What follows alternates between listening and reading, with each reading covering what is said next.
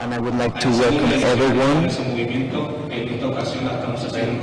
We're collaborating Uber with the agency EFE. The idea of this event is to have a dialogue where we can talk about the relevant topics about these cities and their inhabitants. What we seek is a collaboration with the most relevant topics, with the most important cities, in order to generate an urban development that is accessible, sustainable, and inclusive. In this edition, as you will be able to see, we have specialists, both national, international authorities, and leaders of opinion that will help us discuss what are the main issues that we face in the cities and how innovation and technology are the key tools to build the cities of the future. Through 5 panels, of course we'll start with the first one. We will be talking about different topics, from opportunities of collaboration of the public to improve mobility in cities, as well as public policies that help fight gender violence. Also, which are the key components of work in the future,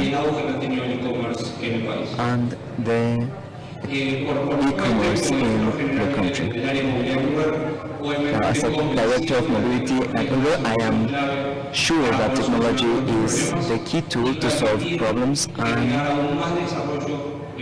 allow for more development in Mexico and generate benefits for the Mexican people. So to close our introduction, thank you very much for making this event possible, the panelists, speakers, all the people that are here that want to be part of the discussion, that it's going to be very important, as well as our partners that are collaborating with us. I am completely sure that the topics and discussions that we'll have today are going to be extremely important to generate initiatives that will make Mexico better than it already is. So thank you very much for being here, and welcome to Cities in Motion. And we'll start with the first panel of the day. Thank you very much.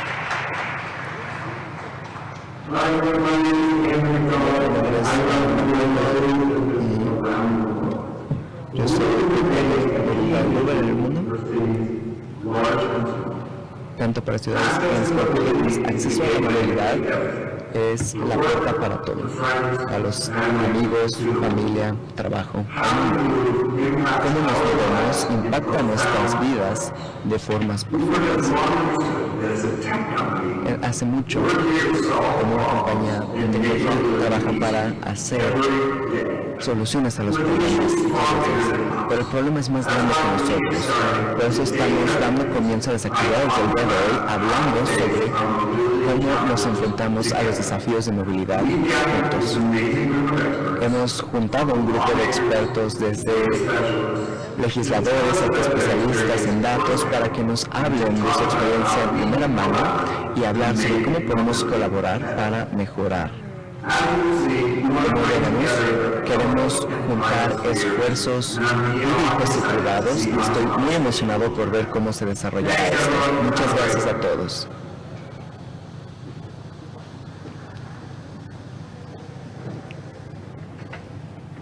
Buenos días a todos. Morning, everyone. Yo soy Raquel Bodos. I am Raquel Bodos, and some director for the Americas.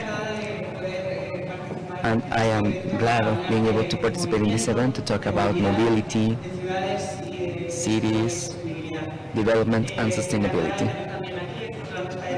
I have with me these panelist leaders in this topic. Here we have Salomón Czartorywski, lawmaker, Ingrid Aviles, Roberto Rocha, and Sunpei Tsai, Director of the Policies for Cities of Uber throughout the world.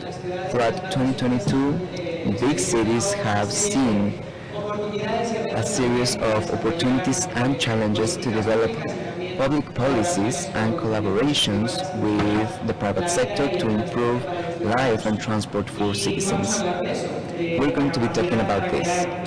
The ability to create concrete plans that are effective to improve the quality of life of people in cities. In Mexico in 2019, before the pandemic, traffic in Mexico's streets costed 94 million pesos per year, and each person would lose a lot of money in their transit. It is estimated that transit in Mexico City has increased 30% due to the acquisition of private vehicles. Cities all over the world are growing up, are getting bigger at a great rate, and the future for mobility requires efforts because, of course, we can also create opportunities for people in the need of being able to access mobility and facilitate transportation. It's also a thing of equality, being able to access to transportation. So we are here to speak, exchange ideas, both in the public and private sector, to reach successful initiatives for improving the quality of life of Mexico. Thank you to our panelists, and I am sure that we will have a great conversation about these fundamental topics. Thank you very much.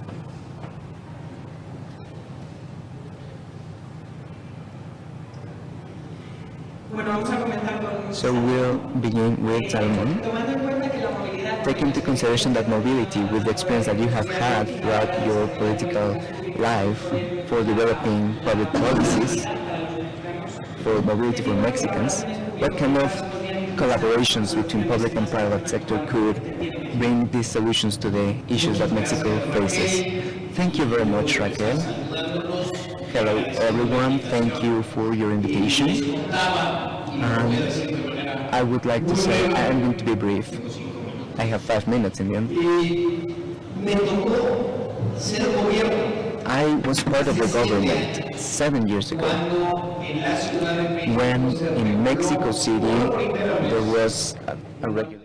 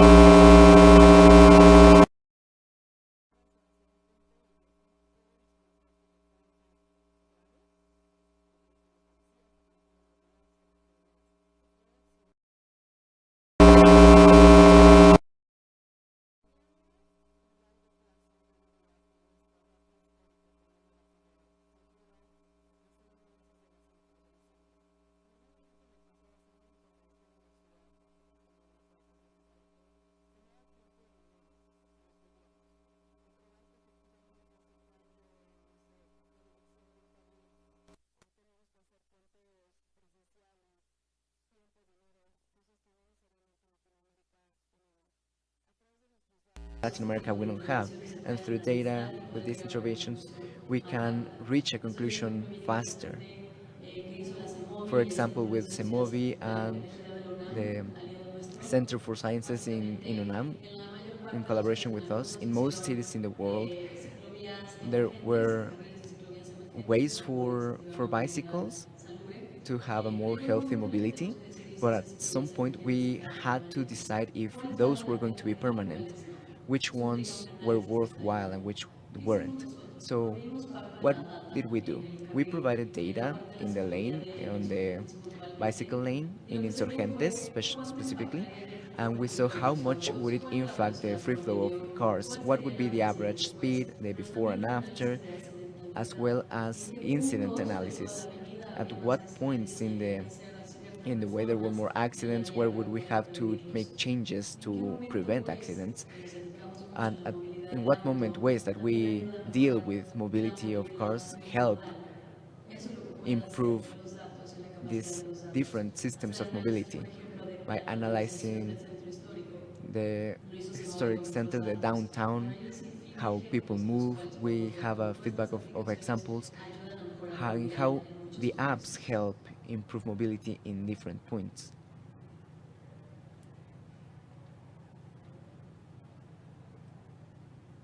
Gracias, Ingrid. Thank you very much, Ingrid. Roberto, quería hablar contigo And sobre Roberto, I wanted to talk to you lo que about dijo Vimo what sobre la Vimo conexión al Pacto announced Mundial de la about Juventud, ¿no? Para the alinear su operación con los objetivos deal de of desarrollo Mexico sostenible and bajo las áreas de derechos humanos, UN estándares for laborales, sustainable medio development ambiente y goals anticorrupción. for En ese human sentido, rights, tomando anti-corruption. en consideración que Regarding vivimos this en and una taking era into donde se consideration that está we live transicionando a una where we movilidad try to más make a sostenible, más transition to a amigable con el medio more ambiente, sustainable ¿cuáles son and los principales eco-friendly retos mobility, what que are tiene the México main para acelerar la challenges for adopción de Mexico to tecnologías de movilidad limpia? improve the technologies of sustainable mobility?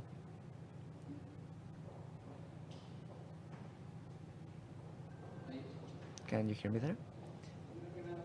First of all, thank you thank you over, thank you everyone here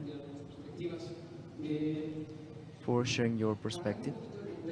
For more context on the question, I think it's clear for everyone that global warming. Can you hear me or is it? All right. So global warming is a problem. Plus, there's a clear issue. The most important challenge regarding development and environment has to do with environmental pollution. In Latin America, around 150 million people live in cities that, according to World Health Organization, don't meet the minimal criteria for health. One of the solutions is regarding transportation. Transportation represents around 16% of urban emissions of CO2, and the problem is worse in our cities due to traffic, to congestions. It generates a lot of pollution. So clearly, one way is making transportation electric. So where do we stand in Mexico? If we see how deep electrical vehicles have gone regarding sales, total sales, in the US it's around 3%, the selling of completely electric vehicles. In Europe is 7%, and in China more than 10%. In Mexico, this percentage in 2021 was 0.1%. In Mexico, 1,140 vehicles were sold from a total of around a million. So this, the challenge is big. So what does this say, this difference between the market in Mexico and it's a combination of factors. In our company, we started seeing which are the points of difficulty. One of it is the lack of economic incentives. In other countries, there are very clear economic support. Here we have some support, but they are not very big. We don't expect big supports, but we think there are areas of opportunity where there could be some support. There's no infrastructure for charging vehicles in like in other countries. There's not enough demand of electrical vehicles. Classifying electrical vehicles in Mexico, it's high-end electrical vehicles. Those can be classified. And in the end, there's a lack of an ecosystem of specialized players in everything, in charging, in fleets, and economic financing. That's where we stand, that's the challenge. And what we think, this is how we get the idea and we execute the idea of this is an integrated business model, an infrastructure for charging, vehicle fleets, technology, in order to develop an ecosystem that otherwise with restrictions could take longer and we could fall behind in this market. Thank you very much, Roberto. Now, Shin, she will be listening to the interpretation, but I will say the question in Spanish. So, about the role of technology, how apps like Uber, what's the improvements that they offer to public policies to improve mobility? ¿Me escuchan? Gracias. Buenos días. Muchas gracias por haberme invitado. Disculpen que esté hablando inglés. Gracias por su paciencia. Es maravilloso estar aquí con este panel. Muchas gracias por la pregunta. Creo que deberíamos comenzar con el papel de la tecnología. Me encanta cómo lo dices. ¿Cuál es el papel de de la tecnología en las ciudades para ayudar a las personas? Para ayudar a las personas a tener vidas más completas. Creo que esa es la pregunta que deberíamos atender. Me parece que cada panelista ha hablado de una parte de eso. Hablan sobre las diferentes partes y formas en las que la tecnología puede ayudar a las personas en su vida diaria. Desde planear infraestructura, gestionar operaciones de transporte, pasar a transporte eléctrico, donde se pueden hacer cambios temporales a permanente. Es maravilloso ver estas implicaciones y creo que desde la perspectiva de una ciudad, el papel de la tecnología, la ciudad necesita manejar todo esto al mismo tiempo, ¿no? Nada de esto se puede dejar atrás. Hay que pensar en la gente, cómo se hacen las cosas todo el tiempo, y ese es el papel que Uber como plataforma juega. Hay más evidencia el día de hoy de que las personas lo usan de forma que apoya sus opciones, incrementa sus opciones de movilidad. Lo usan por el tráfico, lo usan porque andan en bicicleta o porque caminan. Más del 50% de los usuarios en la Ciudad de México caminan y es genial, es un gran activo en la ciudad. Es maravilloso pensar en las posibilidades de la tecnología para apoyar a la gente, para que lo sigan haciendo, porque saben que tienen la seguridad de llegar a casa al final del día, si comienza a llover o si están cansados, tienen alguien que los pueda llevar. Entonces, cuando lo pensamos de esa perspectiva centrada en los humanos, la plataforma ayuda a las personas con sus necesidades de movilidad. Lo segundo que hemos encontrado con investigación en la Universidad de Oregon, en la Universidad de Los Ángeles, es que las personas también utilizan la plataforma para servicios esenciales. Cuando se introdujo era para socializar, salir de noche, si querían tomarse unos tragos y llegar a casa o por el trabajo, pero cada vez más la población lo utiliza, ya que se cortaron servicios de transporte, se les fue el autobús, te iban a ver al doctor y ir en tren les tomaba 2 horas, entonces querían asegurarse de llegar a su cita con el médico. 50% de los hogares de bajos ingresos lo utilizan para motivos muy esenciales. Al saber que tenemos esta evidencia, muestra un camino para utilizar la plataforma de formas en que la ciudad lo pueda considerar como en parte del sistema de movilidad, no para sustituir el tránsito o para sustituir caminar o sustituir nada, sino para complementarlo, para dar más opciones, apoyar a las personas de que pueden llevar a cabo lo que necesitan en su vida. Thank you. Gracias. Okay. Salomón, tomando en consideración todo Salmon, lo que take hemos into consideration what we hablado have sobre talked about seguridad, safety, sustainability, the environment, y considerando también considering que a final de that 2022 el país in the end of espera aprobar una ley 2022, de movilidad, the country ¿cuáles expects son to los pass a principales mobility retos law. del What tráfico are en the este main sentido issues that para Mexico is garantizar facing in that regard una movilidad eficiente, for saludable y que les guaranteeing ayude a mejorar the mobility for the la vida citizens diaria to con improve their información quality of life confiable, in moderna a y también modern and amable y trustworthy way that is also amigable. eco-friendly in such a big city? Gracias, Raquel. Thank you, A Raquel. ver, Well, déjenme dividirlo en tres partes. I'll divide it La primera, into three parts. en mayo First, aprobamos in May, la primera ley general the de first movilidad y general seguridad. law Y esto for tiene dos safety componentes and mobility, fundamentales. El primero es que it por was passed primera and it vez has two en main nuestra components. For the first Constitución time in our está constitution, explícito el it derecho is a la expressed movilidad. the right to mobility as La such. verdad es que los derechos Truthfully, modernos, el derecho a la modern ciudad, el rights, derecho al modern aire to limpio, clean son air, derechos mobility, these sumamente are rights difíciles that de are explicar. hard to explain. Creo que una de las primeras I think piezas one of necesarias the es hacer la pedagogía first key para que parts is entendamos que to el derecho a educate la so movilidad that we es lo understand that the sustantivo right para poder to ejercer mobility otros is derechos. key to have Las other niñas y los rights. niños para llegar a la Boys and escuela girls pues so that they van can en go to school, they will have caminar. to Un get paciente transportation, they will tendrá learn. que A llegar a la patient has to clínica go to the y al clinic, médico para to their ejercer su doctor, derecho a la to be able salud. Un to trabajador tiene que enforce the iniciar el right lugar de to trabajo. health. Creo que A esto lo worker vamos a has ir to go entendiendo to con their el place tiempo. of work. So La we otra understand pieza this in está time.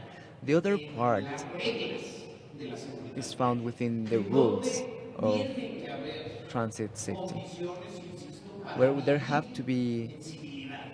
Es decir, pues there no has to be puede sensibility, circular a más de saying tantos you can't kilómetros por go hora beyond en this este tipo speed de vías. in Y this este kind of lo ways. You debemos have to asumir si have quieres your conducir license if you cierto want to tipo de drive this vehículo. kind of Y vehicle. el transporte público va a Public tener que tener transportation su gestión needs para management sillas de ruedas. and Las has to reglas have se ponen para accessibility la for example, comercialización. wheelchairs. So rules are Esas done reglas que for hoy ya están en un society. paraguas nacional So those rules that are already under the necesitan national umbrella need homologarse to en become one 32 estados de la in República. Hasta ahora ya 32 dos states estados in the tienen, republic. Nayarit y Right now, Yucatán, Nayarit tienen and su Yucatan, propia two ley states, they de have their movilidad. own mobility Otras laws, 13 están en proceso and they have y become one. otros 13 13 are in están process, trabajando other en 13 esfuerzos are de working in diálogo con their la efforts ciudadanía, and etcétera, talking with para the poder citizens tener so reglas that they claras en can cada have uno de los clear estados. Entonces, la primera pieza rules in their está states. en So the homologar first las part reglas que is tienen que in existir para, insisto, ponernos un unifying tablero rules de so that we lo que can se have vale y lo que no se an vale. idea of Y ese proceso what's es good, el of que what can be tiene done que and what terminar can't be done. And en that's the process 2022. that A has to end in partir de ahí 2022. vienen los otros From dos then on, elementos there's que the me other two parecen elements that I fundamentales. find El primero key for es this.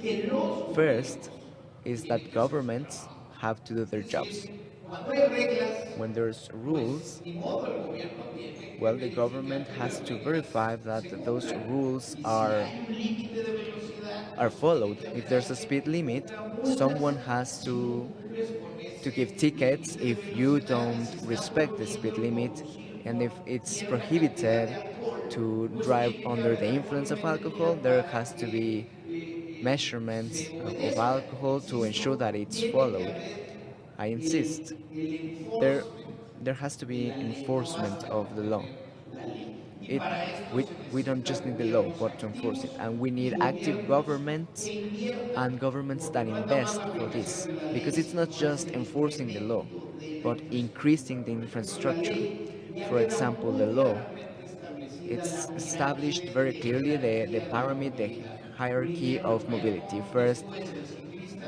the pedestrians, cyclists, the public transportation, low transportation, and in the end, private transportation. So the budget of cities has to follow that hierarchy of mobility, and public policies have to impact that. And the third and last element is the new culture of mobility.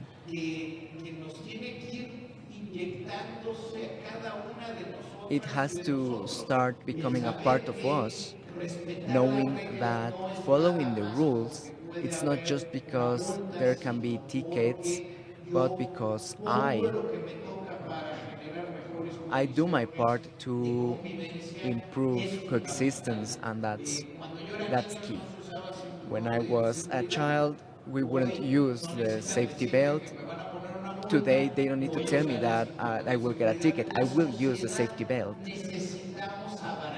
Us as a society, we need to embrace what's best for us so that we can have better transportation and better mobility. So, in honor to Ingrid, I will wrap up with a concept. I think Waze came to teach us many things, but what Waze has taught us that is most important regarding the pandemic and in general public policy is that we have to be able to have the capacity to recalculate if there's new information, if there's new intelligence, we have to reassess.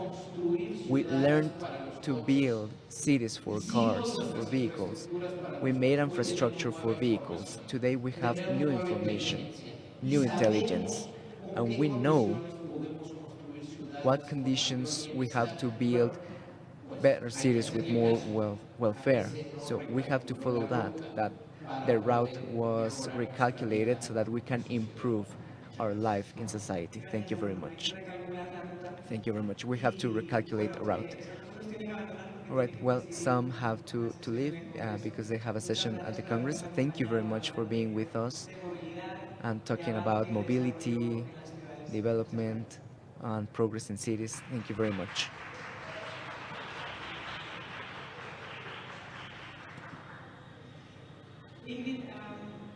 Ingrid, in 2020, 2020 was considered the year with the worst confinement.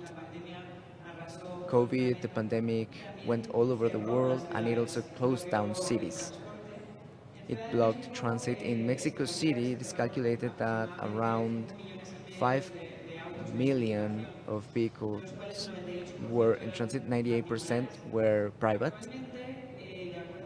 Currently, according to mobility reports from Uber, that's the data. In March 2022, mobility in corporate areas increased in 29% with respect to January 2020 before the pandemic, and supermarkets it increased 21%. In transportation stations it increased 12%, and we're going back to the streets. What's the future of mobility in Mexico, taking into consideration all this information? What are the most viable options for mobility for the citizens to reach their destinations that are key for developing life? Well, first of all, yes, the data that you are sharing from our colleagues, they are true. As I mentioned, all the information that we gather allow us to be a thermometer of what happens in cities. A very recent data from what happened in back to school in Mexico City, we saw an increase of 50-60% of people compared to last year, going back, having less restrictions. We saw an important cooperation associated with certain events, for example, Buen Fin and Christmas. Pre-pandemic levels, it was nearing them. In the last quarter of last year, there was more traffic than in 2019. And I think these numbers, what's behind that, tell us two things. On the one side, there's an economic recovery. We're going back to the streets to consume. Half of the trips in the app are related to an economic activity. But on the other hand, we we see how we want to go back. At many forums at UN, we talk about building back better, how we want to redesign or rethink the life post-pandemic, the new normality, as it was called, the new normal. There are many efforts to design a new comeback that is more sustainable, more inclusive, more equal. We have important solutions, and behind we are missing some elements to have to do it in the proper way. So what do Mexico need for designing this mobility better? First of all, I'd say how we approximate systemically the problem and not a linear one that we usually do. This implies that each part that we are here and many that are outside, we have an active role in how we support this redesign of mobility. What Salomon was talking about, the role of governments, and one of the phrases of the UK's Secretary of Environment, individual change is boosted by systemic change. So the system is very linked to the rules and what the government does in such a way that us as individuals can make decisions that are more sustainable. If there's a bicycle lane, it makes our decisions easier. Second point is how it is thought about the the city, a city that is that is closer. What I mean is that it doesn't take us 2 hours to reach a place. This happens in Mexico City. They make 2 hours to go to work, 2 hours to come back. And in a closer city, they have access to their place of work or for leisure, healthcare systems, and that has a lot to do with urban planning and how it can be incentivized, how a better design of the city can be incentivized. In our city, we have our role very clear, the participation that we have with the governments behind our our program, and we can make better the decision making for a better design. Thank you very much, Ingrid. I wanted to tell the public that we'll have a Q&A session. So you can write down your questions. You will have paper so that we can look into them later. But I wanted to continue with Chipe. What's the role of digital platforms in the future of mobility? What are the strategies in the short term that have to be placed to make progress? And how does technology have to think and discuss how the system and the citizen progress? How that adaptation happens between these two worlds. Estoy de acuerdo, estoy muy de acuerdo con lo que ha mencionado en cuanto al papel de la tecnología de forma en la que pueda apoyar y pavimentar el camino para el futuro. Debe haber un campo de juego más justo. Por ejemplo, en la Ciudad de México hay un sistema de tránsito muy grande. No, no se está dando abasto con la demanda. Recientemente lo pusimos en nuestro mapa para ver todas las opciones que están enfrente del ciudadano. Y de esa forma es más fácil para las personas para que puedan tomar decisiones cuando pueden ver las opciones enfrente de ellos. Ese es uno de los papeles, es incluir todas las opciones para poder sopesarlas.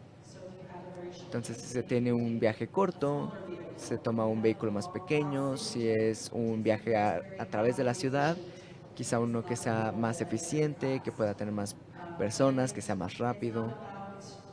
No se trata de qué tipo de vehículo, sino cómo se llega de la mejor forma para ti, para la persona. Para hacer esto se necesita lo que se ha mencionado, un marco para hacer un campo de juego más justo, que haya activos existentes. En muchas formas, la plataforma es un reflejo de la infraestructura existente.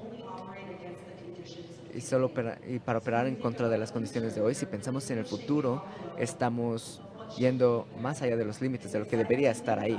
Es emocionante pensarlo, pero también hay cierta sinergia en la plataforma.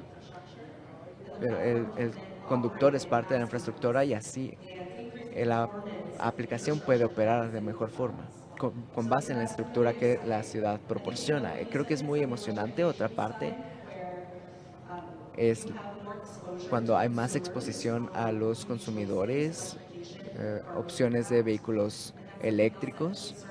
Algo también se puede impulsar por medio de la plataforma para los conductores. También está esa oportunidad. Sé que el sistema aquí es un poco difícil en cuanto a notificación actualmente, pero en Estados Unidos, por ejemplo, cuando creamos una oportunidad para los conductores para rentar vehículos eléctricos, el número de vehículos eléctricos en la plataforma subió 100%, porque el acceso a vehículos eléctricos se facilitó. No fue necesariamente más fácil, aún se tienen los mismos lineamientos de seguridad, estándares que protegen a todos, pero al mismo tiempo creamos ese canal. De repente, ese suministro, es muy emocionante imaginar que eso pueda suceder en un año. ¿Y qué podría suceder en 2, 3, 5 años? Y de nuevo, va con lo que la ciudad puede proporcionar, porque el problema principal es la infraestructura física, la capacidad de la ciudad de analizar la información. Incluso si se proporcionara todo, aún tendrían que revisarlo. Entonces es hacer las preguntas correctas, crearlas para y compartir metas y trabajar en conjunto para lograr esas metas. Gracias. About what Sid is talking about, you have a lot of experience, Roberto. There's a union between mobility, the rights that you were mentioning at the start, as well as the right to clean air, taking care of the planet. We are fighting this countdown on how the environment is suffering. What are the main benefits that Mexico City has done with these alliances between the private and the public sector to promote mobility? What are the pending challenges? It was mentioned at the start the infrastructure for charging and helping the government to make progress, but at what rate are we making progress? What Shinpei was mentioning, what's the perspective? What are the benefits that the city has already seen in Mexico, have already been seen in Mexico City, and what are the following ones?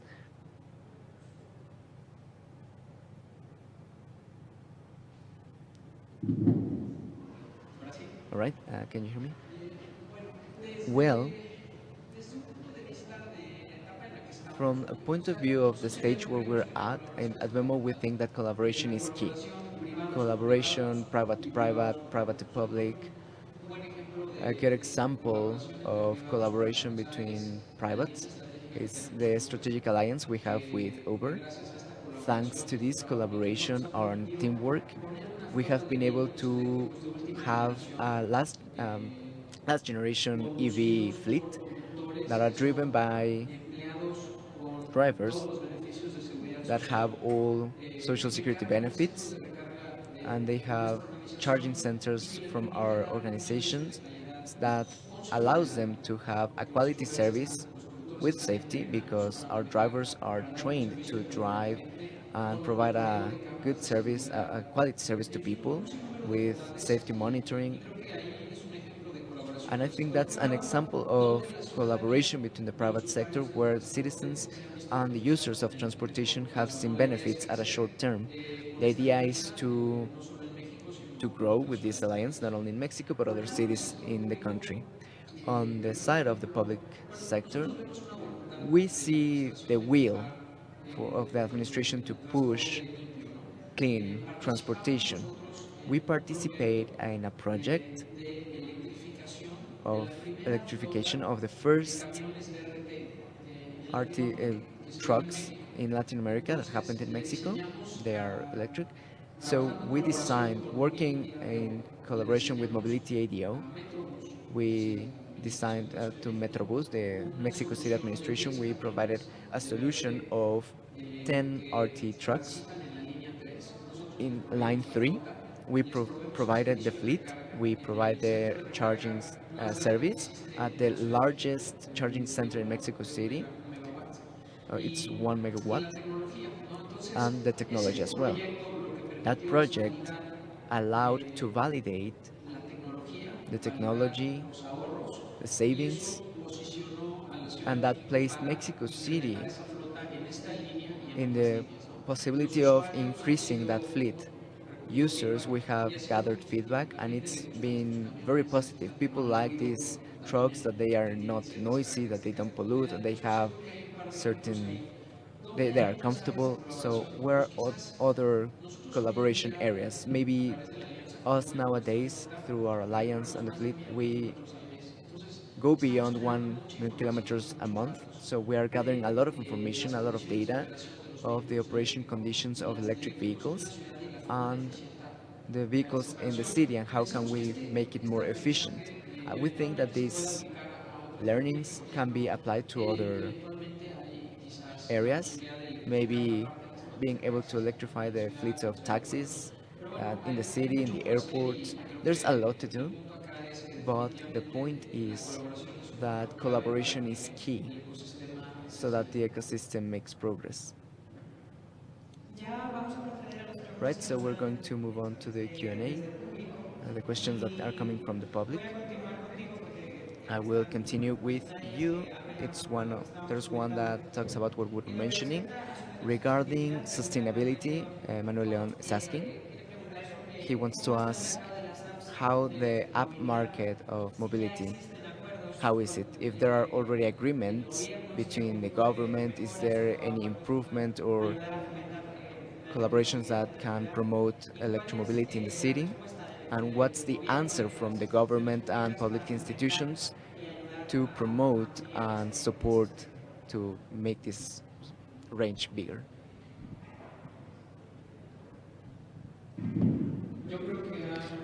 I believe that we've had an initial way to get started. We started for a while to import electric vehicles, but I believe we need more visibility to grow the fleets in terms of electric vehicles. We've got benefits like the ownership in taxation that is not paid, but the idea is to deduct the total value of this kind of vehicles, so the investment made could then be deducted. We've got caps for electric vehicles nowadays. Even though they are greater, they are still limited for a good investment, a more considerable one. Results we've seen in terms of penetration, as commented before, and the penetration into other markets would tell us that we can do even further. We've got different trenches. We are in the electric vehicle-based transportation, but I believe that in the public sector, we still got much to do. Simbei, we've got a question for you as well. Ernesto Gloria is asking, what the authorities should be doing in Mexico in order to promote this type of platform-based transport and closing the gap in limitations? Because now in Mexico we have some regulation, as Salomon told us, but using elements to assist mobility. How can we broaden the spectrum? How can we get ahead in that sense, please? Sí, muchas gracias por la pregunta. Yo creo que una de las mejores formas es que nos fijemos en las capacidades del servicio público contra las capacidades del servicio privado. Uno de las asociaciones más productivas que hemos tenido es utilizar bajo demanda para poder suplementar el tráfico público de transporte cuando es tarde por la noche, en los fines de semana también, como una forma garantizada de llegar al hogar en estos horarios. Y esto apoya la existencia de las operaciones del transporte público, pero también permite que se pueda uno fijar en el sistema donde puede lograrse mayor ahorro en este entorno económico donde las ciudades luchan con los presupuestos y dar una oportunidad para poder ver dónde se puede tener mayor eficiencia para cumplir con la demanda y también cortar los costos operativos, lo cual me parece que es una avenida muy productiva.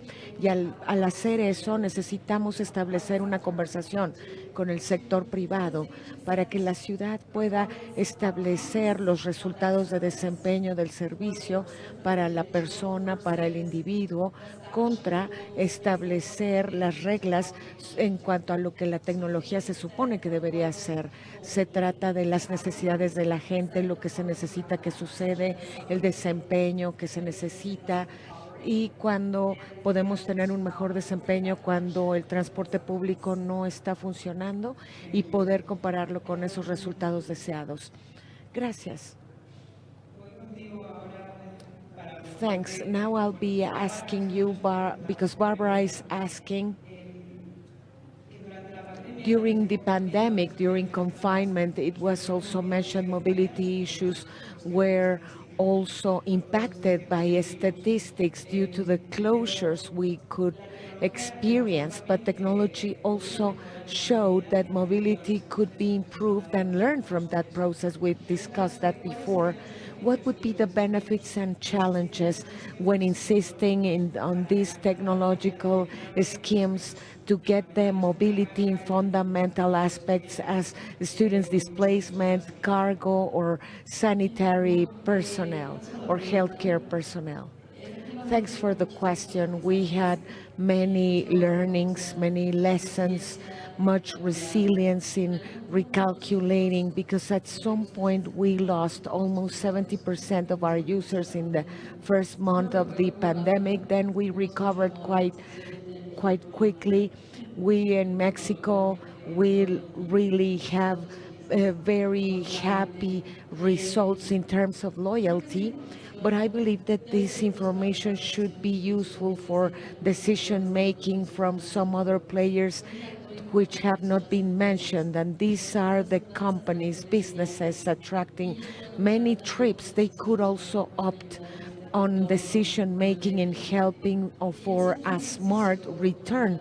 And we were doing an exercise with one of the most important NGOs with urban and other applications, creating a document where we are mentioning institutional mobility plans, something that is non-existing in our continent, but it is in Spain, in France, and other countries, where if you are going to move a certain number of people, a plan should be set forth, and how we are facilitating the active choosing of transport. Maybe they are using a carpooling or walking or electric vehicles, and I believe data that we are offering continuously to our partners would then allow different players for more resilient decision making. And I believe it is part of the role that we as technology companies have. And I'd like to close with this comment. We always say that technology could solve it all, and we believe that in ways the challenges are solved with two components: technological piece, what we are contributing with, and also the fundamental human piece and our collaborations as citizens. We've got rules, but we need to learn to follow them and to have more harmonic and uniform interaction. In terms of the awareness, the civic awareness, talking about the security on the road and how to become more sustainable, secure. Eduardo is asking, and this is a general question, I'll give you space for the three of you to answer, and this is how we're going to close our panel.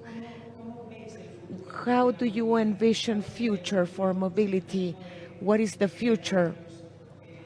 Without the intention of giving false hypothesis, you work with data, you know how progress goes in our evolution in transportation and mobility. How can we get more sustainability? What is the global electric usage in Mexico and the region? How is that progress coming along for this mobile environment, ecology? And what is the education experimented by the citizenship in ways I believe that you are handling data and Uber as well, talking about the increase of these type of more sustainable vehicles impacting less the environment, and how is citizenship getting into the awareness for a more amicable way in our planet, from the standpoint of adopting and discussing the strategic association with Uber. In the case of companies where we are also giving the service of comprehensive solution, we see a great willingness to test. Of course, we've got important barriers because temptation would be, okay, I can get electric vehicles, but then I'll be in charge of monitoring and controlling them. But what we've seen is that we have a process of companionship, so the plans for companies will be achieved. We believe in testing fleets of a certain size, so this is what we did with Metrobus transit system. We're going to get started with 5-10 vehicles, maybe 15 vans. We'll give you the infrastructure for charging and the technology as well. So it is about putting on trial. So once these interest groups know about the economic benefit and how it works, then they would scale up. It is not going to be a quantic ramping up. It is, I believe that we are getting ahead. We see a lot of willingness on behalf of the companies and businesses in getting started just now, because at some point they will do. Waiting for 2 or 3 years would be wasting time. They can get started by now, and we see that as a promise to be fulfilled. It's going to take its time, but we are getting ahead. Ingrid, please. I match this opinion. I see much willingness from the companies, and also now that I am speaking with governments, they want to use our data, applying, getting more smart decision making, and public policy information is already there. I believe we are missing the way in which we are going to use it properly. Sometimes it is not about the necessary knowledge, handling data, big data in this case. It is not as common in our country, and we can help out in using this process, accelerating data-based decision making with safe mobility. But we as ways, sustainable mobility would also be vital according to our considerations. That's why we are having global exercises in order to integrate electric vehicles on the platform, and this would be part of the change in the system. Enabling such tools would then help in individual shift.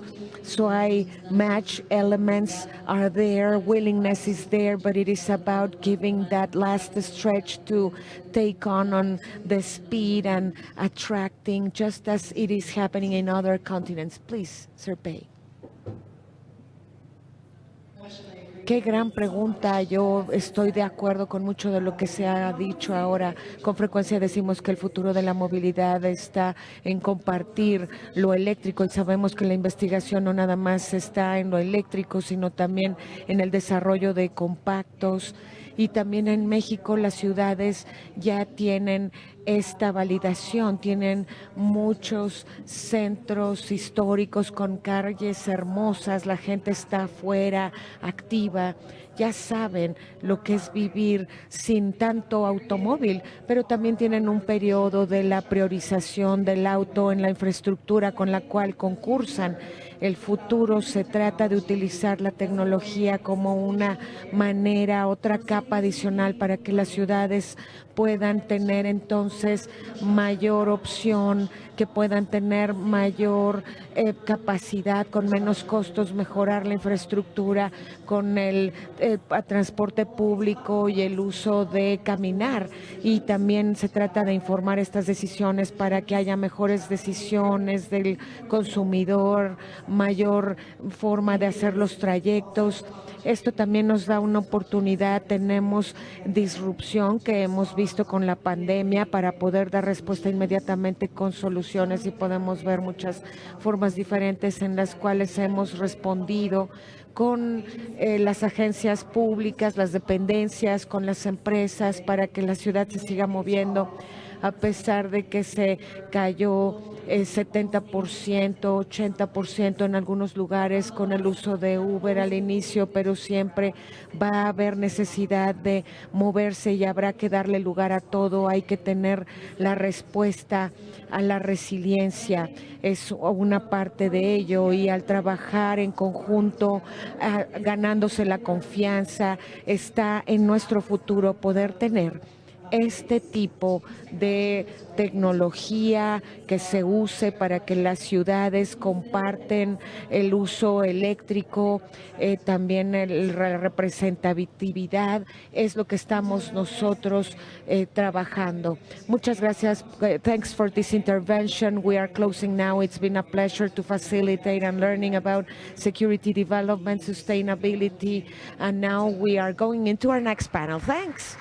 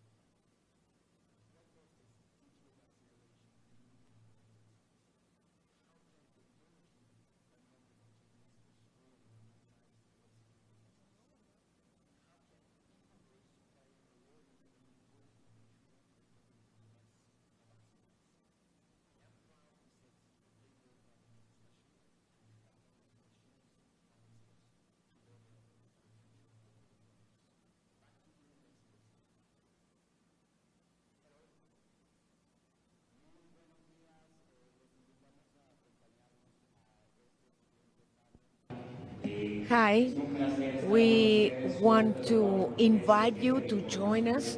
I am Pablo Cortés. I am the Chief of Information of EFE in Mexico.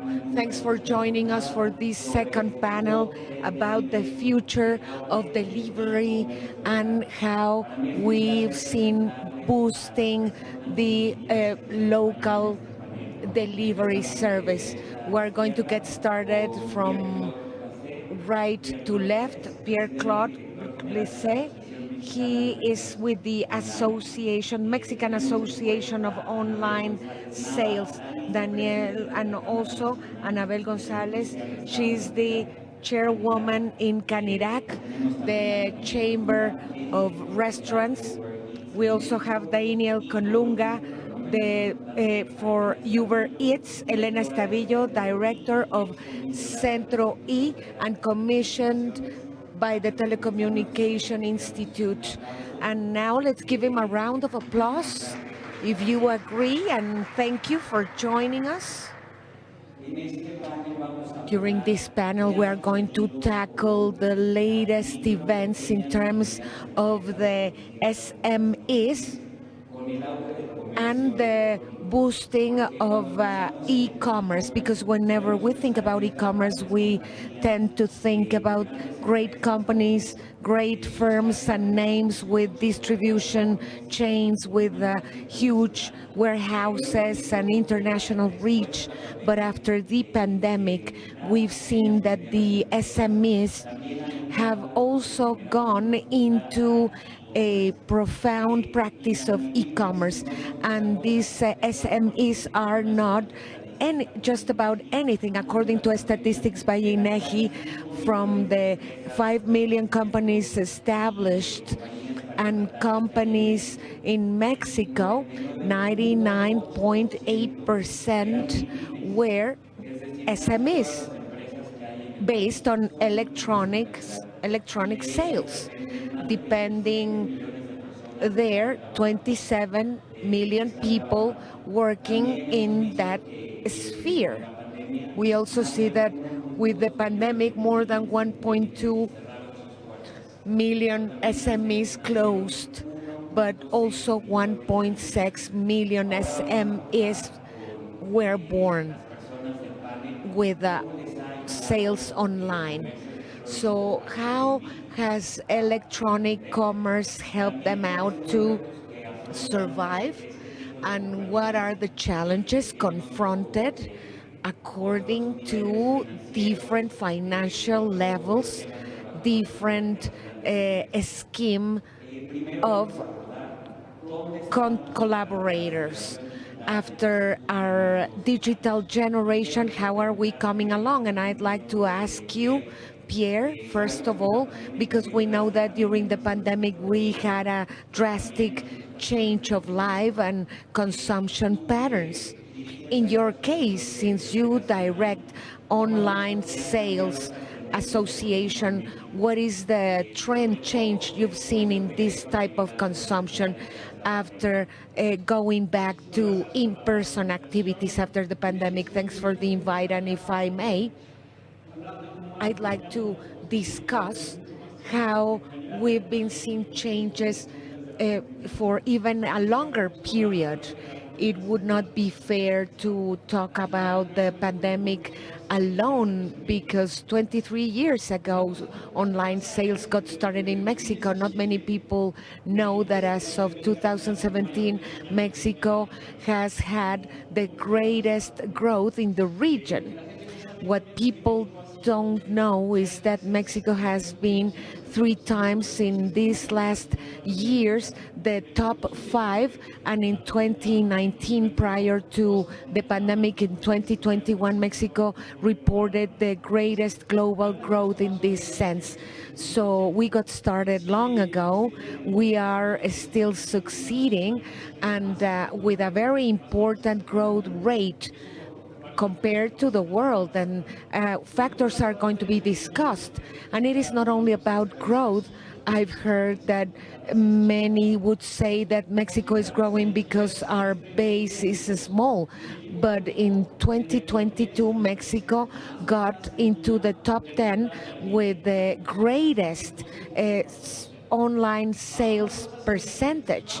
With perspective, China would be by 45%. So we are far from the world leader, but we are not that far away from the rest because only 3 countries are over 30%. In other words, we are transforming consumption. Consumers are confident. The best thing in Mexico is that we've adopted more swiftly than other countries online sales because of 2 factors: the investment of large companies on platforms, like for instance the best practices in Mexico. We got started quite late, but companies in the US, in Latin America and Europe brought in the platforms, so we could then directly learn from what actually works. And this was a positive option for consumers. Those who were buying for the first time had a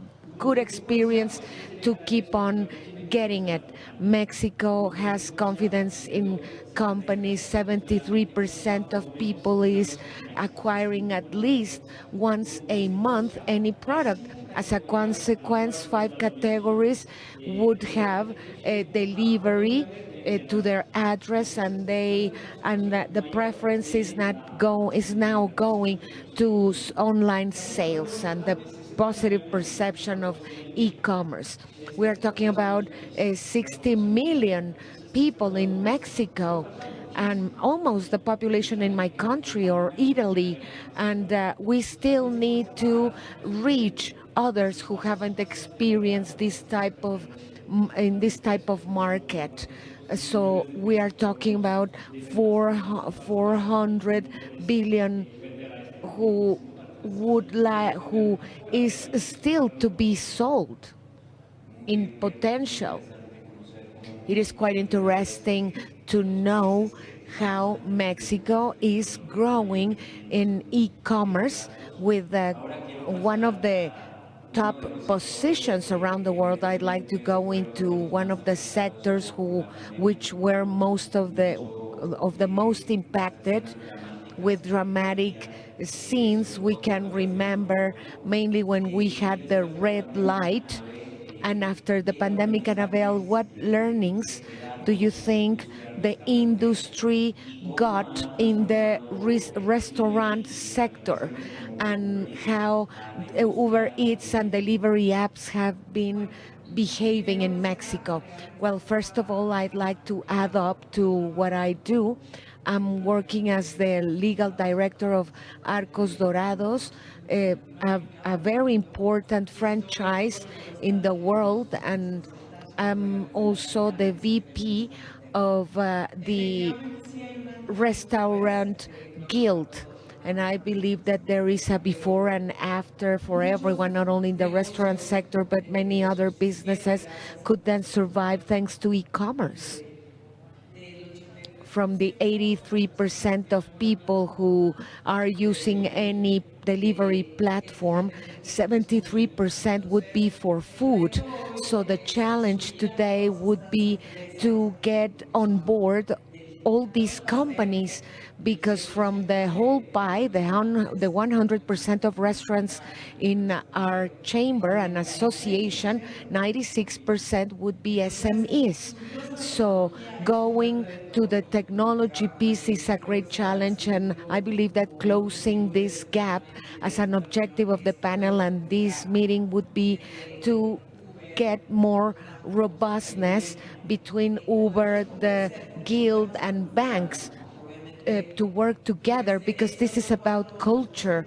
The 3% would be represented by franchises like Starbucks, KFC, McDonald's, which are totally American with a culture entailed. And in our case, we are offering a new system. Maybe you've seen it in other countries, that you can ask for anything on a display. So we are the last country using digitalization for ordering, because this is about culture. it might be seen as complicated or costly, and there's much to discuss in terms of learning. And I believe that as of the legal standpoint, one of the greatest learnings I could share with you would be about the personal data protection. We are just getting knowledge on how important that is for platforms to handle personal data, because the name of the game is personal data. And I was talking to some friends saying, well, I need a dining set. You go to Google or Peter's, and the cookies know everything about you. So the pandemic, with the lawyers and the legal sector, we are now focusing on protecting data, because of the sensitivity, because of the combination. Fines could go to $1.5 million if information is hacked. Now, compared to 3 centuries, our pirates are now cyber. So the idea is how to get adapted. It is very important to have a cyber insurance, because hackings are all around, not avoidable. So learnings are quite a few. So we are getting to learn. The pandemic showed us that this segment is pretty essential because of a myriad of reasons.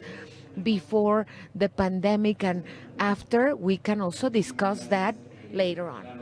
Okay, yes, now that you are giving the figures, the numbers, 3 out of 4 of delivery businesses are restaurants themselves. So from there, we've got Uber Eats as an important player, the omnipresent player in our lives nowadays. And about Uber Eats, I'd like to ask you, Daniel, why would restaurants and physical brick and mortar places would have to go in, and those who are already in, why should they preserve this means of selling?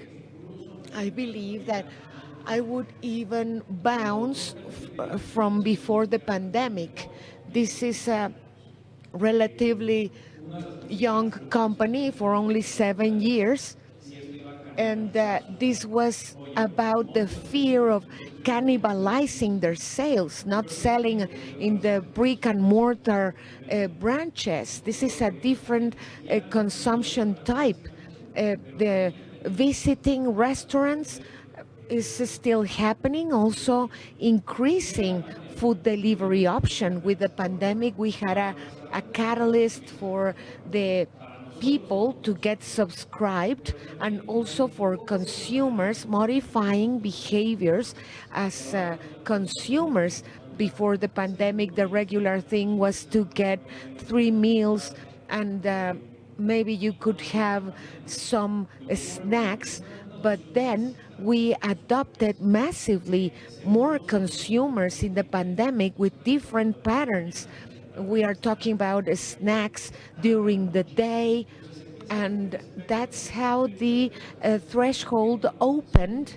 And this would be an increasing opportunity for restaurants, not limiting their brick and mortar consumption, and then reaching new users and new consumers. Not long ago, a restaurant thanked us because of the survival due to Uber Eats, and many other consumers do not even know where my restaurant is. They've never been here physically, but they are daily consumers on the platform. So after the pandemic, what happened is that these consumption opportunities are still diverse.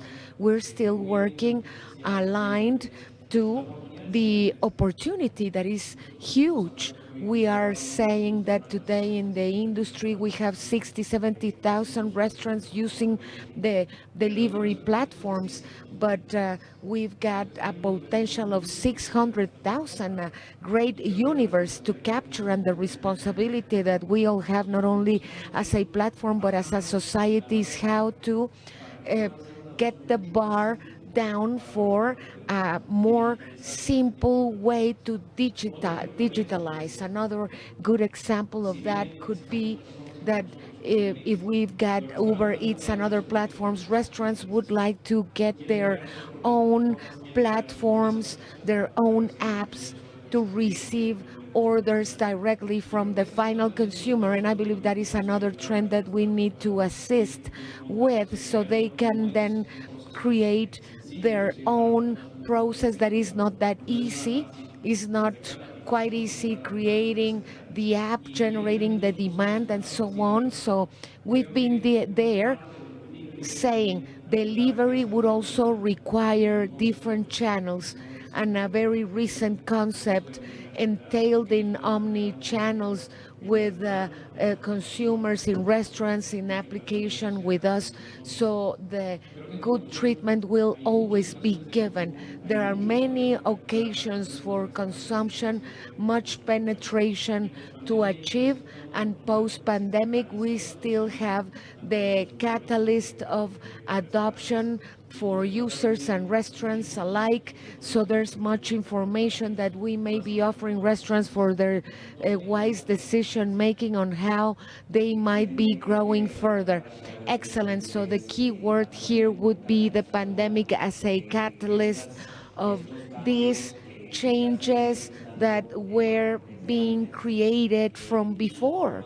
And on the other hand, the great opportunity we still have in front of us. And for that matter, Elena, I'd like to ask you, what are the challenges to build up our digital reality where e-commerce would represent a growth opportunity for SMEs? Well, I believe that this question is key because digitalization has opened up many possibilities to all of us, and it is going to open even more opportunities, but it has shown us very important gaps, digital gaps, and also the gender, the age factors. But there's a very important gap between the SMEs and large companies. For the large ones, the digitalization is quite important and they are practicing it, but micro and SMEs are not as digitalized, and we've got a very important gap. More than 70% of SMEs have not gone digital yet, and that is a concern because those are generating the most of our employment with a great cost in terms of transformation, not counting with the same tools as large companies would do. That's why a great effort shall be given for this process to take place. It is not only about acquiring technology, but it is also about the transformation process, which is quite difficult.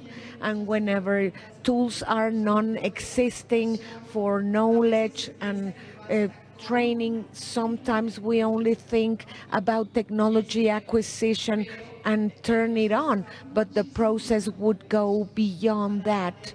For the SMEs, which got started with digitalization, some of them have just been left behind because many changes in the organizations are required. It's important to get a new divide of activities catering to consumers that are not physically visiting the venues. And for that reason, we still are thinking about a project of opening up a new business, a new unit. Planning is required with the proper follow-up, and many SMEs have not been tackling it because their possibilities are constrained.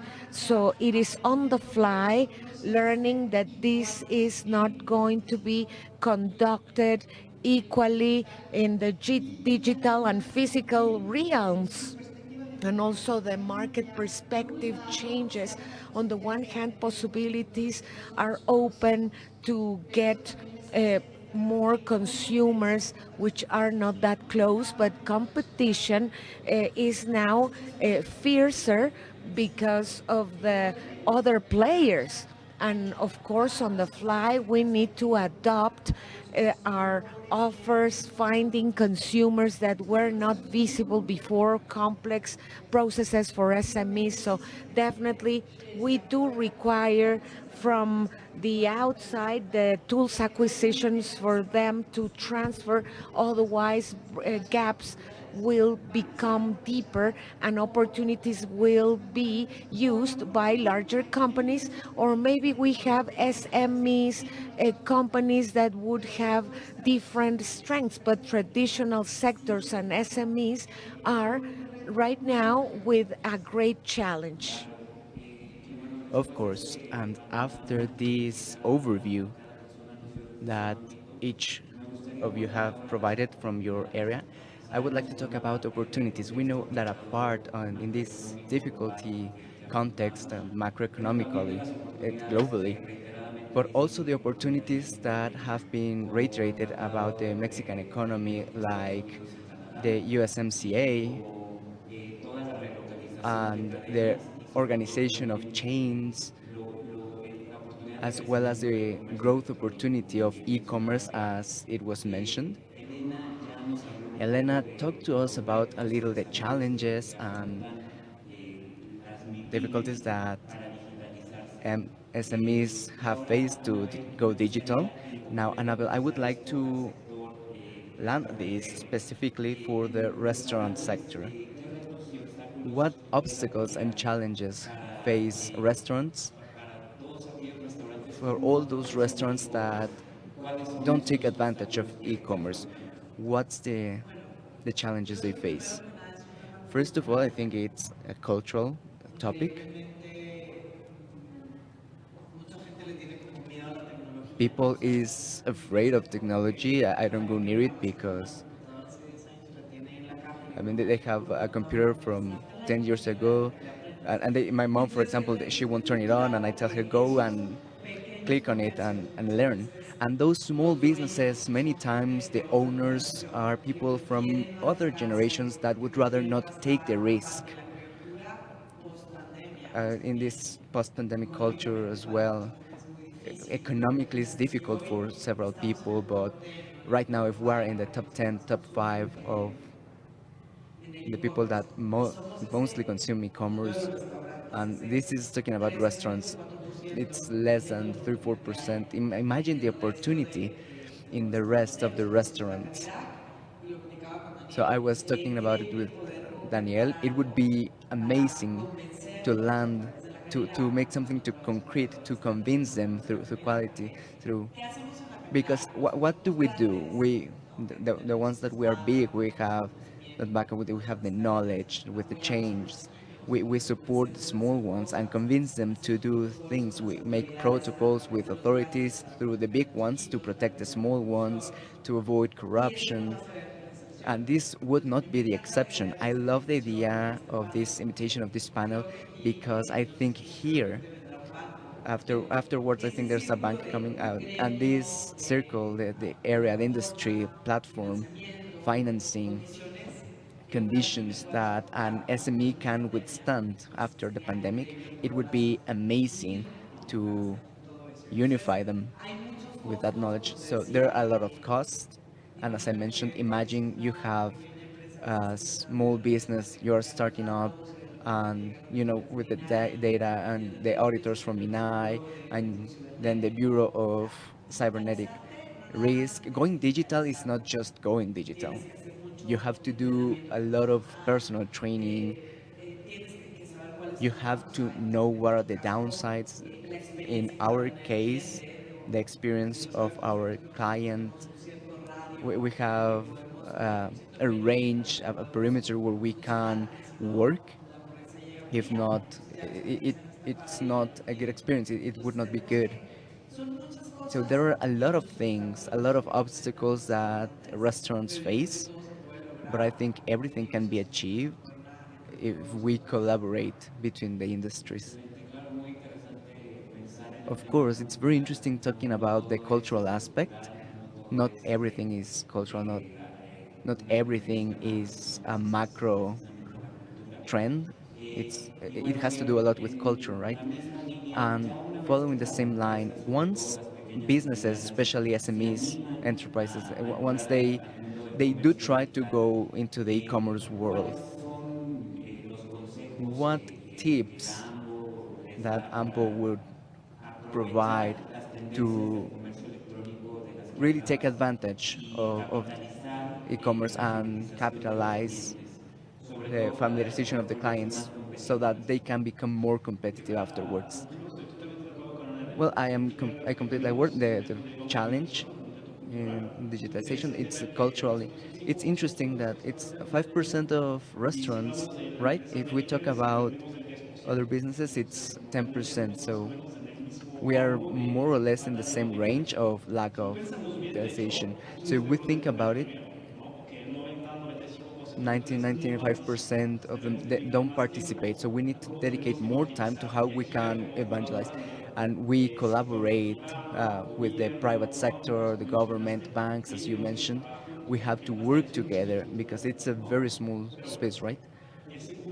And the second point, it's the people that are in the e-commerce. So if we estimate enterprises that do sell online, it's just 5%. SMEs, they have significant sales. It's not enough to just do step one towards online sales. You have to train. So the main thing about this, to answer your question, the first part is to try, and there are platforms today that allow every enterprise to start selling fast in just some hours. Many times there's some fear from SMEs, and they think that it's complicated to start selling online. But in 2022, there are platforms like Uber Eats, Uber, the marketplace, that allow them to start selling, and they handle the logistics, and so that you can have the products in your house, in a warehouse, and they deal with the payments. So in a way, you have to focus in having the product, the right product, in the correct amount, and notify it and define the price. So that's the first obstacle, the first challenge, and it's taking advantage of something that already exists. And of course, when the enterprise starts growing, there are new possibilities. You can come up with your own website, start exporting, and that's something more long term. But there are several things that have to be done. Understand the quantity, digital marketing, logistics, and that's the factor that participates the most towards client satisfaction. And 60-70% of client satisfaction comes from good delivery. So that's where they have to focus. An enterprise, once they go to the second step, generating new clients, digital marketing and logistics, which is very important. Something that we haven't talked about, we mentioned banks, but it's the financial inclusion. Nowadays, 50% of Mexican population has no access to a bank account, so we have to enable methods of payment such as cash, so that we can reach more consumers to the more important mass of clients. Thank you for reminding us that digitalization is not a one-stop thing. It's a constant process that companies have to keep doing. They have to train, invest, update. And after talking about these opportunities that platforms have provided to SMEs, I would like to ask you, Daniel, what other benefits do you think platforms like the one that you are leading, like Uber Eats, offer, especially at digital level for SMEs, besides what we have already talked about uh, for contributing to sales and growth? Well, if we start from the basis that for us 70% of the restaurants that operate with us are SMEs, the challenge for us is how we can give to that digitalization. And it sounds very simple, but as he's mentioned, it's how can we lower complexity, the complexity of this? How can we achieve a simpler, more intuitive process that it's easier? Because the core business, the main business is to create an extraordinary product that is tasty, a niche in the market for a particular um, food. It's not digitalization, it's not e-commerce, it's not the delivery. And definitely these are complex topics. Even if we have seek that a lot, we have sought that a lot, we have a lot of information that becomes in data, in conclusions, ideas that we may share. And I can share some examples. The most basic one, many times restaurants have no information of the feedback of their clients regarding the quality of their products. When you make an order, you give the rate that it was good, bad, cold, hot, spicy, and that's information that is very valuable to the restaurant so that they can see what they can experiment with. Some even decide to link their product with us, get the feedback, and then they launch it on their own because and doing that is complicated. Other example is there are opportunities that afterwards we identify. Like you are opening at 10 a.m. say, but between 8:30 and 10 there's an important demand for the type of kitchen that you sell. So there might be a selling opportunity for you that your consumers are looking for you and they can't find you. So there are examples where it would be very complex for a restaurant, for an SME, to generate all the information and the system to reach those conclusions, that those insights.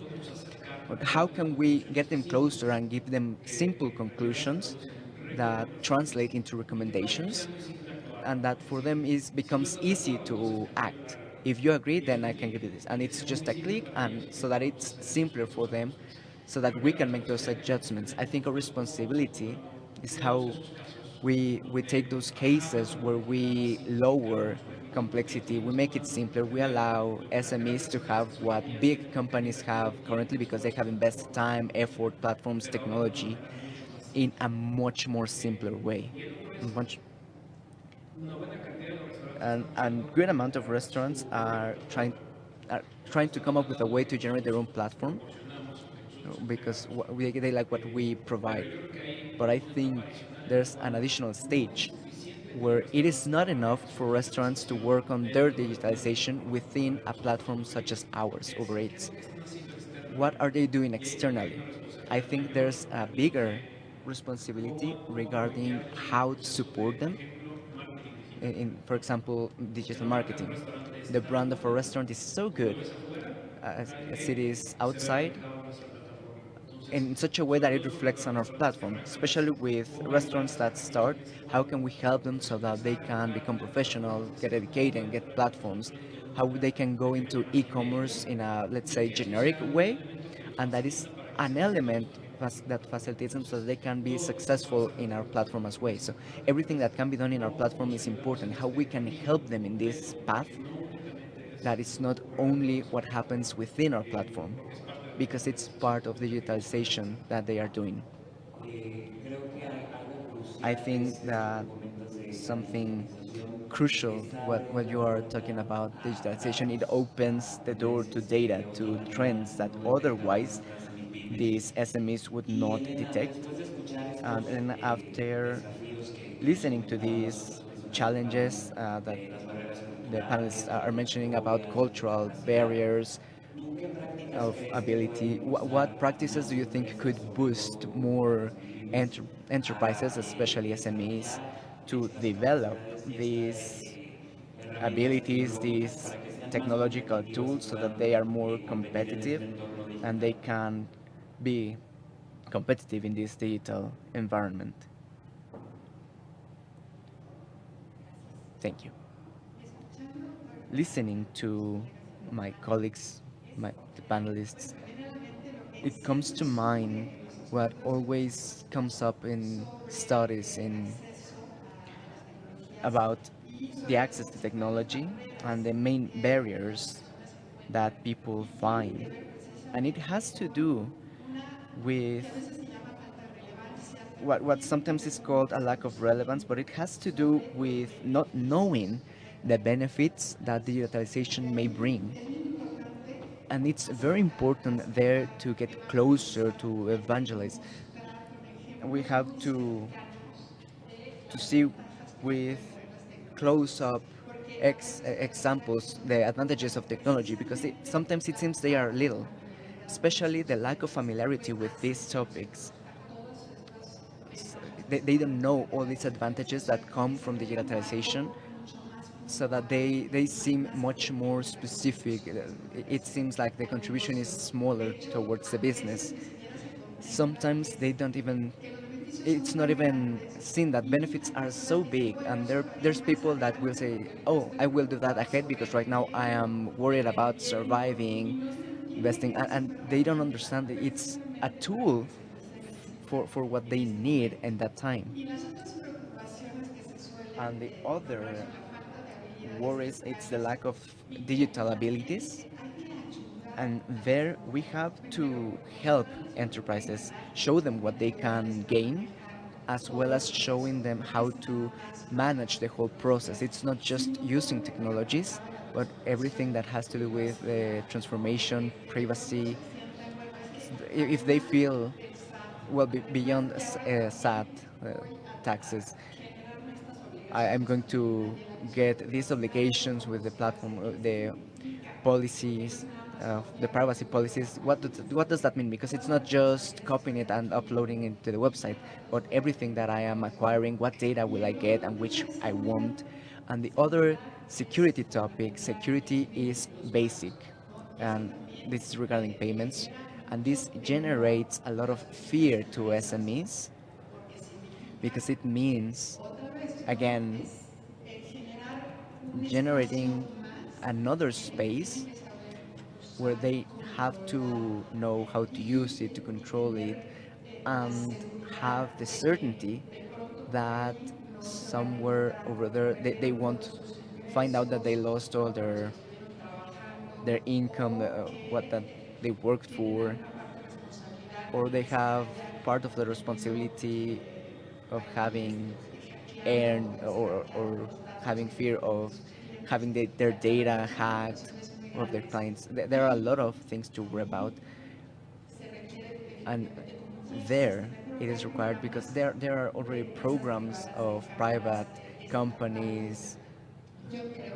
public agencies. I think there has to be more collaboration so that these programs grow and that they can reach more small enterprises, because there's supply. There's those that say, here are the solutions. They're integrated for financing, for security, for relationship with the banks. I can teach you about privacy, logistics, but they have to be presented as solutions, not just as you have to do this and that, because it can be seen as a big obstacle.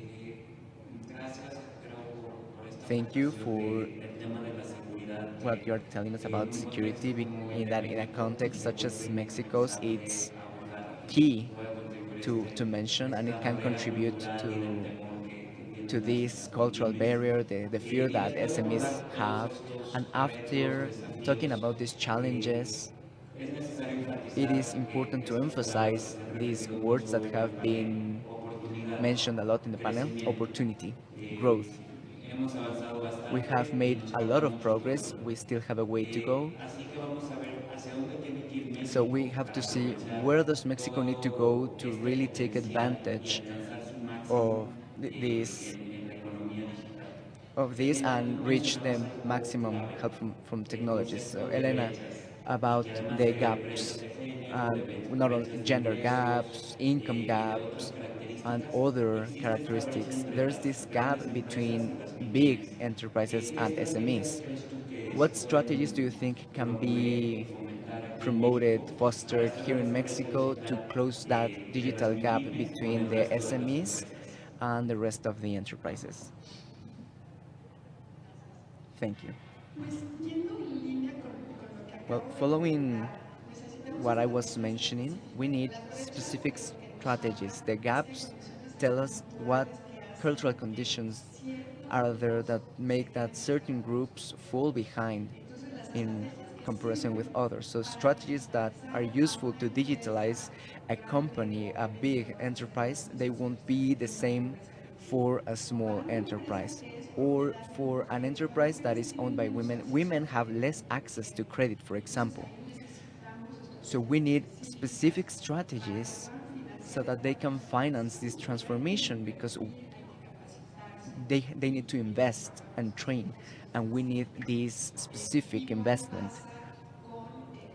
That happens also with family enterprises, which you mentioned that they are older generations, older people that face more barriers to get close to technology. We need specific strategies for the enterprises that are led by elderly people. So we need to be specific. A program to address all SMEs, it's still going to generate gaps. Closing gaps needs for us to know and build solutions with the people they are for, and sometimes we are missing that. We imagine what are the needs, and we imagine because some did, but we have to ask.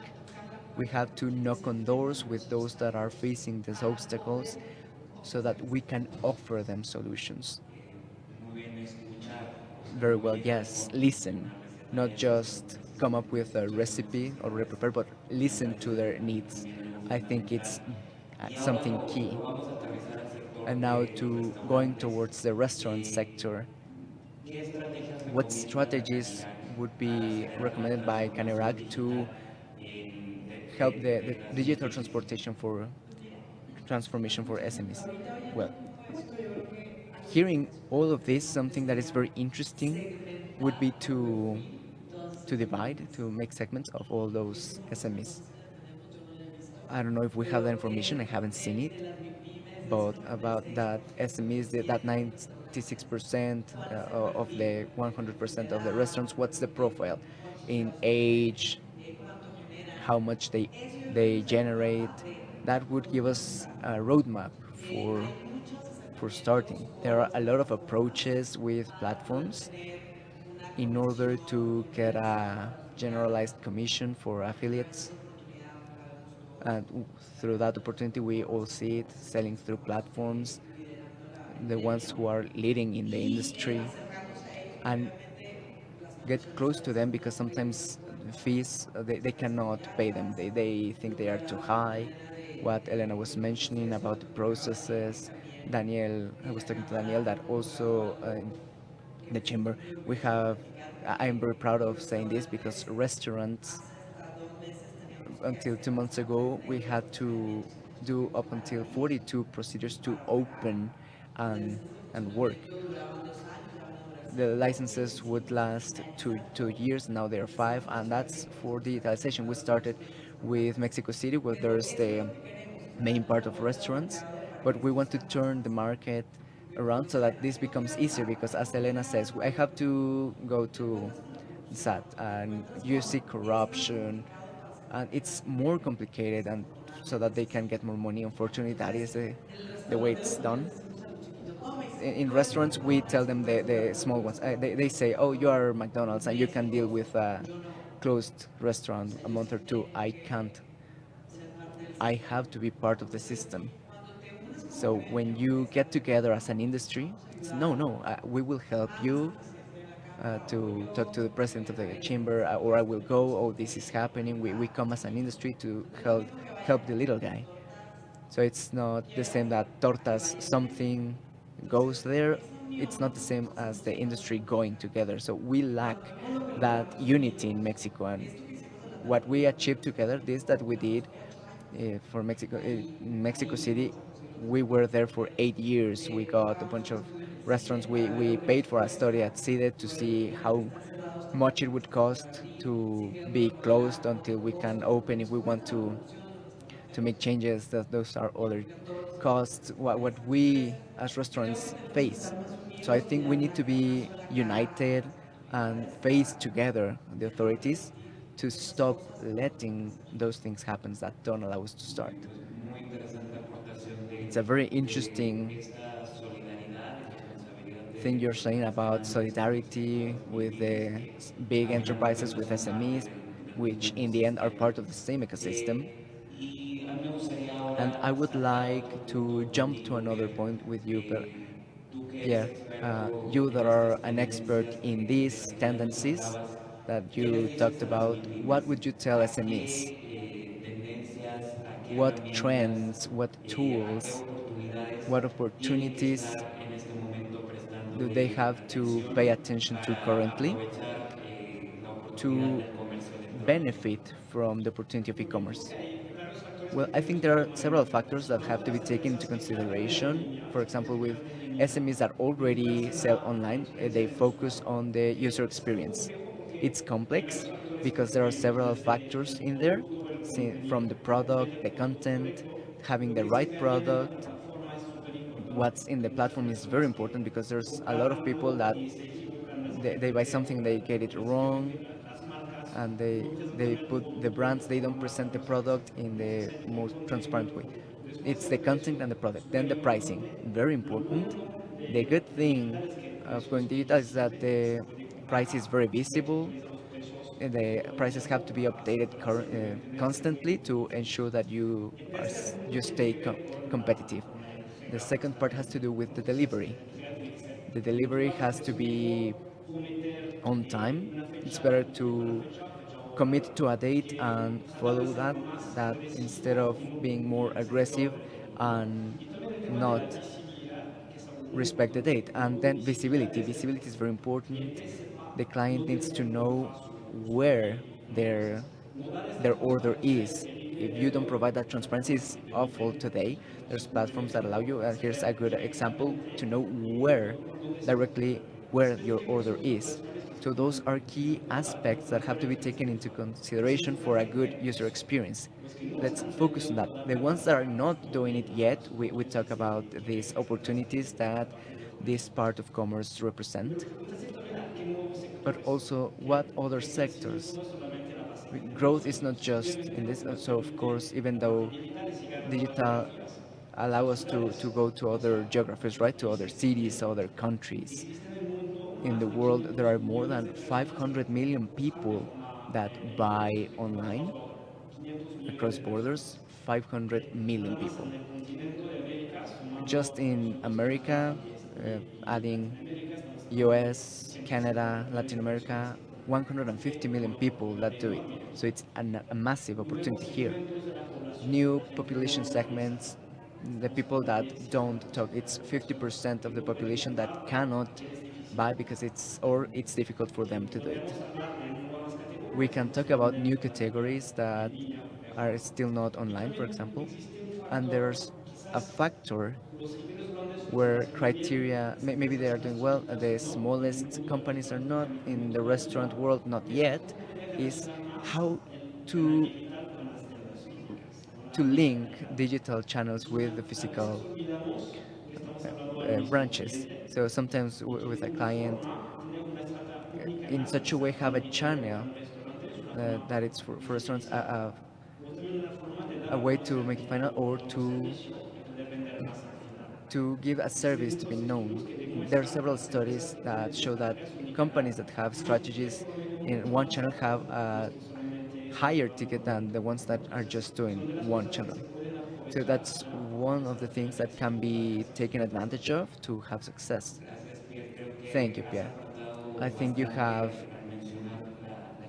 given us a lot of information mentioning the user experience and how going digital creates new challenges for SMEs to relate to their buyers, their consumers. It's a good contribution. And regarding these perspectives, Daniel, how do you think platforms such as Uber Eats collaborate with associations like AMBO and Canirac, these industry chambers, with specialists, with people that deal with research and academy, so that the country can take advantage of the opportunities of e-commerce? I think this panel is a good example of what I think is happening as a phenomenon in the country, where chambers, associations, scholars, private sector, the government, everyone sees a lot of opportunity in SMEs. We are all trying to do something to activate them, to give them economic activity, generating videos, etc. But I think one of the challenges that are faced right now, I'm going to be talking about restaurants, but I think it applies to any industry that I can think of that is going into e-commerce, is the amount of doors that have to be knocked on, and you don't know if that's all the ones that you have to knock on, or if there's something that you're missing, right? I think a work that should be done is how to create that kind of program. These are all the steps that you have to follow, and these are all these entities that I mentioned. We are contributing, supporting, so that you can see the step by step of what you could do, so that it becomes simpler. What Ernest mentioned, the example of how we can support to create better processes or to create restaurants. Well, how can we do something similar so that it's a lot simpler to go digital? This is the quick guide to do the process. Oh, by the way, you can call these people that are willing to give revolving loans, or economic activation by the government, all these, you can access to all these incentives in your first operations, how we can make that simply, so instead of letting the restaurants guess what's the process that they have to follow to be digital. And so we have to make more effort together. We have talked about restaurants a lot in this panel, but my second point would be, in a way, what we're doing is, what do we do with all this knowledge? What happens if all this knowledge that we have learned in restaurants be applied to other industry, with wood, small shops? It's not that different. It's someone that wants to go into the platform, search for a product, get it home, and it's something that is happening a lot with big chains. The work that we're doing with corner shop, but I think in SMEs there's a big opportunity still, and if we use the knowledge from restaurant industry and apply it to other industries, I think that could widen the approach, and the impact that we have on economic activities. That is right, Daniel.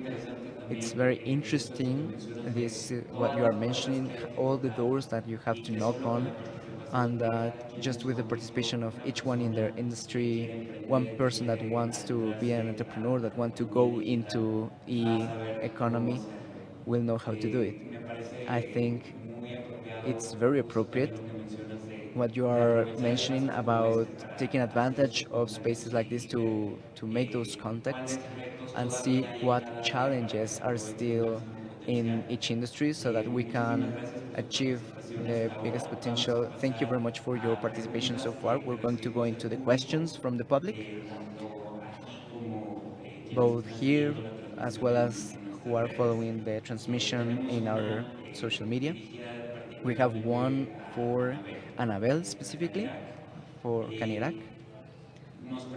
The question is, which are the incentives that were provided to SMEs for growing after the pandemic? So after the pandemic, what incentives are there so that companies in Canarac can grow and can keep going deeper into the e-commerce? Look, at national level, at the domestic level, from from the government at a domestic level, we haven't seen many incentives. There are a lot of loans for SMEs. What I have to give credit to is the support that we have received, for example, in Mexico City, to get what we call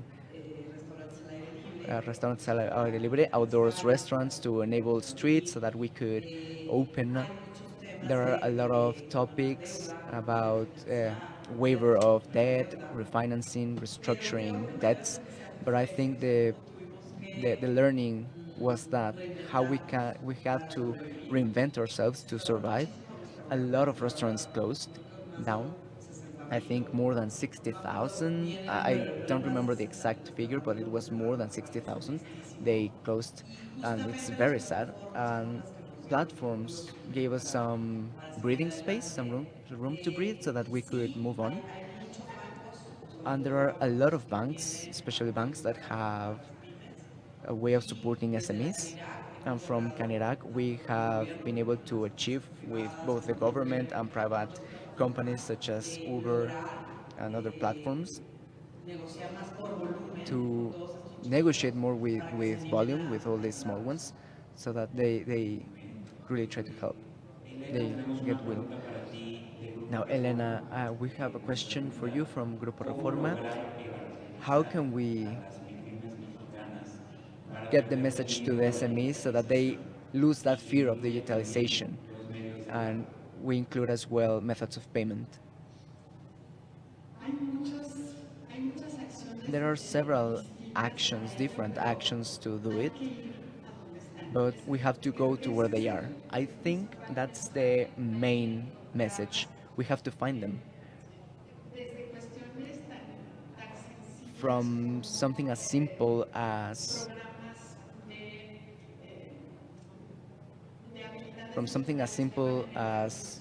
digital abilities programs for like going in a small truck, going to places in the city. We have to look for them. I think that's the type of actions that we need to look for. We have to invite them to places that are accessible, that are close, where they feel that they are going hand in hand with other small enterprises that they can identify to. The environments have to be familiar because we want to convince them of something that they don't know of, that they are afraid of. There are ideas, prejudice that it's not for them. So we have to go there. And there was another question. Yes, including methods of payment. Oh, yes, methods of payment are very important. And I think there has been some work, especially with the new schemes such as fintech and others that are innovating. Because what happens? A lot of people in this country, due to structural reasons, they are not they don't get loans. Enterprises can find difficulties themselves to get on methods of payment as well as their clients so that they can receive payments from the clients that are not included financially. In that regard, we have to look a lot into it. With these new modalities, we have to how to make them subjects that can enter in banks from big data analysis. There are a lot of innovations, but that they are still not spread in Mexico, but that they are making progress. We have to do a lot more exploration in that regard and get them and spread the message for SMEs so that they see that there's all these new tools that can let them get over those obstacles. Very well, thank you. And a question uh, related to Pierre. Following the global trends, what is Mexico missing for digitalization of SMEs? Without a doubt, the main challenge is financial inclusion that I mentioned. When we analyze the factors that have a biggest correlation with sales online, it comes the smartphones part, where there's a good position there in the financial inclusion. It's not a coincidence that China is the country with the best percentage of sales commerce, of sales online, and we're talking about this not only from the consumer side, but also in the SMEs. Without a doubt, there's an opportunity there. The most it's the most complex part to solve because we go into the topic of we need collaboration between the government, the private sector, banks, which there's something that I like that says there's a saying that collaboration is multiplication. And I like that a lot. All right, and lastly, we close up with a question for Daniel. How can digital platforms such as Uber Eats tear down the walls so that SMEs can go into e-commerce? Well, I would split it into two stages. The first is there's a constant process that we undergo to look for all those restaurants that are starting. We monitor them, the restaurants that are new in the platform, to explain the benefits to them and the advantages that they can have by working with us, to minimize or simplify the process so that they can enroll. During the pandemic, we had a process of documentation that we needed, and we minimized that process so that they could even get enrolled in 24 hours and reduce those times. So once someone wants to do it, we have to ensure that they can operate and give their orders in the shortest time possible. That's the first stage. The second is that we generate an amount of communications every day for restaurants so that they know what are the recommendations that we can provide them, what are the actions that they can undertake to generate a bigger impact. If, for example, if they want to be more visible, here's a tool so that you can be more visible. Or this is the type of product, this is the type of promotion, of offer, which in other other way, without having the data to get to those conclusions, our work is to give those recommendations, initiatives that may work so that they can have a bigger impact, more volume, more sales, that their clients are satisfied, how we can explain to them that the way they operate is very different for a restaurant that works with delivery than a physical restaurant. So it's a very important part of the training, from packaging times, how to manage the courier when they get there, how to ensure that the process is correct so that they can be successful, so that their clients are satisfied, how they grow. It's a circle that lets them grow, and if they listen to our recommendations, we were told to do this, and they start growing. We have some sort of, let's say, school, where we see which are the areas opportunities for restaurant, and we see how things improve, connectivity, waiting times, offers. It's a whole path that we walk with them so that we keep digitalizing and improve the level. Excellent. Thank you very much, Pierre, Annabelle, Daniel, and Elena, and to the organizations that you represent, Mexican Agency of Sales and Canirac, thank you, Uber Eats Mexico, and Center E for participating in this forum of Uber, collaborating with EFE, Cities in Motion. We will wait for you at 12 for the next panel. Thank you very much for letting us talk about this with you. Thank you.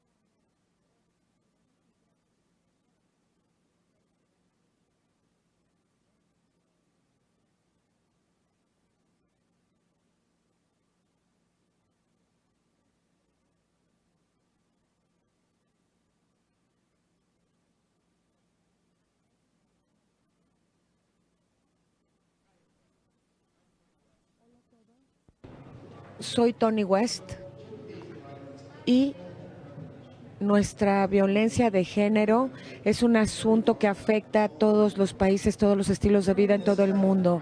Confrontar este tipo de violencia requiere honestía y solamente dándole luz a estos temas y a la conversación es que podremos hacer cambios.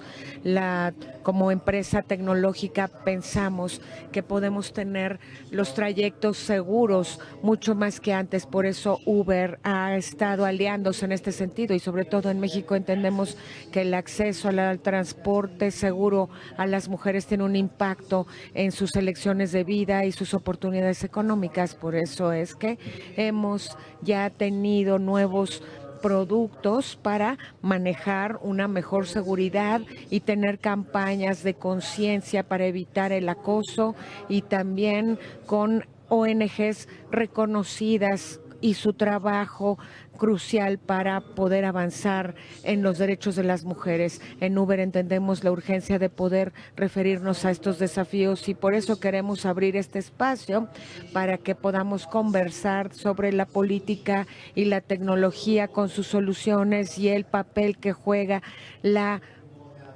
iniciativa privada. Espero que la sesión sea muy productiva y les agradezco muchísimo.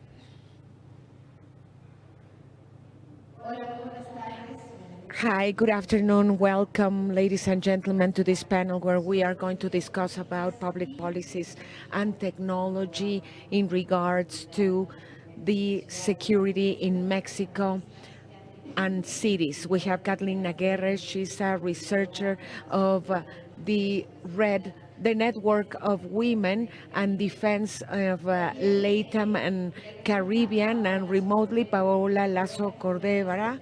She's in the Ministry of Substantive Equality in Jalisco. We also have Mrs. Montalvo from the a specialist in the Transport Lab and the BID, and also for Uber Mexico and in charge of the partnerships for Uber, we've got Cecilia Roman in communication. And you may send your questions, those who are joining us here, and also remotely, you may be using the hashtag Ciudades en Movimiento and at Uber. So what is the context with the interventions and the public policies in these regards? I'd like to thank Uber and thanking you, Cecilia, for this very important discussion in regards to our status.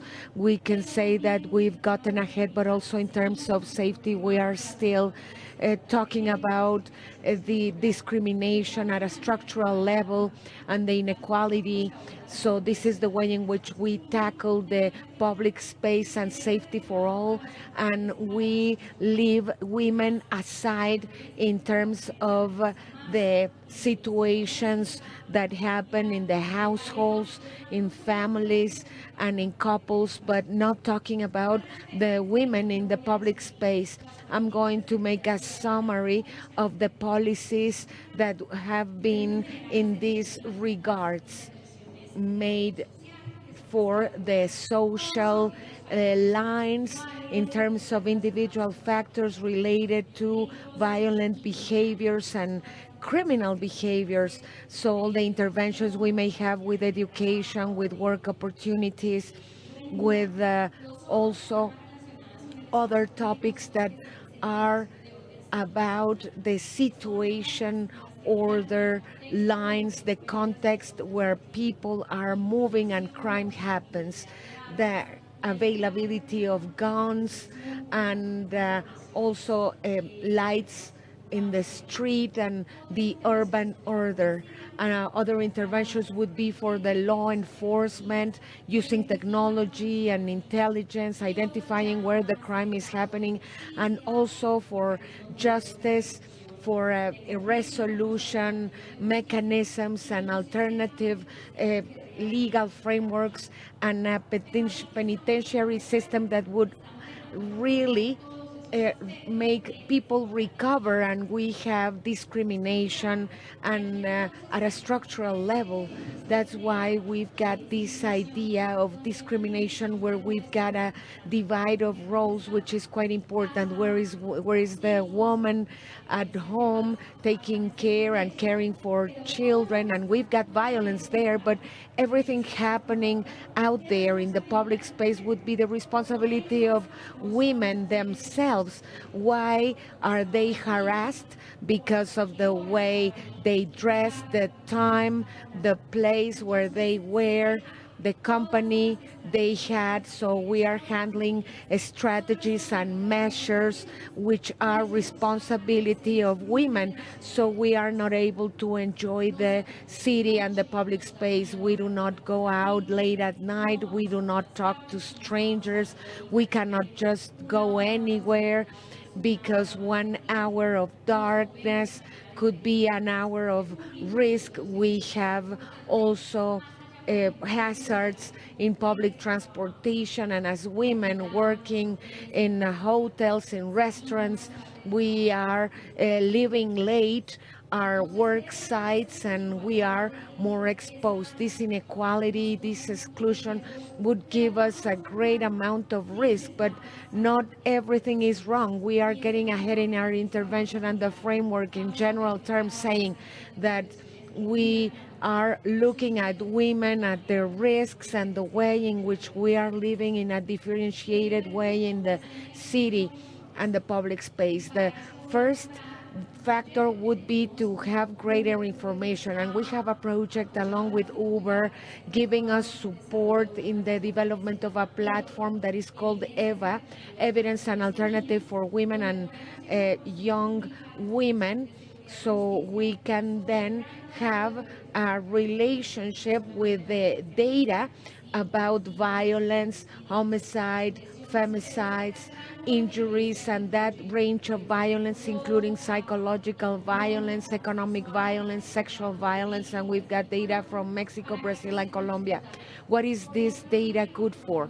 In EVA, we may get to know that the violence in the public space in Mexico has risen from 53% to up to a 77% by 2021, and the rate of weapons from 2019 to 2022.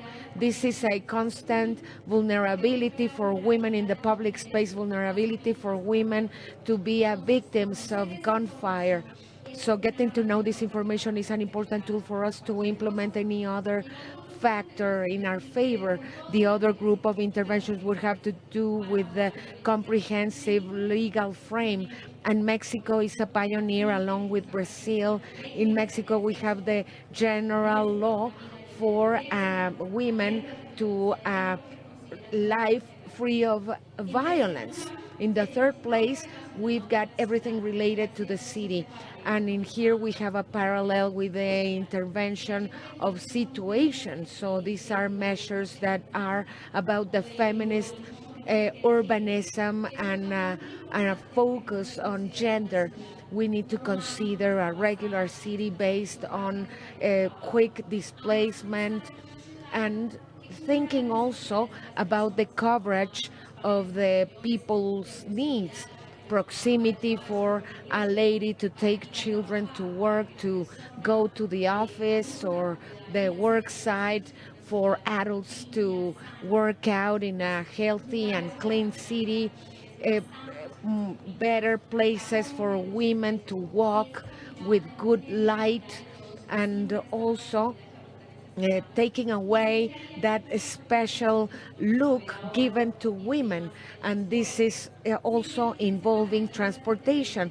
By following on the general interventions, we have the social transformation, and that's why we need the comprehensive focus and changing the macho attitude.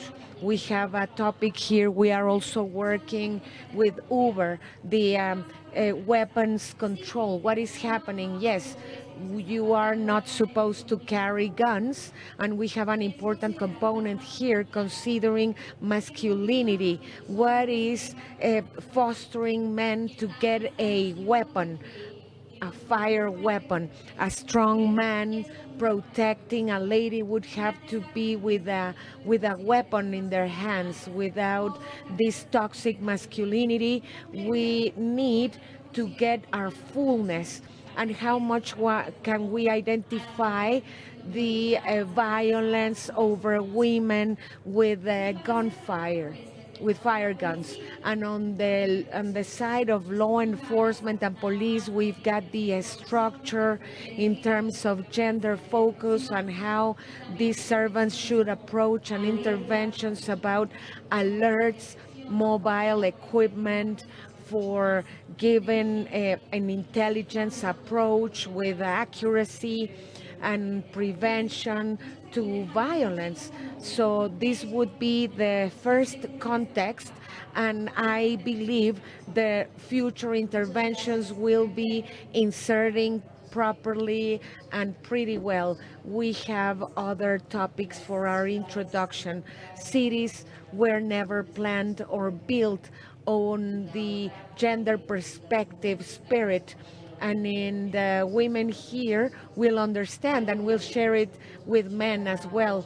We feel that every March 8th during our protests, we know these are the only days in which we may walk along the streets without caring, and it is about feeling safe once a year, and that's something we would need to discuss. Lowering, and please, this might feel like an obvious question, but we have much to say. What is the importance of efficient mobility and safe mobility for women at large? Hello, Pamela. Good afternoon to the colleagues who have joined us. And before answering your question, I'd like to thank Uber and EFE for this participation. I believe this type of events would help us understand how we may get even further inspiration. In regards to your question, and also discussing the main topic, we cannot forget that public transportation is quite important, and we need always access to recreation, education. So mobility is, if it's not safe, it is also a restriction for the development of people in general, and the well-being and life quality is impacted.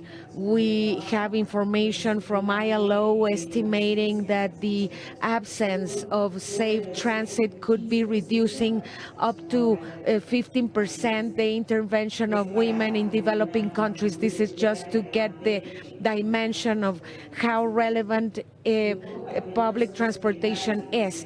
A piece of this data is also considering sexual abuse in the public space and public transportation.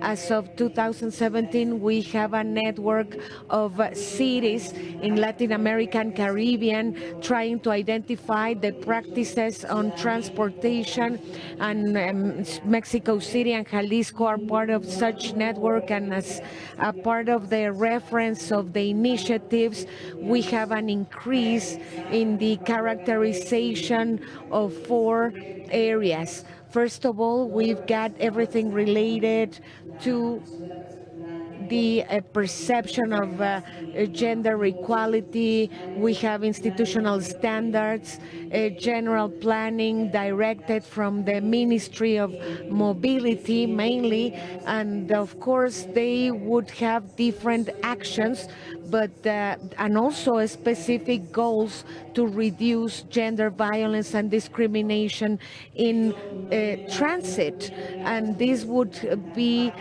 as useful in terms of technology, but it is useful for policies.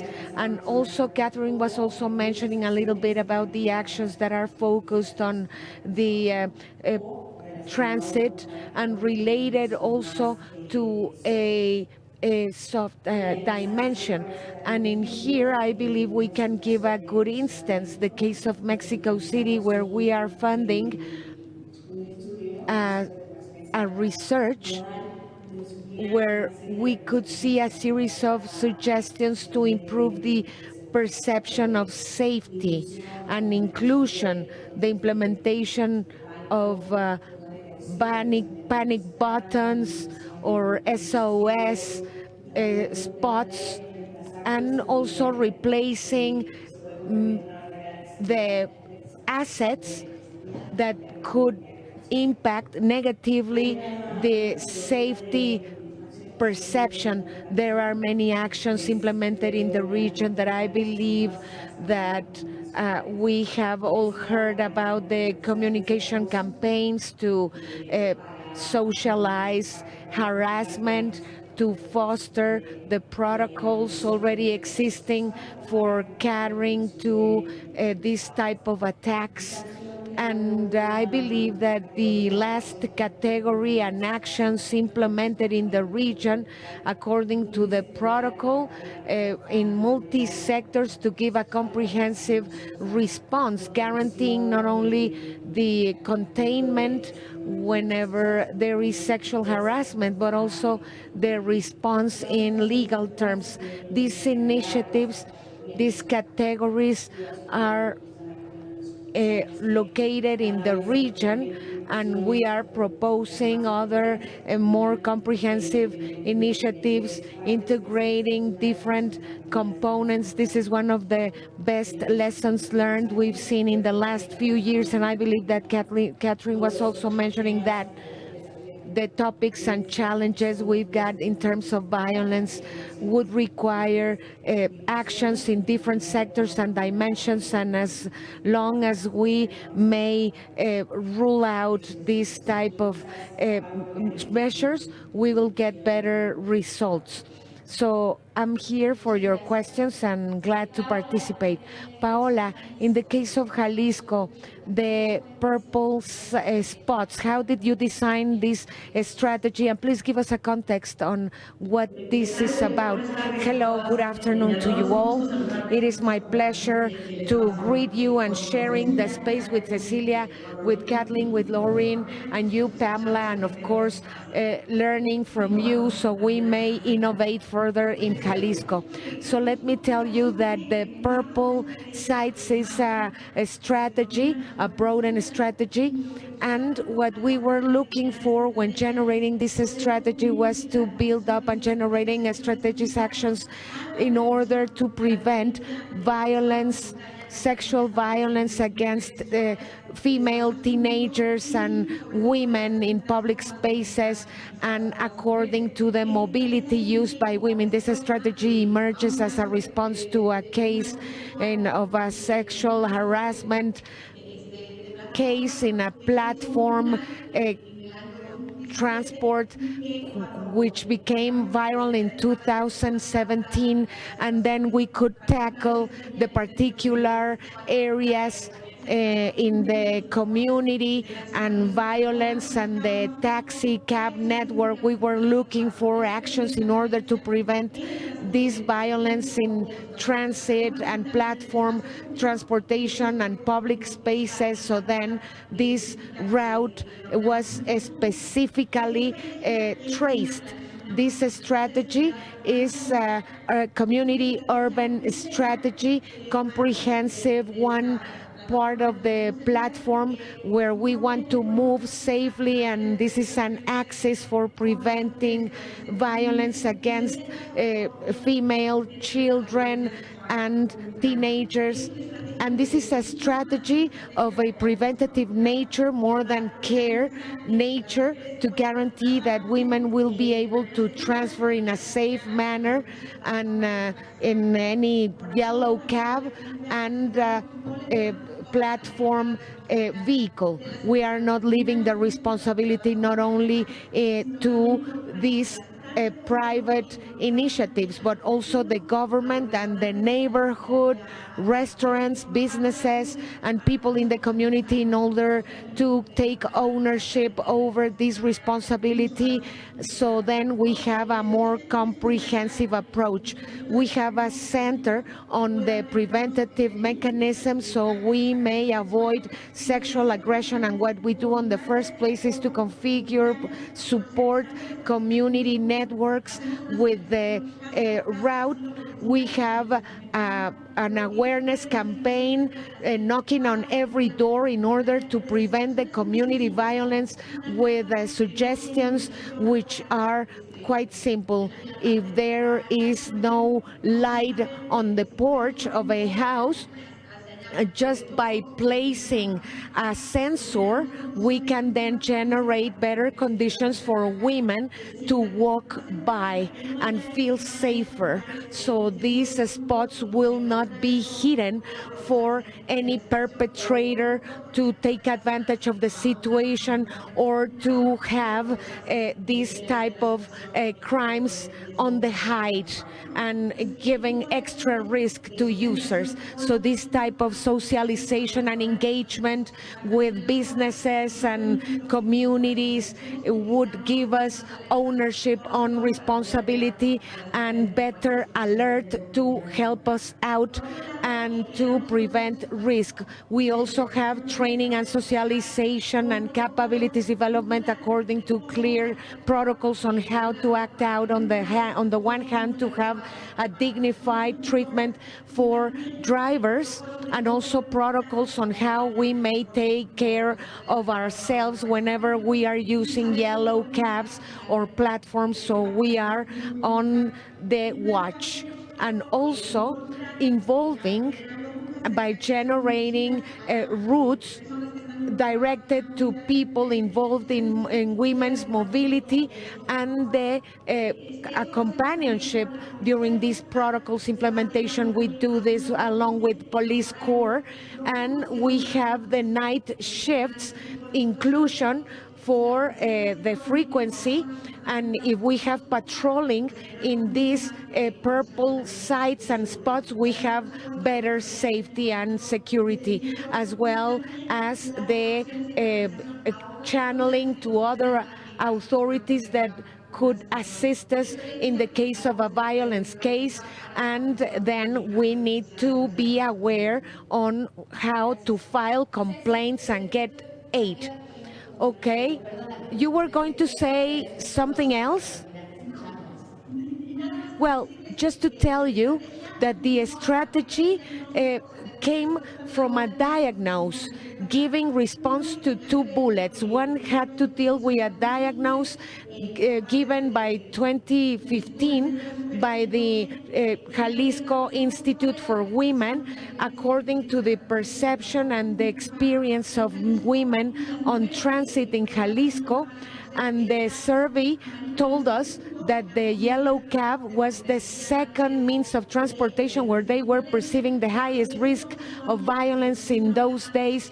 Of course, we didn't have many platform services, so that's why it is very important to include the platform services during our strategy implementation. And also we pay close attention to community violence because, as it was said by Catherine, it has been on the rise in a very worrisome way, and the results in our survey by 2021 is telling us that Jalisco women, the 47% of them reflect the unpleasant experience of community violence, harassment in the street, in transit, some sort of sexual harassment.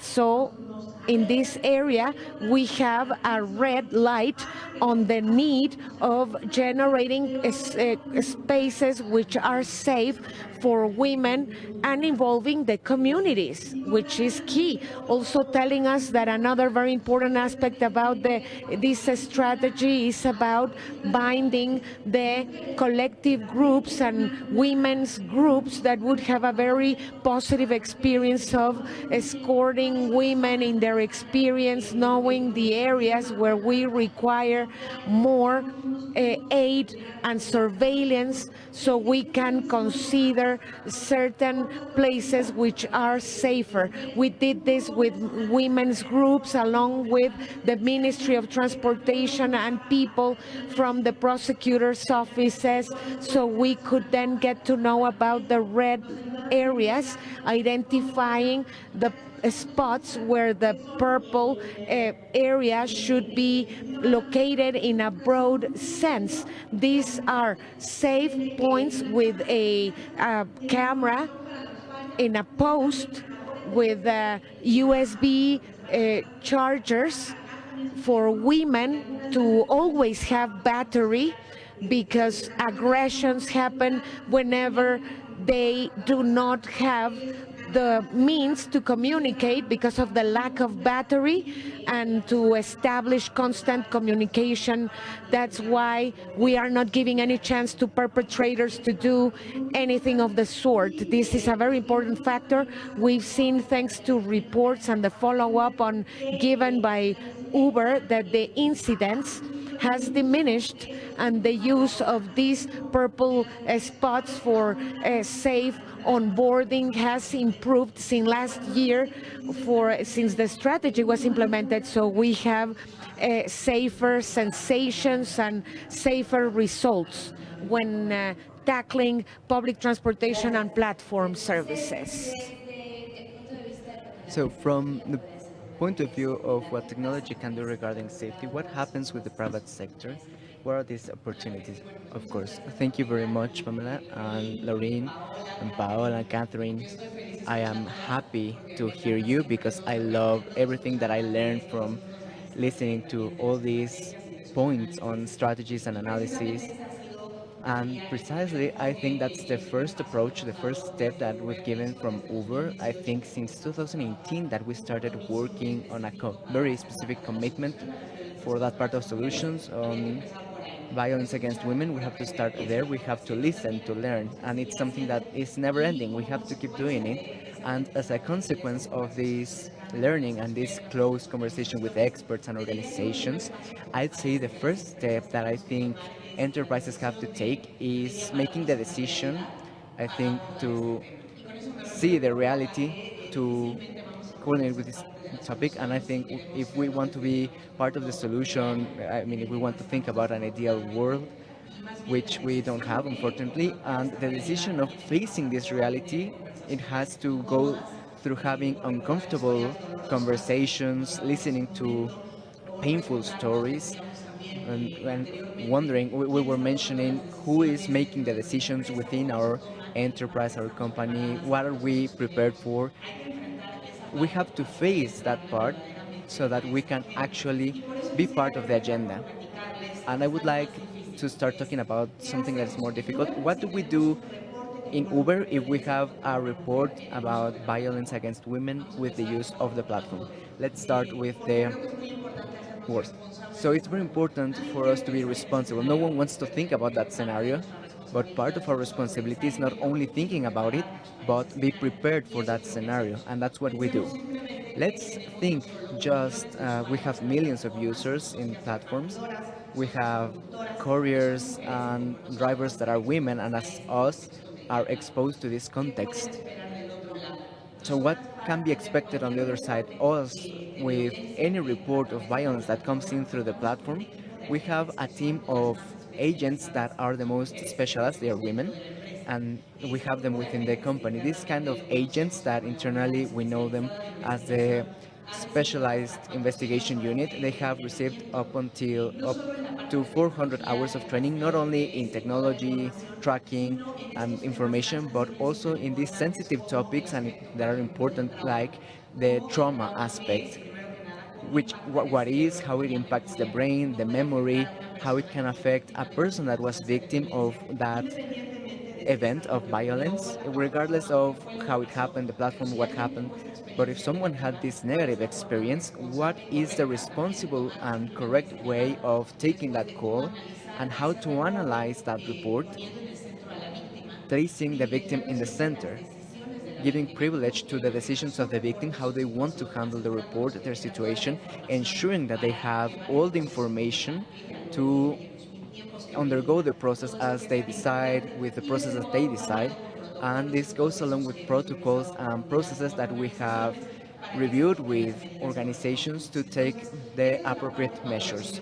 That's the part when we receive a report. Of course, we don't want to reach that part, and I would like to talk about the work we have in prevention, which goes along technology. Goes, it's the element that from Uber I think we can contribute, and it can be a key difference. One of these elements is what happens before a trip.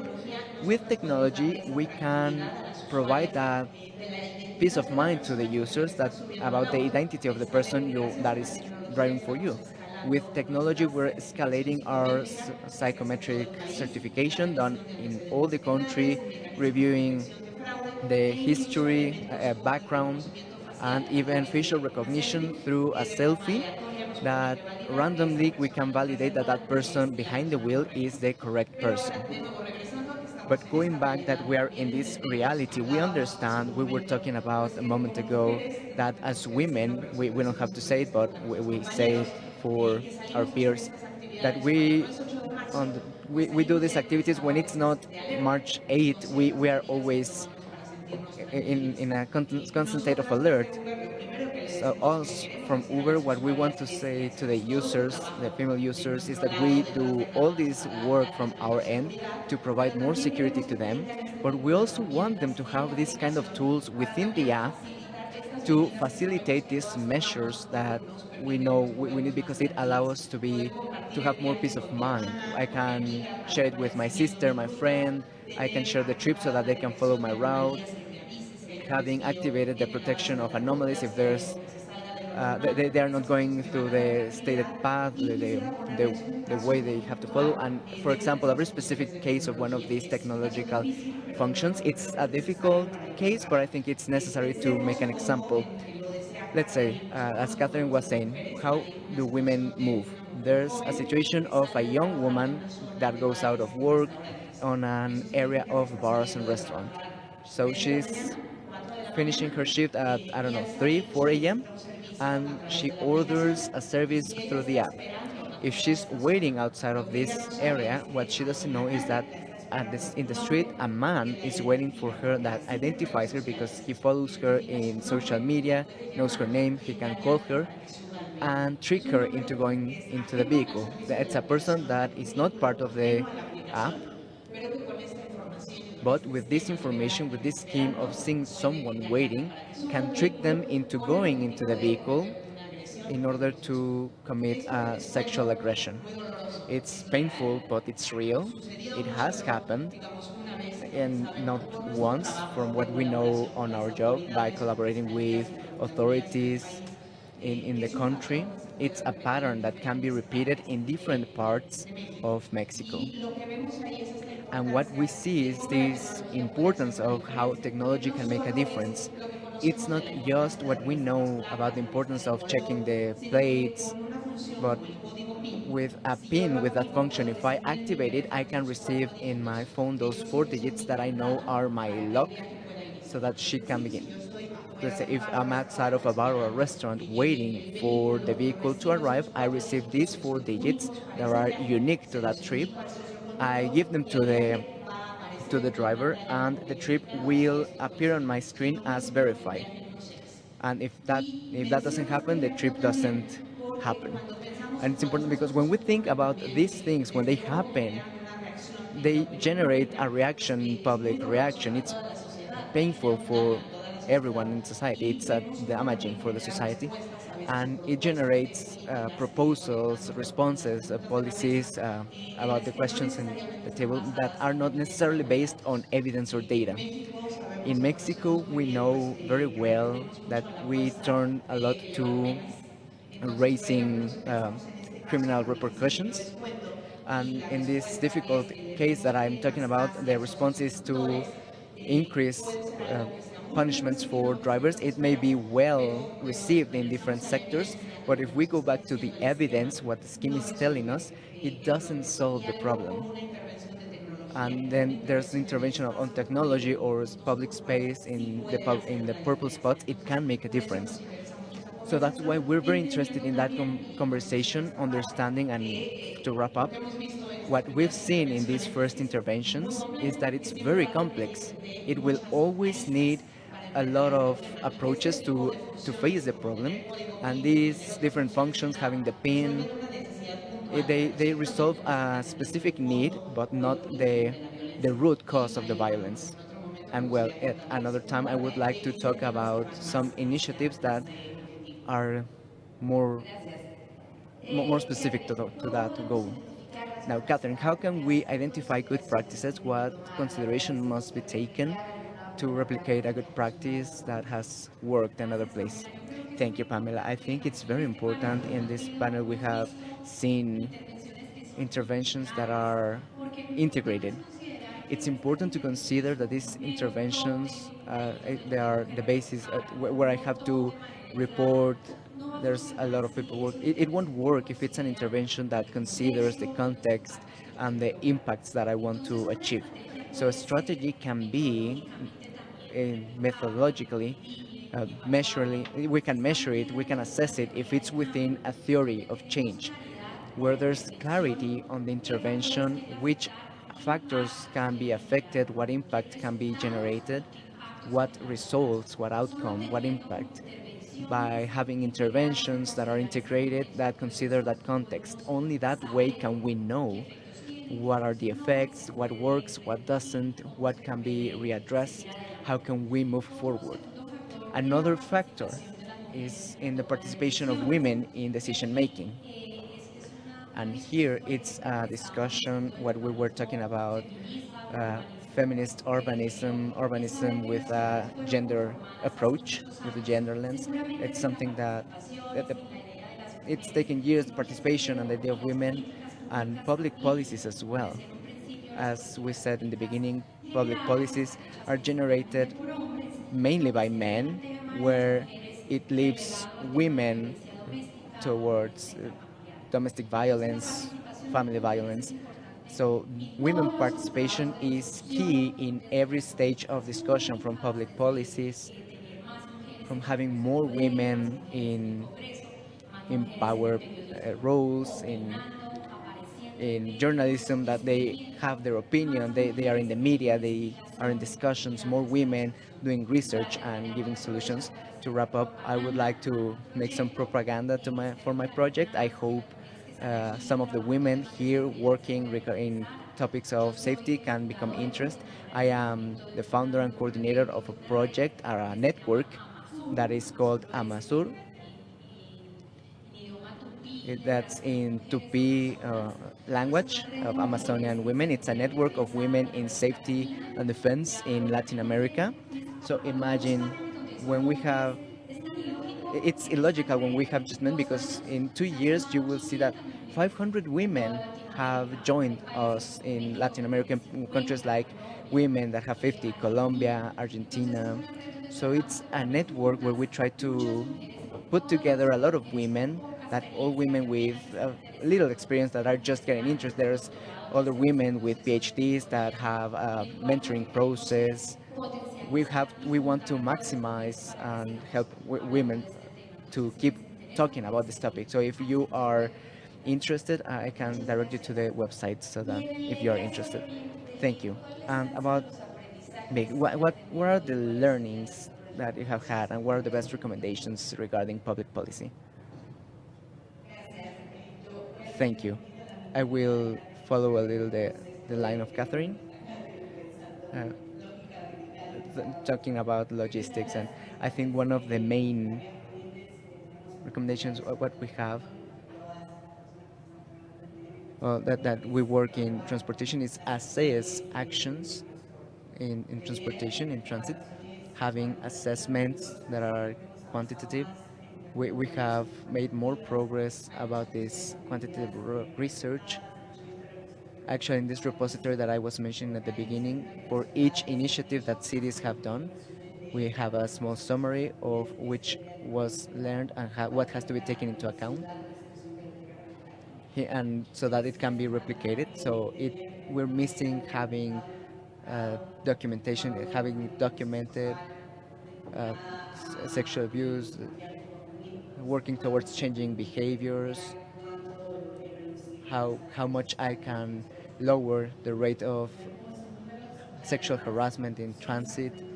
These are technical arguments to measure in having a session and guarantee that it's just not a specific action for 3 6 months, but that it happens at short and long term to change behaviors. And we were mentioning, Catherine and Paola, we need to keep insisting, keep pushing. The other lesson learned for cities, especially, is to drop, to have institutionalized all these measurements, that it's not just a unique application, but it can be applied at long and middle term and long term. And about lessons learned in the technology aspect is that as women, the sources of vulnerability that we have, between gender and income, there are several aspects of it. In cases that we've seen, for example, with sexual aggressions in transit, they have, they need to have smartphones and internet connection. So we have to take into consideration people that don't have that possibility. So when we think we want to prevent, to mitigate, we have to take into consideration that diversity in users.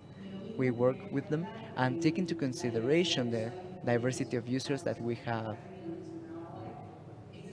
This is a task where we need champions, both female and males, for just put it in that way.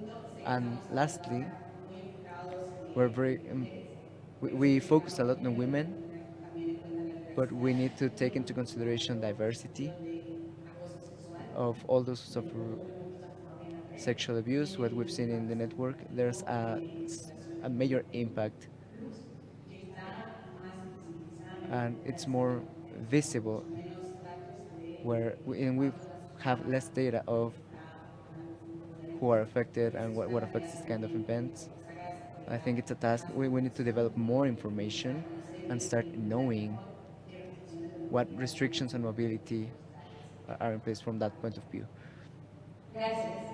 Thank you. ¿Qué han encontrado? Nos Paola, platicabas what un have you poquito found? sobre We los were talking about this whole process of the purple spots, todos los aspectos what que it cubren. implies, ¿Qué han all the aprendido? aspects ¿Qué that han are covered. encontrado What con estas have you learned? What have you found with the implementation? What have you discovered? Coincido con muchas de las reflexiones que I planteó agree with a Catherine lot y of me compartí también en el sentido the de los insights of retos que Catherine tenemos. regarding the Coincido challenges that we fight, un and I aprendizaje que agree hoy lo that vemos como reto lessons that have been learned and we es see as a justo challenge evaluar. is assess. La implementación tenemos The apenas implementation, we un have año, just a hace 6 meses que year empezamos a implementar since los we puntos de started cultura, pero implementing the podemos purple tener spots, indicadores que but nos having permitan indicators that realmente allow us ahora to really visualizar assess el impacto, aunque todavía estamos the un impact poco that complicados en términos de tiempo para poderlo regarding ejecutar. time, that Sí quiero to certificar measure the impact that we un really, diagnóstico muy claro that we can de really have cosas a que están diagnosis funcionando de of what's repente y qué cosas working tendríamos que in the poner. Para strategy, que la or reflexión what we sobre have todo to con una focus on, potenciación especially a la, digamos, a la with an overview sustentabilidad on de la propia sustainability of the strategy, los and gobiernos say that puedan the following governments can implementarla y no que keep sea implementing it, and that it's not. otro de los aprendizajes que hemos visto Another es que learning that hemos we have podido is ver that con we mucha have claridad had la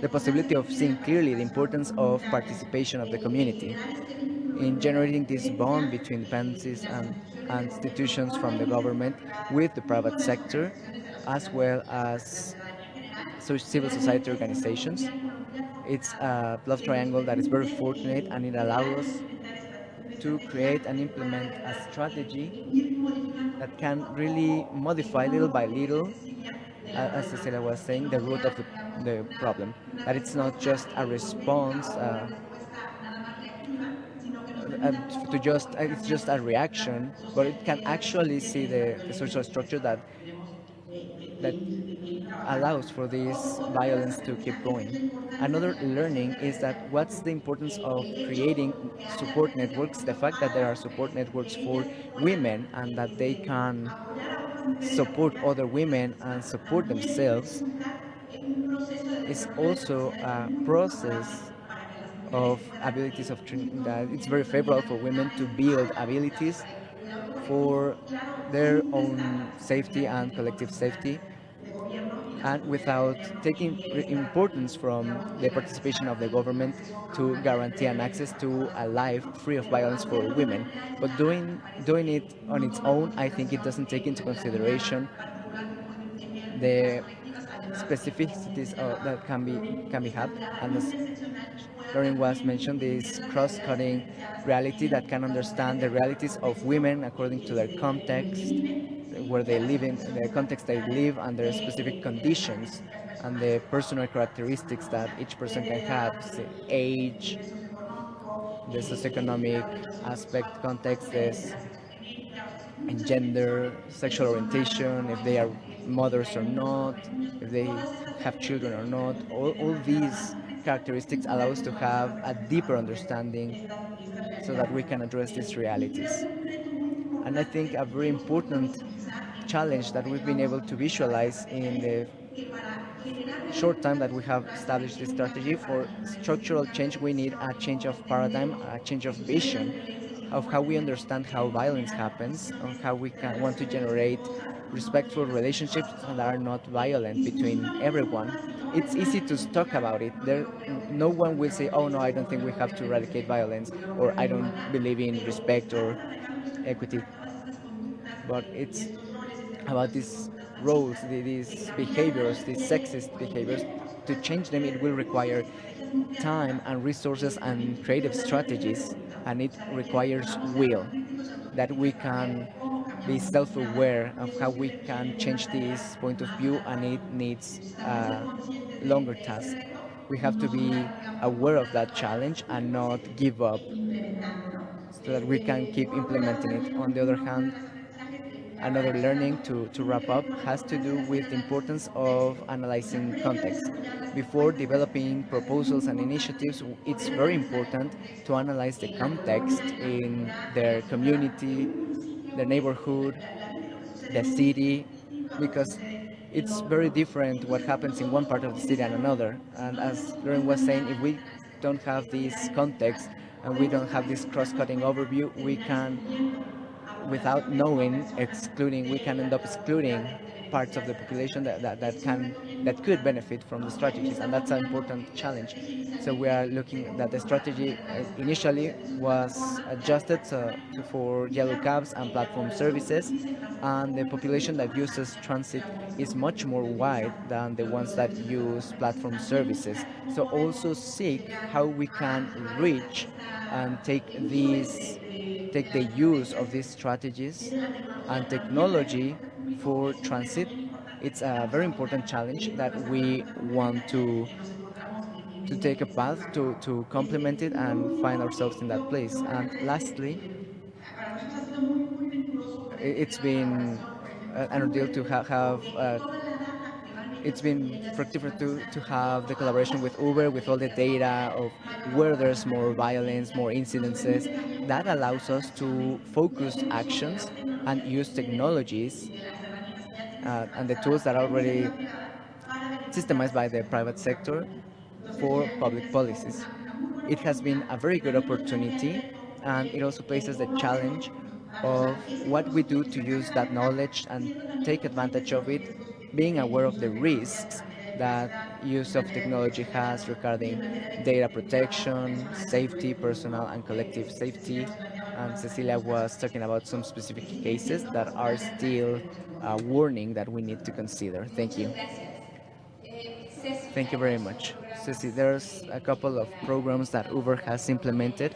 Sí, platícanos sobre Please eso. talk to us about it. Claro, bueno, pues muchas gracias. Con esto Yes, justo thank you. It's linked to what Dr. Paula was talking about, of how important it is, and what Catherine was saying at the beginning, of considering this social transformation, and it takes a long time. And also to recognize, of course, that we won't stop investing in technology so that women have it in their hand, in the app. But of course, the main responsibility of solving violence is not in each one of us, and it has to be a much deeper work. So for many years at Uber, we have undergone this work, working with organizations, as Catherine was mentioning, with Instituto Igarapé, with these projects that are very variable, and regarding topics like data, having the best management of data to use them well, working with organizations like Fondo Semillas that allow us that promotes the fight of a lot of women in Mexico in very many aspects of violence and exercising their rights. And the two projects I wanted to talk about, the first one is called Fuera de Juego, out of the game for Spanish, and it links to this question of how we can use social transformation that needs time, and while the answer is as well through working with men directly. And us from Uber, we believe that we have this value of technology, but also of our platform that has an important range.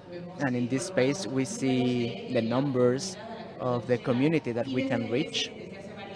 And for many years, we have worked to understand how we can create awareness campaigns.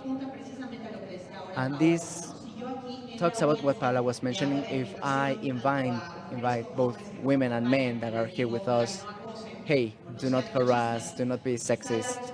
Maybe the answer of many of us at first will be, oh, I would never. If I tell it to you or Catherine or Lorraine, the reaction will be, well, I am a panelist. I am in the Secretary of Equity. I would never be sexist or I would never have such behavior. However, if you help me with content to find what behaviors, which of my behaviors reproduce some sort of violence or they make someone uncomfortable or damage them. It's not just about sexism, but also other kind of problematics and dimensions that go beyond like sexual aggressions, and it allows to identify what I'm reproducing. It's easier for me to correct them. That's the main learning from these awareness campaigns, and I have to say that we have to develop it hand in hand with specialists, Lorena Elizondo and Ms. Valenzuela. They are researchers in gender. They have helped doing research on our own community to understand how we can build this content. So, Fuera de Juego is their most recent project, and as the name suggests, it's proper for it because we are in this. Well, right now that the football World Cup is coming, it uses that ideology to do a sport analysis where we have commentators, men and women, that analyze situations that present when using the app of Uber or Uber Eats, and what kind of interactions are meeting our terms and conditions and that wouldn't be generating or making something uncomfortable because what we're covering with this are these behaviors that we know are wrong, that it can even become a barrier to our right of mobility and other aspects, but that society has told us are not serious or that are normal. That they ask us, hey, are you married? That they make a reference to how I look. They call me by another name and it's supposed to be like a pet name. All of this, we have to say it under our terms and conditions, and they are not allowed, but we know that they happen. And it's necessary to be clearer on why they are damaging beyond saying just this is not permitted. And with that, sending a message to the women that use our platform to report, to know that we recognize that these kind of risks are wrong. So that's the first project. We have learned that men, that mostly their men, the partners, they recognize that this is very valuable because in the end they don't want to have a negative experience. They don't want to damage another person and they want to be part of something positive that is happening within their communities. The second project I wanted to mention comes to recognize an uncomfortable reality, but we think it's important to talk about it. A moment ago I mentioned it. Most of the partners of the app are men. That's a gap that we also want to address because we want we wonder why are there not more women that could be benefiting from this platform, the possibility of earning having earnings with flexibility with an important value for women. However, there's this gap and it's important. Some years ago we did some research with the Organización Mexicana de Simetría, Symmetric Mexican Organization, about the culture from at what age we learn to drive. Well, we are taught to drive. My brothers learned before I did, things like that. And then we as a company understand to close the gap. And something that we have developed is a function that is available in the app, in the Uber app in Mexico, that is called ellas, them for female in English, and it's to only receive trips from female users, and they can turn on and off this function so that they can feel more secure by driving in some areas, some periods of day, so that they don't have these barriers, so that they can earn more income. So that's the kind of projects that we develop with specialists. And linking it to what we were told, we understand that it has to be an integrated vision, and we are committed to this. The part of the technology, the part of the security processes, and the collaboration with projects like Ellas como fuera de foco. Do you know how many female partners, how long they use this possibility of just getting trips with females?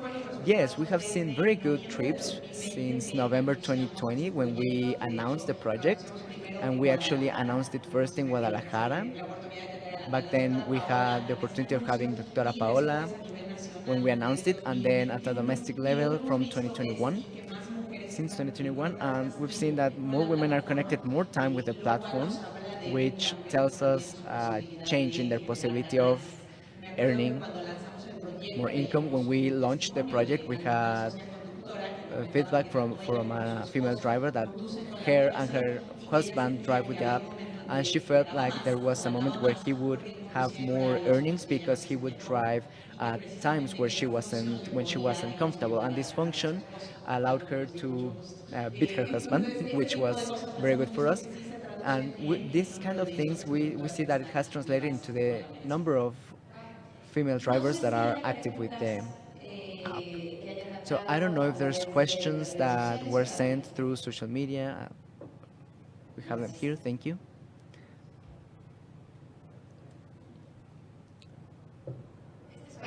This one's for you, Catherine. Based on the expertise on different countries, what are the best practices in production and generating data? And what's missing to promote more accessibility in the public sector? Well, data in Latin America, which is the sector where I've been focused, have improved a lot throughout the years, precisely because about public safety and homicides, it's a concern, and as well as the difference between homicide between male and female, it's appearing mandatorily in systems of information. So for comparing countries, Colombia is a country where unfortunately due to our inheritance there's violence. And for example in Medellin or Ciudad Cali, it has raised the need of having these systems. For example in my city, Cali, it's pioneer in methodology of the approach of public safety in violence, which is to consider the causes of violence as a sickness, and that generated a information system. Other countries with these kind of systems is Central America countries that address the problems, comparing countries from the south that have more closed up systems of information. In this topic about women, it's important to consider other sources, the parallels like surveys.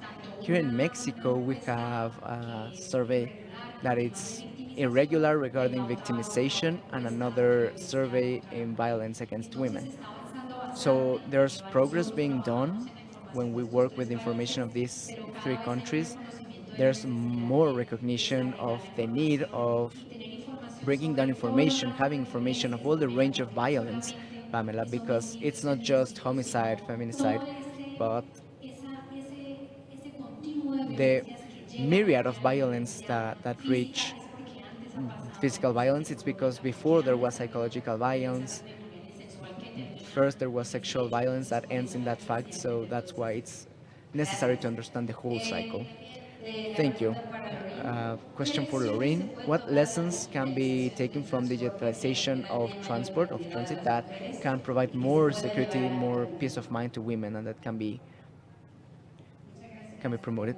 Thank you very much for the question. we just finished a study in Mexico City where that raised, well, the study answered that question about the information to plan the trip and how to have it in real time, knowing at what time the bus will arrive, at what time the car will arrive, through the if it's through the platform, how the trip can be shared, as Cecilia was mentioning. That was within the tools that had the best score regarding security of the users.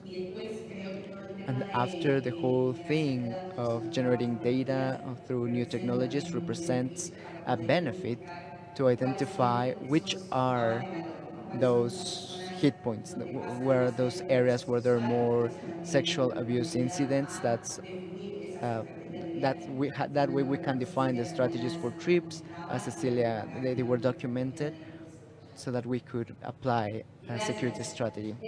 Thank you. Preguntan cuáles son Paola. los principales They ask desafíos what are the para main lograr un desarrollo obstacles in order to exitoso have de a good la partnership between the private and public sector. Por la Thank you very pregunta. much for the question. Dentro de los principales retos, Within the main por un lado, la obstacles homologación, was digamos, de las standardizing soluciones. the A veces actions, nos pasa because que sometimes it la happens that implementación ahora pues tiene private como muchos sector has intereses their own particulares agenda, o which preferencias is ¿no? understandable. personales, digamos, That's propias why we de la población widen y, the range y of por the eso sector generalmente of ha the sido population. So identifying una de las criteria has retos. been one of En the ese sentido, por ejemplo, challenges, and in that apenas regard, vamos a because iniciar we're la just beginning colaboración de la iniciativa collaborating privada with para the private establecer sector más to puntos establish culturales en Puerto more Vallarta, purple que es una spaces zona in Puerto turística, Vallarta, which is además a de touristic area, tanto plus los restauranteros como los hoteleros providing como restaurants and hotels. They principales were very estrategias interested in para joining the poder strategy generar y to garantizar generate and que las guarantee personas that the que people nos van a visitar en that Puerto Vallarta se sintieran seguras move y In con Puerto este tipo Vallarta de feel safe. colaboración es So muy interesante. De getting verdad es coordinated muy has been interesante, very pero hemos interested, visto but también it's been very pleasant diferentes because we have seen the importancias, interest digamos, and the importance, de la let's incorporación say, del sector that the privado private en sector esta corresponsabilidad que participates in tenemos this para poder co-responsibility that we prevenir la have violencia. in order to Y otro prevent reto violence. también And más another grande, el podernos adaptar part has a been los to horarios, adapt to a los horarios hours informativos, a los horarios for administrativos, training para de alguna courses manera las instancias de gobierno for pues example, tener in espacios donde los government horarios instances es where, más fácil and it's poder easier to tell them, well, desarrollar I'm going to los, train todos los horarios everyone de la Secretaría de Transporte, at pero no the es lo mismo que Secretariat de apuntar Transporte, a las Transportation personas Secretary, but it's not the same. con ellos But tenemos que with entonces them, nosotros adaptarnos para que we puedan capacitarse adapt porque so si that los they inician can ellos get no training on vamos a weekends. tener So there's los people vínculos working ni la also on capacidad de Sunday, liderazgo para poder dropping dar their esos resting pasos. days so that we De can acuerdo en generate ese sentido, this esa learning. disposición ya So económica there's se puede exposition, lograr, there's pero es will, esencial and poder through that it can mantenerlo. be achieved. But Gracias, Ceci. that's Hacemos been otra one of the pregunta. main challenges that we En el faced. tema de Thank ciudades you. And Ceci, conductoras, for you, ¿tienen alguna cifra de regarding las mujeres que drivers, female drivers, participan do you have en a esquemas number sobre trata about de the personas perception en that they Estados have Unidos? on working Y on safer si todas estas medidas que se tomaron en hours? social, And porque de did pronto these algunas en redes measures sociales work? y Because parece que sometimes in pueden social media it seems influir. there's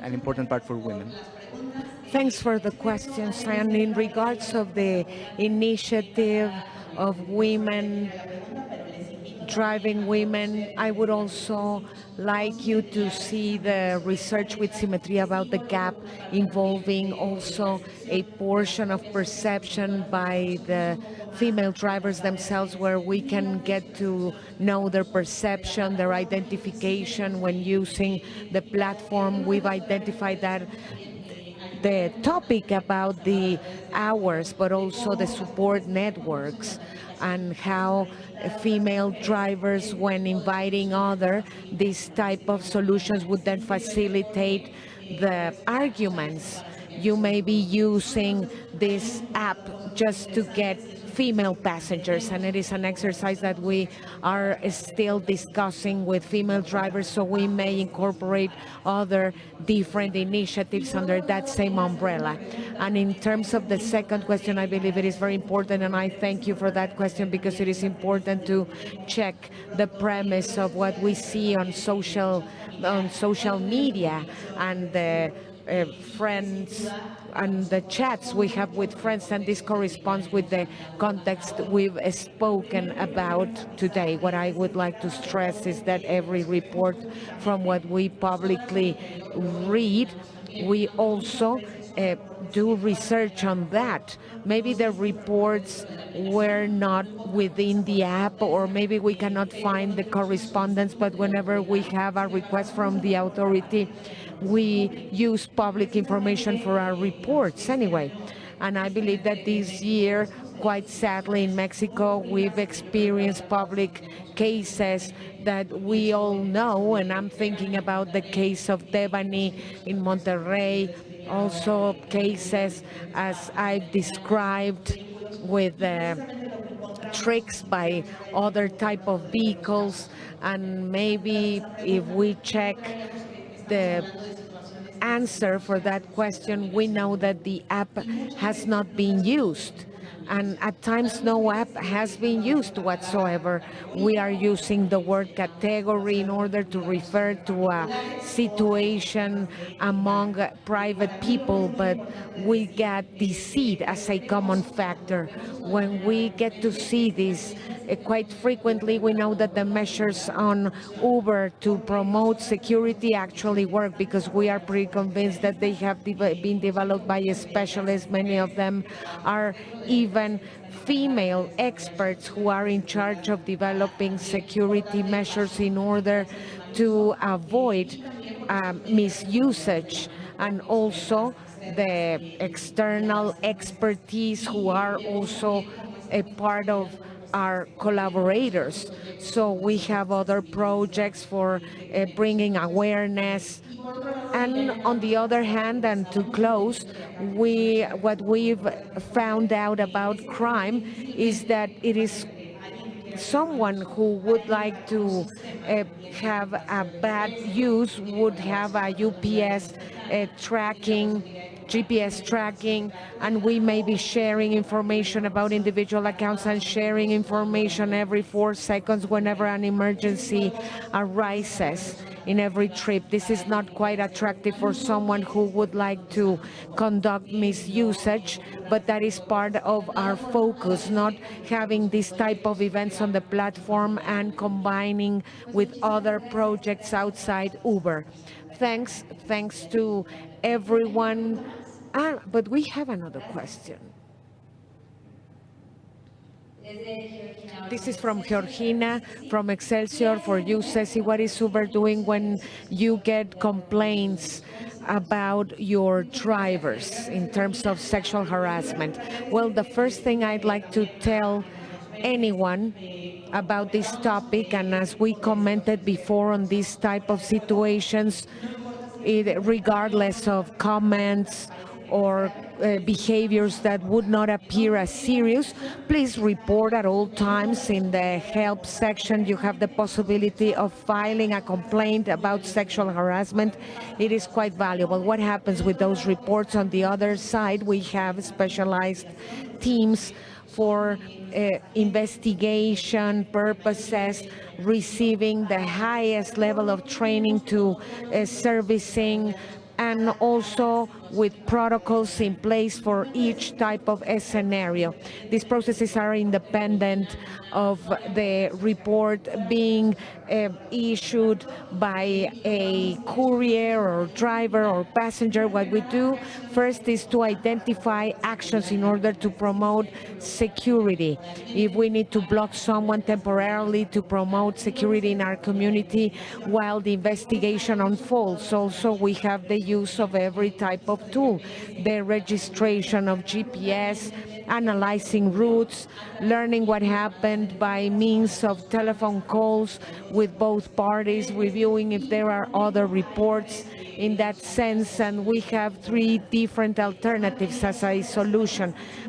Taking measures over the accounts. We need to be pretty clear that every action giving any type of risk or unlawful action, physical action, would not be tolerated. Blocking permanently any account involved, connecting with the insurance coverage. If we have any injury, we've got coverage for that, and also keeping track of any event for the information to be given for law enforcement? Is there any average duration? Do you always notify to the reporting party within the first hours, and depending upon the report and the advances in the investigation, we have priority for those cases. We consider them as urgent. We always keep up communication with the reporting party and the involved parties. It might be that at times the person requesting the trip is not the user directly, but a relative or friend. So the whole process is always under the surveillance of expert teams developing such protocols. Thanks, Catherine. Thanks, Lauren. Thanks, Paola. Thanks, Ceci. Thanks, Pamela. Good afternoon. Thanks. Yes, thank you. See you next time. Have a good one. Bye.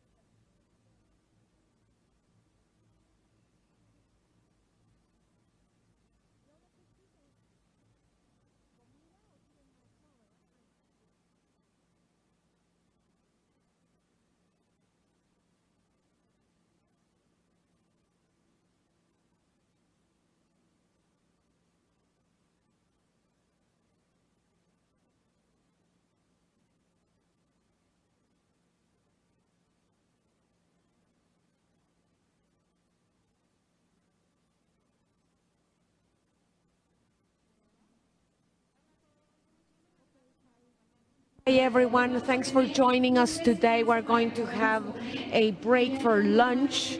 You'll see that we've prepared by means of Jornale our lunch, and we'll be back at 2:30 for our next panel. Thanks.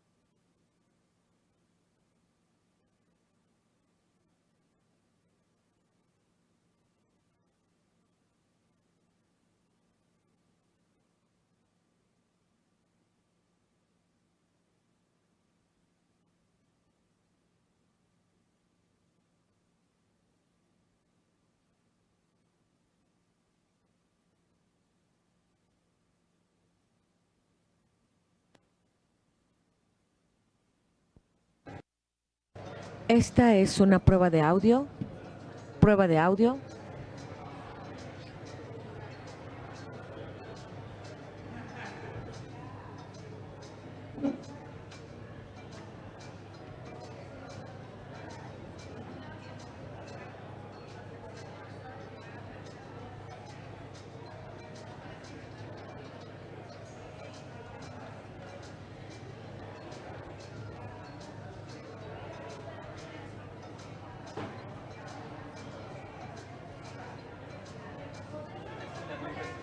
Pues parece que ya arregló la chica el problema porque yo estaba, agarramos uno de aquí, le puso los audífonos de eso, pero me dijo que ya, que tuvo que dar un credencial.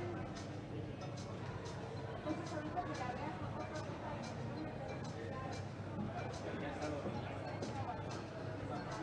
sí, señora, se me olvidó, ella.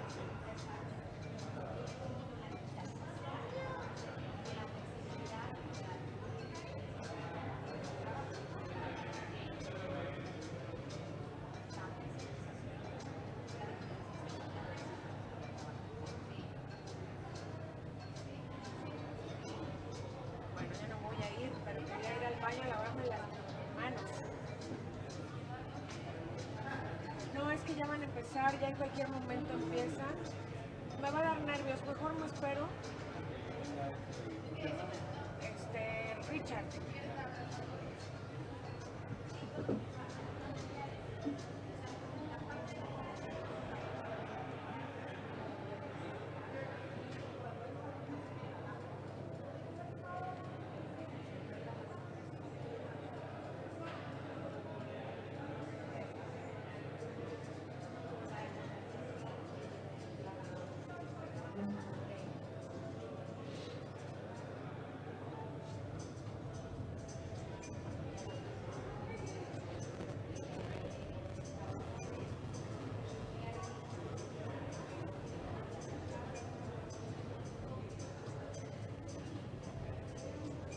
Uy, ahí dice, Viesca.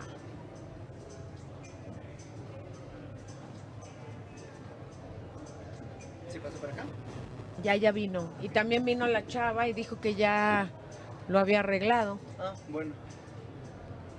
Pero qué bueno que lo fuiste a buscar, gracias.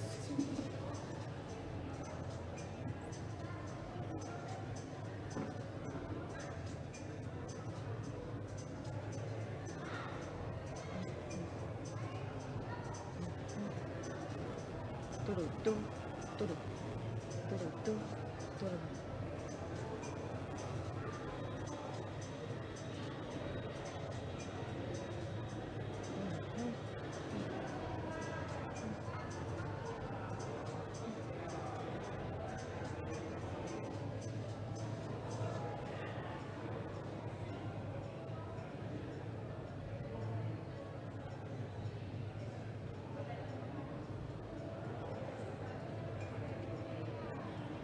Qué bárbaro, ahora sí huele a humo cañón. Sí. ¿Por qué tanto? Eso de las hamburguesas no es cierto. Sí, no. Pues, ¿quién sabe qué andan haciendo? Nada de los wraps ni los sándwiches debería estar oliendo así. No.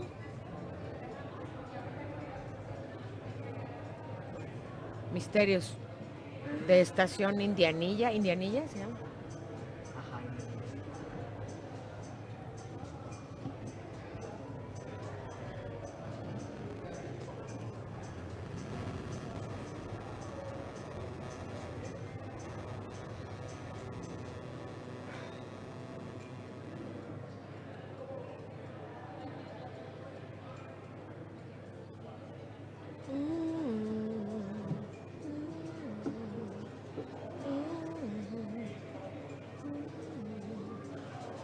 Como que está chafa el internet, ¿no? Sí, no, como que va y viene. Está encendido, pero no furula. Sí, no. A veces me acaban mis datos, entonces no me queda de otra. Ah,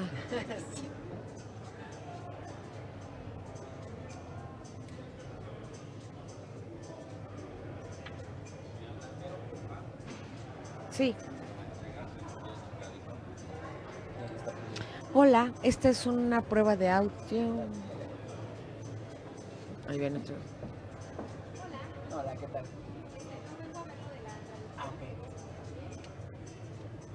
Hola, esta es una prueba de audio. Prueba de audio.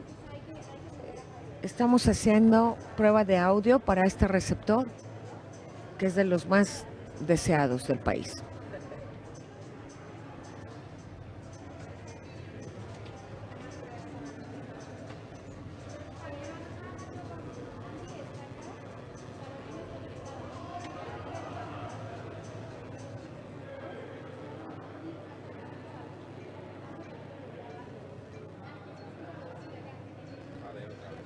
Esta es una prueba de audio, prueba de audio, prueba de audio. De los dos. Ambos. Sí, no, al contrario. Ah, mira, aquí veo a alguien con...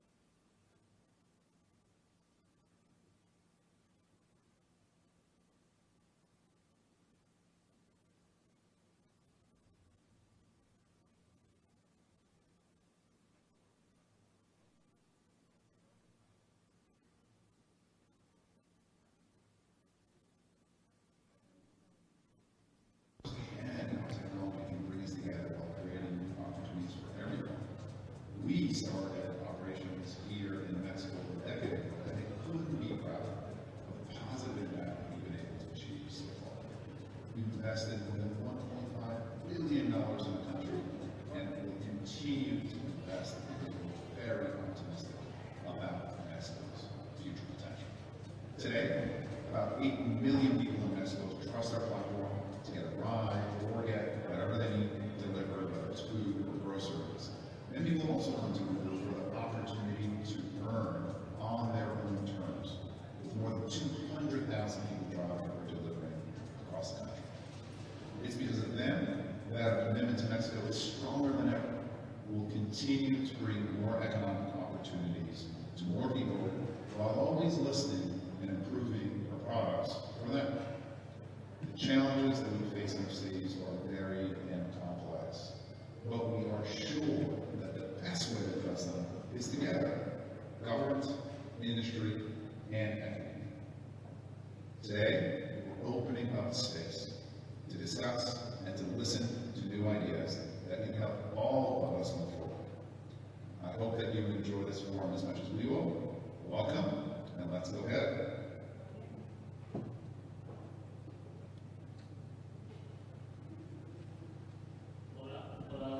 Hello everyone, and thanks for coming after lunch, coming back. And before anything, we'd like to thank Dara, the CEO of our company, because he could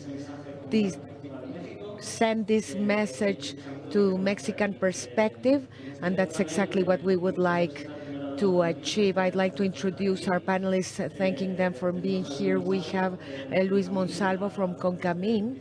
He's the vice president of this institution, Concamin. We also have Gustavo Ravidia coming from Spain. Thanks, Gustavo. Thanks for being here. We also have Andrew Byrne, the global vice president of public policies, representing Uber. Thanks, Andrew, for coming. And we also have online Carolina Goic, the ex-senator of Chile. She's a researcher of public policies. And Gustavo is right here on the screen as well. We wanted to tackle in this panel the future of work, which is a debate and a dilemma at the same time. It is of global nature, impacting economies and countries all around. It is quite interesting because we do need to get a multidisciplinary look, not only in terms of regulation, we've got panelists who are experts on that, but also education and even expectations from society and how technology is changing business models and working models, and how it is necessary to listen to every perspective and standpoint in order to find solutions to our challenges. So I wanted to get started by posing a question to the panel. And I'd like to get started with Luis, and mainly I wanted to get the same question answered, and I believe this goes in general for its application. Maybe you could give us your very valuable standpoint, how to tackle challenges confronted by the worldwide economies from the working perspective. How could we allow the new business models, innovations, and entrepreneurship would have their place at the same time, giving flexibility, independence, and the capability of getting personal development? Thanks. Thanks to Uber for the organization and the invite. Thanks for your facilitation as well. From my role as the representative of the Mexican industrial sector, and I'm sending here the greetings on behalf of my chairman, because we believe that the discussion is what would enrich our different positions and feedback. And by listening to what the others have to say is what would strengthen dialogue. This type of interactions where we are representing different professions, different backgrounds, different lines could help us to understand a little bit further what we have in our hands, because it's not fair to keep only one state of mind. And I believe that we've learned an important lesson during these last few years coming from the pandemic experience.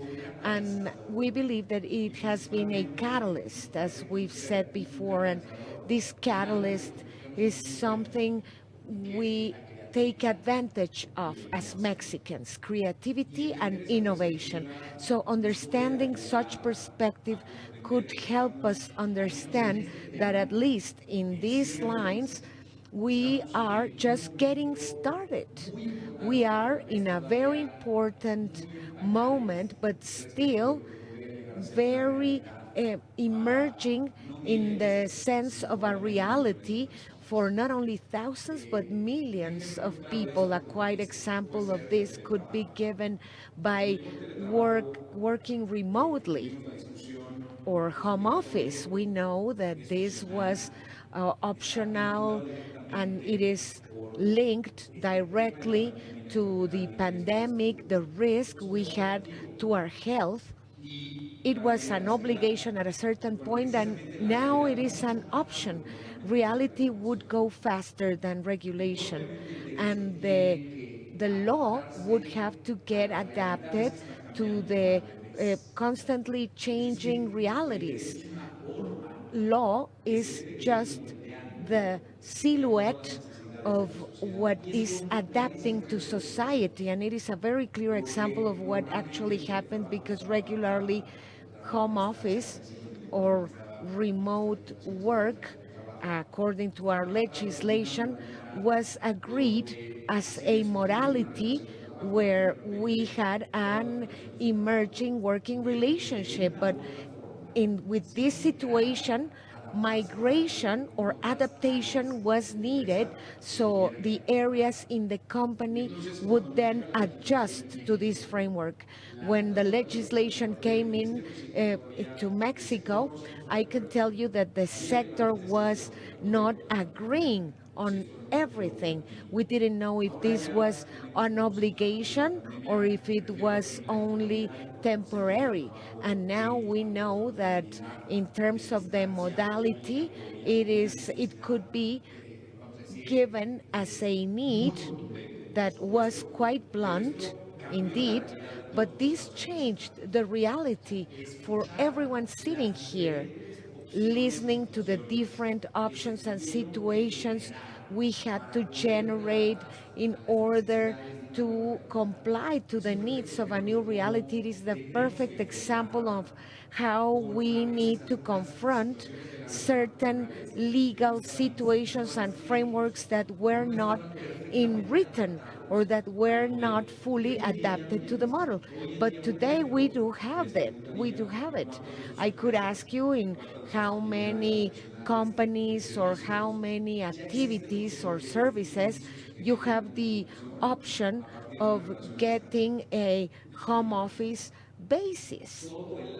So the landscape, the topic of offices on lease changed. We need to consider that in our country we've got many realities, many cities, and our country would be a mosaic with a wide range of situations. And in terms of the platform economics, and if we don't understand that this very term has varied, this was gig economy, but now we are adapting to platform economies.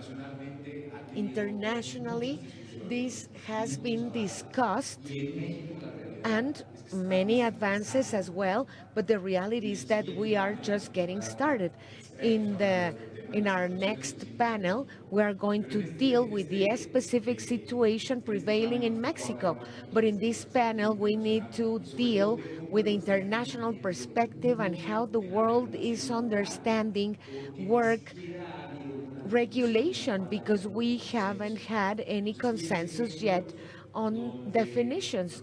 You might find examples where it has been decided that workers are going to take place in economies where we have the consideration of these people as working just like any employees and with the same rights. But whenever we have rights, we have the duality of obligations.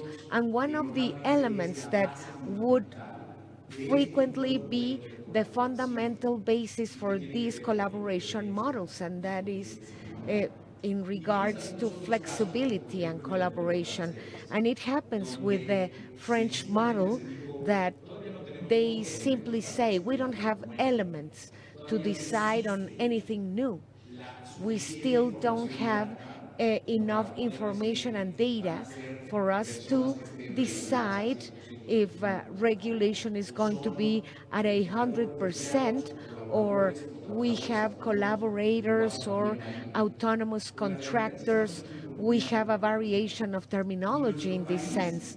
But in our country, we are just on the brink of understanding that this was not just about any other working relationship, but that a social dialogue was imperative, covering the needs of people themselves as they are linked to this type of economies, and giving it as a request, as it could happen with insurance, with social coverage, with perspectives and particularities that would be different to what we would find in a regular, rigid working relationships, implying several rights, but also implying restrictions to comply with some situations like the hours to work, the specific objectives targeting. So this is for us to keep on our radar. This is going to be given in these times. Just in October the 10th, we are going to get started with a formal discussion in Geneva, Switzerland, to discuss the topic. And the perspective is quite wide. We have 50-50 possibilities in terms of definition making, but we are going to find many different opinions. So the idea is to get to common ground, because the important topic behind the new realities that at a worldwide and social local level we are facing. We didn't have this in the times of our parents or our older brothers. So we want to restrict creativity, investment, or shall we listen to different collaboration models that we did not think of when drafting the general labor work law, and that we are not to wear the same t-shirt, and that we should not have the same one-track mind. My children are already working, and maybe they would say that you didn't do a good work, but that doesn't mean that they are subordinate. It is about collaboration. Platforms like this would give the possibility of getting a new autonomous working framework, and I believe that was good enough for introduction. Yes, we wanted the international perspective, and Carolina is right here joining us from Chile. and I wanted to give her very specific questions because particularities will be given later. But from your legislation standpoint and your research, how would you tackle these challenges? As Luis was telling us, this is not about an option. It is not about the lack of a regulation framework to regulate these new working relationships. And what is your take on this, Carolina? Well, the first thing I'd like to do is to thank you for the possibility of participating. I would just love to be there in person. I envy you. And I believe that this topic is building up answers. And in my case, I was 6 years in the parliament regarding the labor changes and how the regulation needs are also shifting, and how to cover the new spheres of work, and how do we get the real meaning of being a worker or an autonomous contractor. And like in the case of Mexico, the pandemic was a roadblock, but now we have the home office models and the consequences, as it could happen with the industrial revolution. We lose some positions, but we gain knowledge. So if we keep on looking to the past and being rigid on our traditions and the supposed protections to be given, and as we've heard, we have flexibility on the other hand. How new models are emerging, and the example of what we did in Chile is quite important. We assume the challenge that this didn't mean that just because you have flexibility, you are underprotected, or that you only have a single option, but looking for several alternatives, protecting workers at large, not protecting the position as a traditional way. And this opened up a new route. We are implementing and regulating contracts for these platforms, which is valid as of this month and approved in March this year. That was the last law where I participated quite active as an author and as the chairwoman of the commission, and we will be discussing details for sure. But what I'd like is to convey from the international experience how the debate got started. In here, we are in a group that says don't do anything, and the technology is just running over us. These are processes we may not stop because it is about globalization and migration phenomena. This is something we need to tackle. And one of the keys on how we are confronting discussions would be in three-party meetings. We have the technical parties, the politicians, and also the Ministry of Work, of Transport, and also the commitment of hearing every player, which was essential. And then we got started with a technical committee with consensus and disagreements. And we would say, whenever we issue a legislation, we should all be agreeable, and then we voted. So what we did was that we discussed everything on a technical basis, and in the parliament we could then reach agreements that were then repeating in the several countries, like it happened in a survey by the Ministry of Labor, that we found that many people wanted independence, at the same time social security, coverage over occupational diseases or accidents.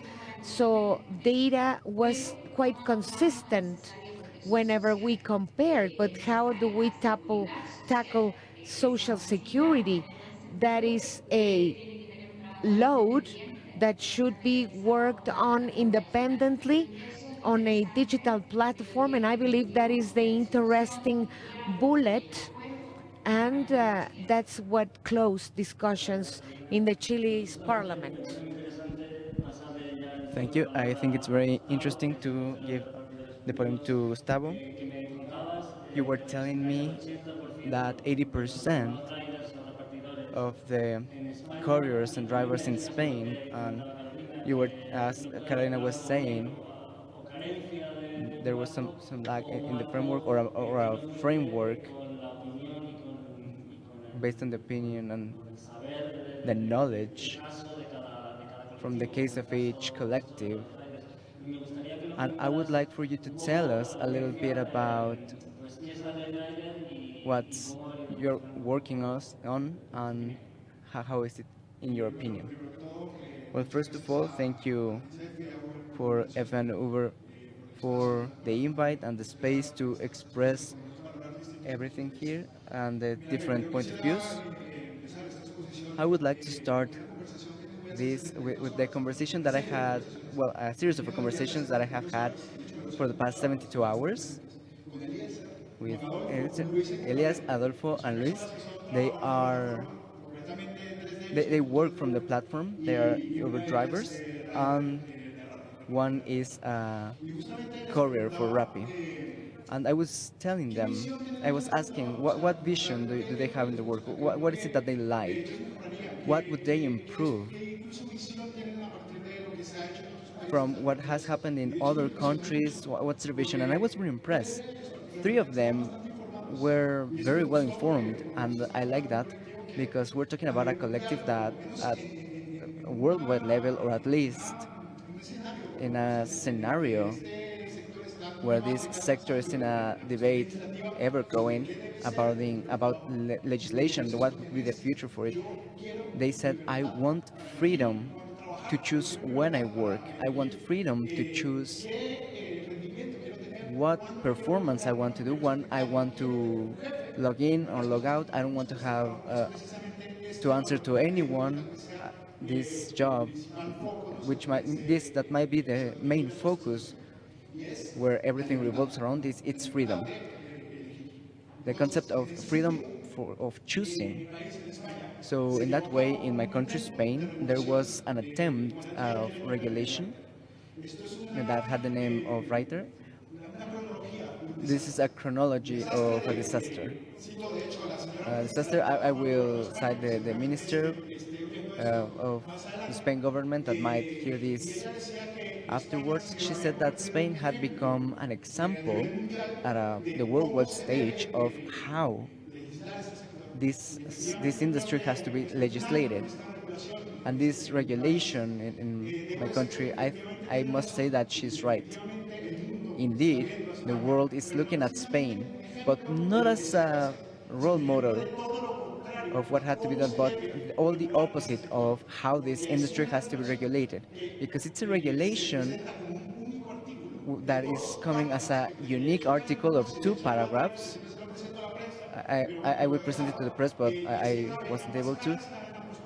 But all this is within 2 paragraphs that pretend to, as I said, regulate a sector that is modern and dynamic, and that needs a wider range of definitions that focus in an absolute disaster.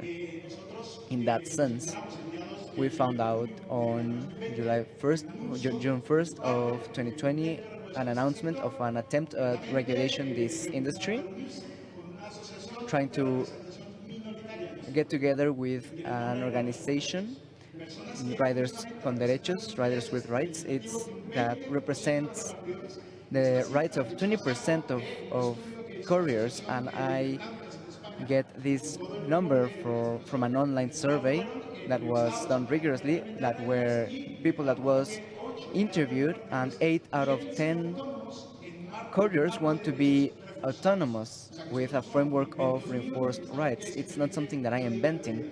It's not something that I'm just saying. Still, she got together with organization representing a minority, and they start with this project. We didn't take it lightly, as expected. We didn't know this organization. Most of the collective didn't know them. So we got together and protest. Now we tried to get her to at least get together with the majority, and we managed to make 34 protests in Spain in 2020 and 2021 with thousands and thousands of couriers in the streets protesting that this rider law going was opposite to what we wanted, and we wanted to look at countries like France and the UK that at least tried or are trying to regulate this, at least offering the possibility of working in a different way, not under the hold of being of having a wage. The only thing that we received from their part with this protest was silence. So the law starts to be discussed with a false monetized framework where only the major syndicates of Spain that most of us riders we consider the biggest problem that we have had in the history of the industry. I mean, we understand that there's an alignment of interest between these organizations and the government of Spain, and then they pass this law that is just two paragraphs, and where it says this is just an attempt, and this is just the authority assuming. It creates a legal framework, a, a tremendous legal framework, and in that sense, there are different interpretations regarding this law.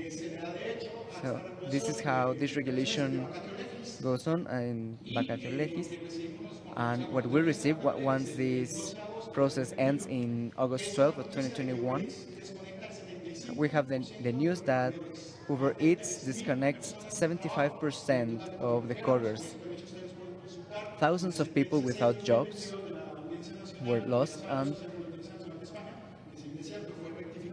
while it was rectified by the Supreme Court, it happened in that way. So this gets together with what Amazon had done like 3 months before, where they suspended their Flex program that allowed uh, autonomous couriers work for Amazon. And what we saw coming with this, with the Rider Act, and the harassment from the organization at Spain that created this law, and they disconnected thousands of people. So this whole situation culminates in the announcement of the company to leave Spain, leaving over 3,800 people without a job. Now, in the letter of letting us go, the company tells us that this regulation brings serious problems for colors. And in the analysis of the projection of the company, they conclude that with the law rider, there's structural loss for the company, and we can see how this regulation affects this kind of decision. So more than 11,000 people lost their jobs after this regulation, which is ambiguous, and the problem is that by this not contributing anything and letting the courts decide, they interpret our job with jurisprudence from over 30 years ago. So we try to reivindicate at least a modernization of this. We understand that these regulations were done, but until today what is needed is to understand that technology has come to revolutionize each aspect of our lives, and one of these are the working relationships. Without more to add, I think this is a very delicate situation that needs tremendous responsibility, And it was a decision completely politicized and ideological. And again, I insist, it's an article of 2 paragraphs, and it's backed by 4 full folios of reasons that have no data of our industry. This law was done without knowing how many we were, what was the full impact, nor any kind of warning that warnings that were provided, because besides our protest there was an impact study, an impact research that showed that 75% of the work, and there were analyses of economists that are renowned.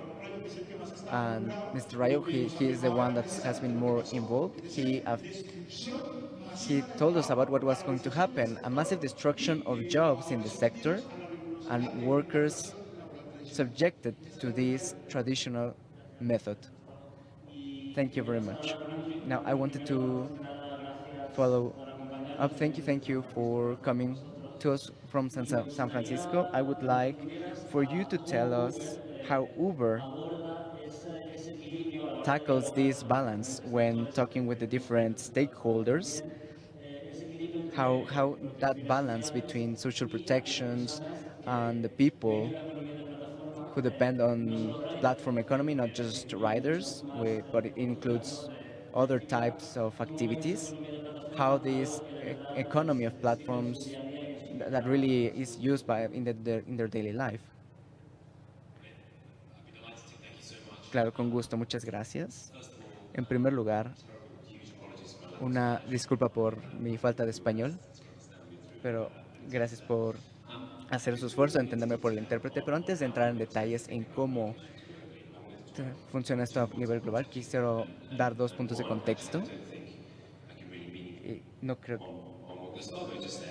quiero agregar a lo que Gustavo ha dicho. Realmente creemos que como el trabajo de plataforma, trabajando con aplicaciones, es muy nuevo, es diferente a modelos de empleo más tradicionales. Los socios conductores, socios repartidores, saben qué es lo que quieren, pueden trabajar, pueden realizar sus actividades en las horas que quieren. Pueden tomar algún viaje para Uber y después pueden hacer uno por alguna de nuestras competencias. Esa clase de oportunidad distingue el trabajo de plataformas y la forma en la que Uber proporciona, a diferencia de un modelo más tradicional. El siguiente punto de contexto que quiero mencionar es muy popular.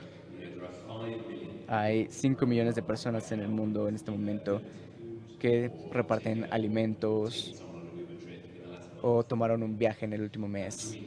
Y entre 2016 y 2021 hubo un adicional de 31 millones de personas que utilizaron la aplicación para el trabajo. Es un número extraordinario para una compañía que es tan joven, tan nueva. Y más de 177 mil millones de dólares es una contribución enorme para las economías del mundo, de un servicio para los pasajeros, para los restaurantes, y realmente están cerrando una brecha. Entonces, lo que quiero que todos mantengan en mente es que esta es una forma de trabajo nueva, y lo que hemos visto por parte de las personas que participan es que es muy popular. Por lo general, las personas llevan a cabo esta actividad. Quisiera tener más gente trabajando. Vemos que el 90% de las personas dan unas 40 horas al día, y 60% son unas 20 horas a la semana, y el 40% se conectan a la aplicación menos de 10 horas a la semana. Eso nos da una base para entender cómo diferentes personas dan diferentes usos a la aplicación, y la belleza de una independencia y control y flexibilidad y empoderamiento es que las personas tienen la oportunidad de tomar esa decisión sin que alguien les diga qué hacer.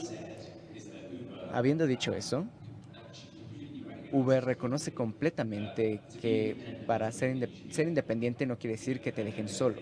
Y la pandemia, como se ha mencionado, realmente lo dejó muy claro para todos. todos los que utilizan la aplicación. Hay más que se necesita hacer como compañía, como sociedad en general, y es lo que fomentamos en México y en los países en los que operamos en todo el mundo para asegurarnos de que ser un contratista independiente, trabajar para tener ese poder de flexibilidad, debería venir, no debería costar no tener protecciones. No debería significar que no pueden ahorrar para el futuro, que no tienen una voz. No quiere decir que que no se debería planear para el futuro y ver un salario digno.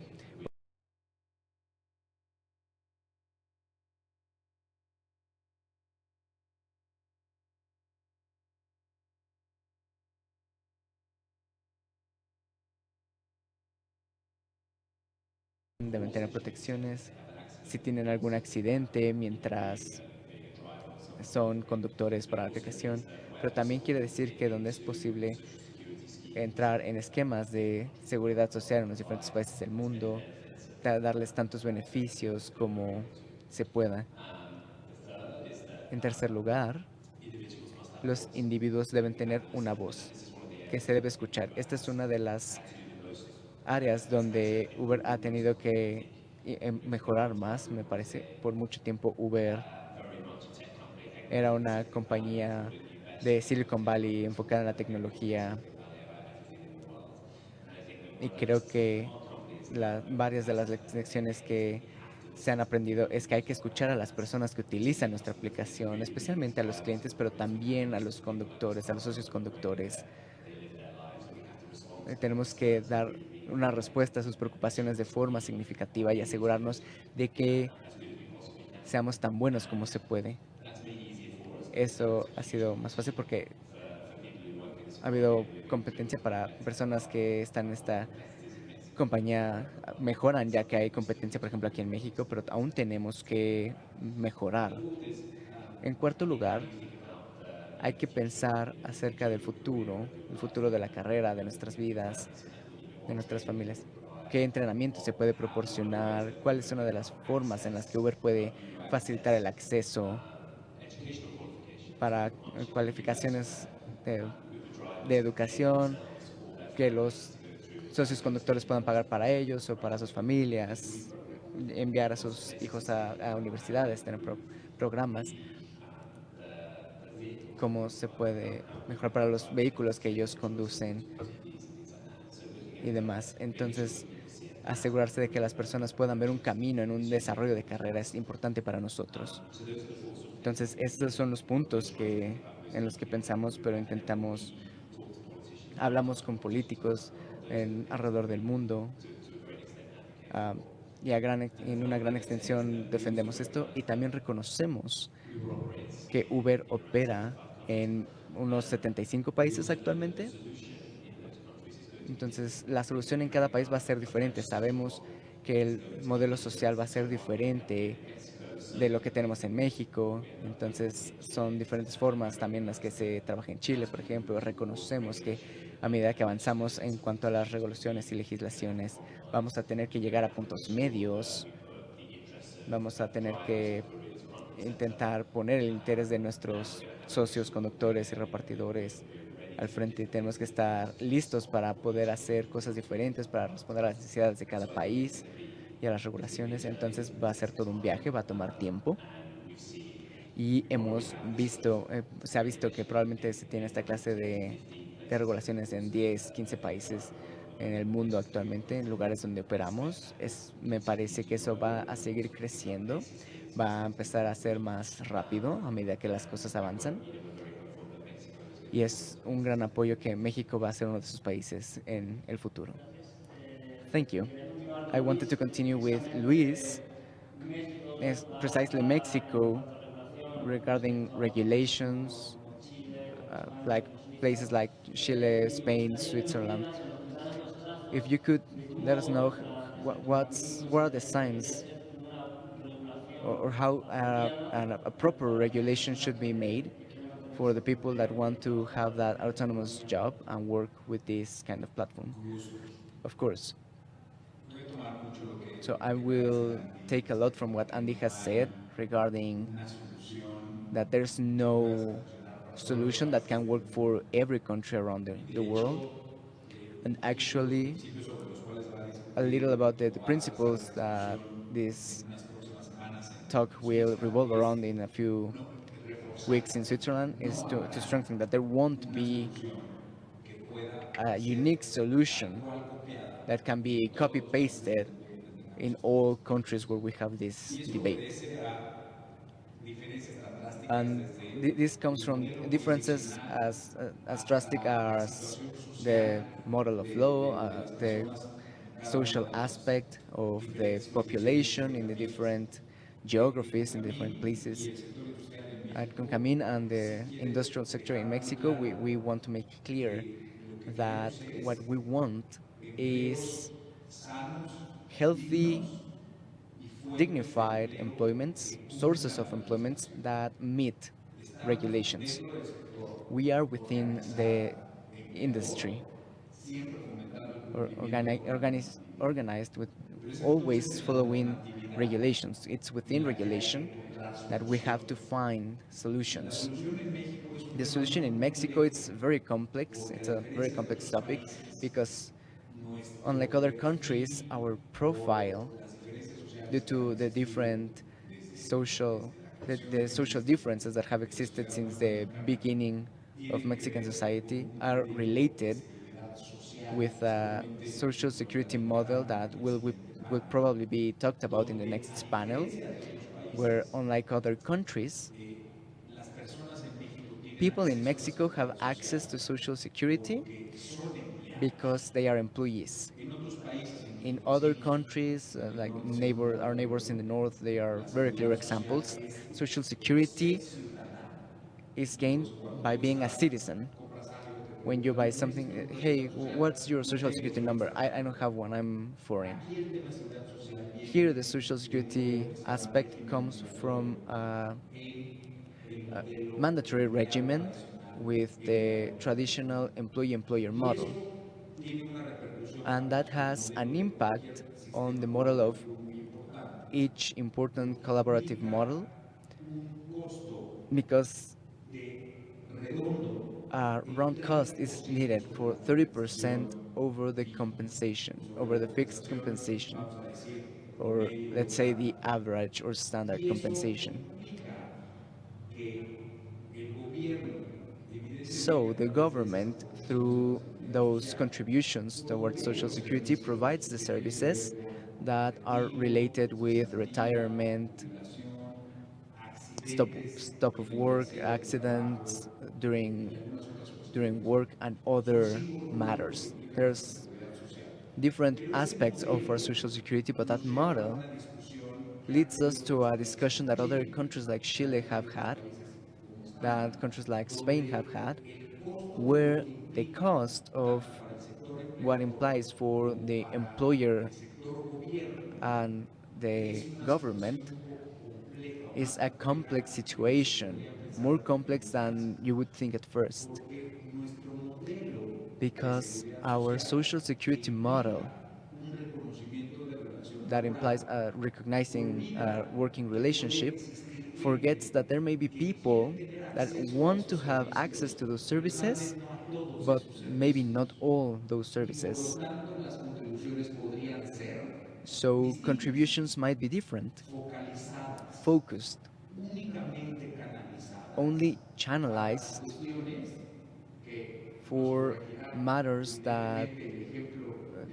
the economía example española, of the pero Spanish economy will correct, Gustavo, a as decir Gustavo was saying qué that quiere la by gente saying cuando what the parte de estas people want economías that are part of colaborativas. these Y entonces el modelo collaborative mexicano economies. So empezó, the no sé Mexican si model decir, no sabemos si began decir to, bien, I pero wouldn't say simplemente it had a good abierto, start, que es but algo it que en was este open, momento vale la pena which is discutir. something that Tenemos it's ejemplos worth discussing. We have de examples ciertas of regulaciones de certain transporte, regulations al menos dos regarding entidades transportation federalistas, in at least donde two se federal entities planteó que las where plataformas it was digitales proposed that eran modelos de digital platforms interconexión were models of y como interconnection tal estaban sujetas and as a such una ley de oferta y were demanda para related to poder demand and a supply law gente que to puede proveer un communicate servicio people y that can que provide a necesite un service, servicio people de that acuerdo a need a las realidades service actuales according to current realities of communication flow. Y después tenemos And ya after, regulación we bajo la have ley regulation, secundaria let's say a sobre secondary esas dos regulation regulaciones, on those two que un regulations, poco ya se inclinan a that decir, ya ese lenguaje de it's apertura more que about teníamos, this ahora ya language lo of tenemos openness that muy we had. Now it's conciso, much more mucho más concise, rígido much para more decir, rigid, esos to say colaboradores those debajo de la autoridad collaborators del servicio in ya the tienen que ser service trabajadores. economy have to be Cuando es una workers, discusión have to be mucho employees. más compleja que una ley de Though tránsito, it's a una discusión dialogue que como much more decía, complex than a simple tiene que transportation ver law. con It gente, has to tiene do que with ver con people, personas. it has to Y nos do parece que with todavía human hay que beings, abrir el and it diálogo seems we para still need to escuchar have that a las discussion to personas, listen por to the supuesto desde el people, sector, así lo as well proponemos, from the que industry. We están understand it apostando as por la that inversión, are la creatividad, las betting nuevas formas in de the empleo, investment, pero más creativity, and new aún forms of a employment, aquellos que están but much more serios, with those motivados y who are voluntariamente teniendo motivated acceso and have a access proveer ese to servicio provide en the los colectivos service in the que precisamente collectives mencionó that Gustavo. Gustavo Y was hasta la mentioning, fecha, and that también nuestro until modelo now our mexicano Mexican de model colectividad,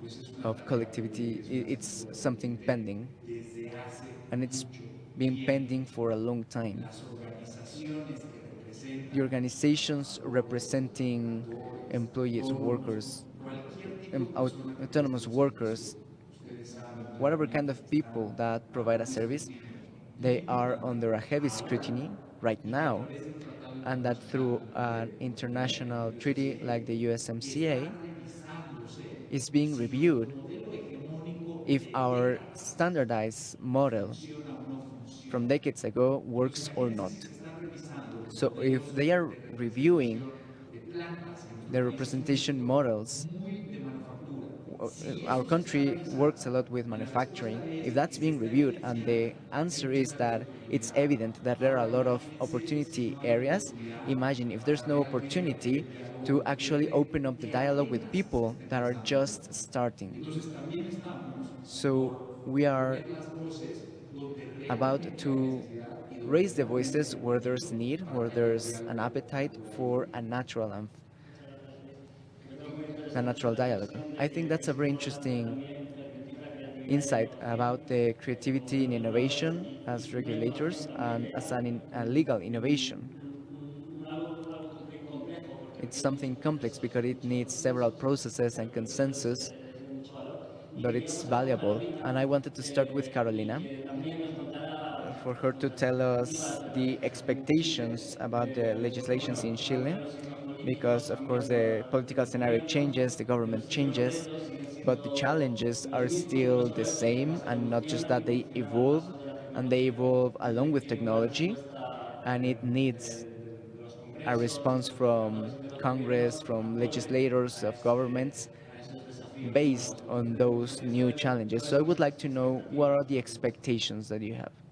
Bueno, estamos Well, recién we are implementándolo just implementing it, y vamos a ver, esto es una and apuesta, pero yo quiero we will see destacar it's a algo bet. que nosotros hicimos. But what Nosotros we pusimos did, allí, son trabajadores y they trabajadoras are prácticos del employees. servicio. We started from that No, porque definition. algo, la empresa lo puede llamar colaboradores, pero The entendemos company, I que mean, nuestra we see it definición de from the trabajador y legislation point of view. trabajadora, por They are tanto, la ley está workers, dentro del so Código de Trabajo. the law is No, no within fue una ley the que llegara al labor Ministerio code. de Transporte.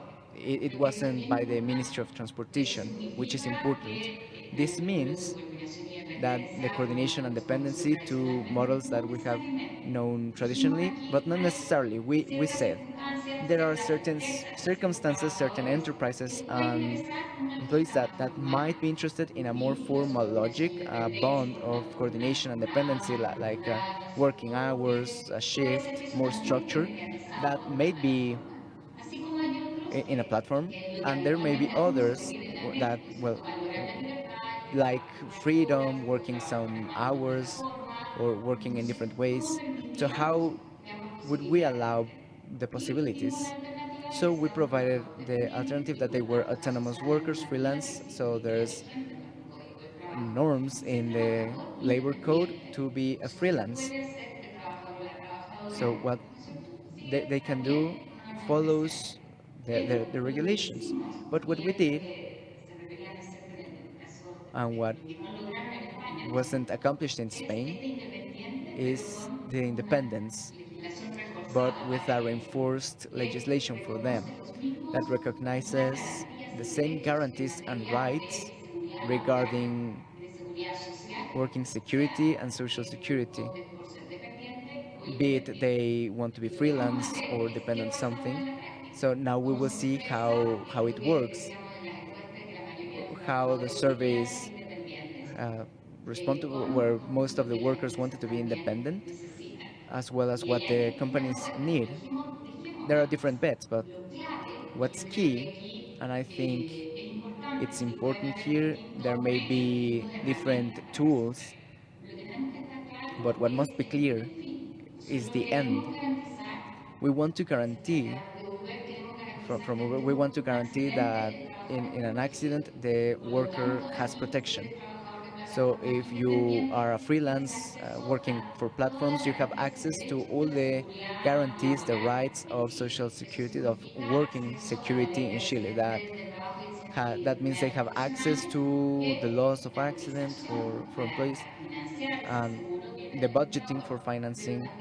That insurance comes from the employer, but it has, of course, a responsibility about social res- security for retirements. It also comes from the employee. We have an advantage in Chilean legislation. From some years ago, it was difficult. We had law for the healthcare of freelance workers, so the Internal Revenue Services could make the performance for that and discount that. That was if well, it wasn't very popular at the beginning because they would lose earnings, but when they have an accident, they get coverage by Chilean law, and it's very important. It's a law that I worked as an author. It allows for parents that have children with cancer have licenses of up to 3 months that other traditional workers have in Chile. So that package of social security comes regardless of their modality of their contract, the legal contract that they have. Second of all, it has to do with basic rights, even the possibility of having unions. In both cases, the company would have to take care of personal protection in different modalities. We will see how that is solved. There's going to be a more specific dialogue about it, but that has to be guaranteed. There's a minimum payment by hour in case of riders that it's 20 or couriers that it's 20% higher than minimum wage because it recognizes that there are times where you are not earning because you're waiting for trips or orders, unlike other countries. And the right where for freelance workers is the right to be connected at the 24 hours a day, at least two they have to rest, and with dependents they have the traditional shift or data protection, which is not minor. When we talk about the digital aspects, the possibility of having someone that you can call, that you can contact if you have a doubt, or having certainty regarding the conditions under which you were hired. What are the percentages? What we saw that there were permanent changes and no transparency and information for riders and couriers. So there's all this base of guarantees of rights for freelance workers. You have your modality of work, and how we received the legislation is that the world is going towards that. There we coming to the circumstances where a worker have needs to have protection and ensure that social security works. What we will see how it works. At my original statement, I talked about the agreement behind. It's basic, not to put it under the scrutiny of political views, because every 4 years there's a new administration. But in a way, we can see how the future of work progress. And what is established that there has to be an assessment from the council. It's been there for a while in Chile, where employees and employers are represented as well as the government. And This law has to be assessed, provide a report for the parliaments, the legislators, lawmakers, so that we know it's a bet. It's a new bet on the future, something that is trying to be done, changes are trying to be done, and in the end it will need adjustments. Something that I want to keep emphasizing is how following up the implementation of this law will provide an overview of the need of being certified for people that are part of a service. You said as a consumer, right? When you get a pizza and it's cold, you blame the company behind it. So how do we deal uh, as employees, as workers, so that we can keep improving the quality of the service, a virtuous cycle, but also to improve hireability of the people and development within this new kind of job that is being promoted by digital platforms. So I am proud of having seen the discussion. We made an important effort. So we find it that it's possible to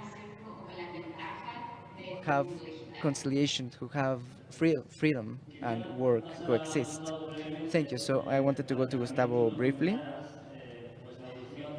for you to talk about the evolution of the rider law in Spain. It's been a year and a half since it came to be, and well, in the context of the pandemic, where delivery services were key for a lot of people. So, if you could tell me how this past year and a half has gone for the well, it all ended on August 12th, 2021. So there has been an adaptation, and it's subjective because it doesn't expose any condition. So interpretations come from enterprises and it's as they want to. What it develops is a context where workers are adjusting the rights and conditions that have, and companies want to maximize their profitability because that's the point of a company. The problem is that these differences, there can be a common agreement thanks to parliaments. That's what politicians are for, to regulate these situations so that everyone can understand with official mechanisms of regulation. The problem comes when we're not heard, when there's regulation against the interests of the majority, and worst, if the result in practice of these kind of regulations is destroying jobs and making worse what we have. So as I used to say, it seems like we were cursed because there's no improvement. We haven't seen an improvement on our industry. It's not that it's not creative, but we can't find any way beyond the political interests by the government of Spain, and on the other side,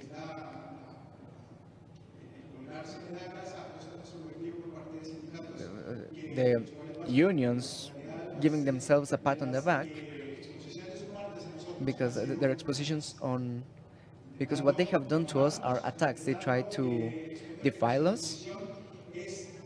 They don't understand that our position goes against their position, their standpoint goes against what the majority want because they are the ones talking to the decision makers,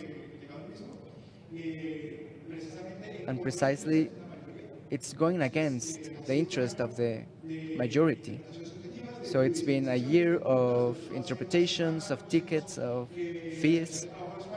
The situation of work in Spain, one of the delivery companies over there, maybe I think the most powerful one, the highest fee in this context. At the same time, there's a collection, and it's in a context where social security in Spain is being questioned. The citizens are questioning if it's bankrupt. So we understand that this kind of fees I insist. It's been a year of interpretations, of trying to follow the interest of the public economy, and in a kind of work that is so wide that they need ambitious and modern regulations, like is the case of Chile, which, Carolina, after what you have said, you are a hero to us. And on the other hand, trying to understand, as I said, that in reality, technology is here, and we have to take that as a responsibility.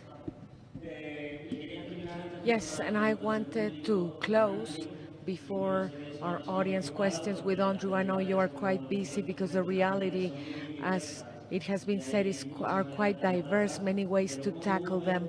But how would Uber benefit from these regulations, and how would that contribute to the debate whenever we are to find a solution benefiting us all and the companies also participating under this scheme, please? Es una muy buena pregunta. Yo creo que a Uber le interesa y tenemos que ser muy directos. Lo único que queremos es certeza. Tenemos las ganas de invertir como negocio global, como se dijo en el video de nuestro director, invertir en los próximos años, y la gente quiere ver una resolución a las preguntas en cuanto a la preservación de la simplicidad y permitir a un negocio como nosotros a que tenga claridad y seguridad para poder saber dónde pisamos. Y reconocemos que, como Gustavo lo ha dicho, a lo largo de diferentes debates con los políticos, gobiernos, sindicatos, regulación, Uber es una plataforma donde tenemos a mucha competencia de muchos otros mercados, así que para nosotros se trata de asegurarnos de que, número uno, que los socios conductores, como con Gustavo dijo, 8 a 10 personas en España están a favor de ser contratistas independientes y poder replicarlo en otros negocios, así como va a ir surgiendo igualmente con los socios repartidores. Los gobiernos mismos buscan esta independencia, por eso tenemos el número de personas que quieren ser independientes, que es bastante alto. Para nosotros, y particularmente con los sindicatos, tenemos que irnos a una relación de mayor ganancia, tenemos que llegar a un consenso para entrar a los verdaderos intereses, donde podamos hacer cada quien sus contribuciones, y esto tiene que representar un buen indicativo de cómo el problema no nada más es de las plataformas y los gobiernos, sino que tiene que ser en un espíritu de ganancia general, con la intervención de todos. Y cuando se cree una nueva regulación, tenemos que considerar bien para que haya un trato igualitario. Y también se puede ir para otras industrias relevantes o adyacentes, por ejemplo, la industria textil, cómo podemos pensar en un trabajo más flexible, porque esto nos puede ayudar a tener pistas de cómo pueden ser los trabajos hacia el futuro. Thank you very much to you all, and I wanted to get questions from the audience. We still have 10 minutes and some questions. I have a question from Georgina Olson from Excelsior Journal for Gustavo. What type of legislation do you think that the couriers would need in Spain, and what rights shall be protected according to you? I believe that this question includes a very interesting word, that is rights. What we've seen in this situation is that we have been becoming more romantic whenever we are defining rights. It is about enjoying rights, mainly we need to clarify, first of all, that in no moment we've been defending the situation in Spain as it is today. We know that this has been the period for a sector that has been developing on the fly, quite young, with a great load of the law on top of it that would not allow it to go ahead. But from the first day and the first protest, we've seen several protections that should be inherent to working and not to a certain working section.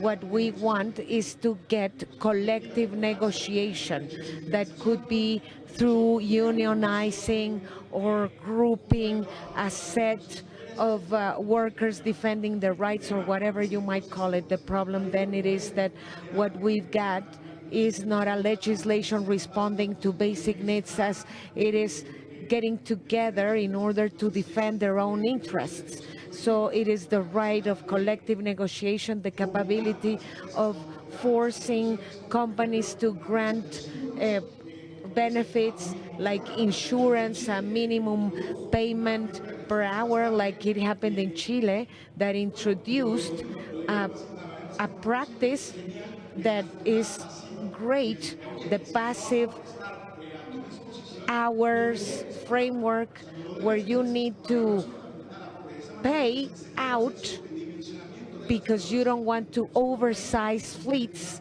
And this is a series of protections that we should install, as well as seniority and incentives that should be part of the collective practice. And I had another question that is now, according to the social protection, which is key for this new regulation framework. And I'd like to pose this to all of you, and getting started with Carolina, and thinking towards the future. And since technology is constantly evolving, we have AI, and many jobs will become obsolete due to technology.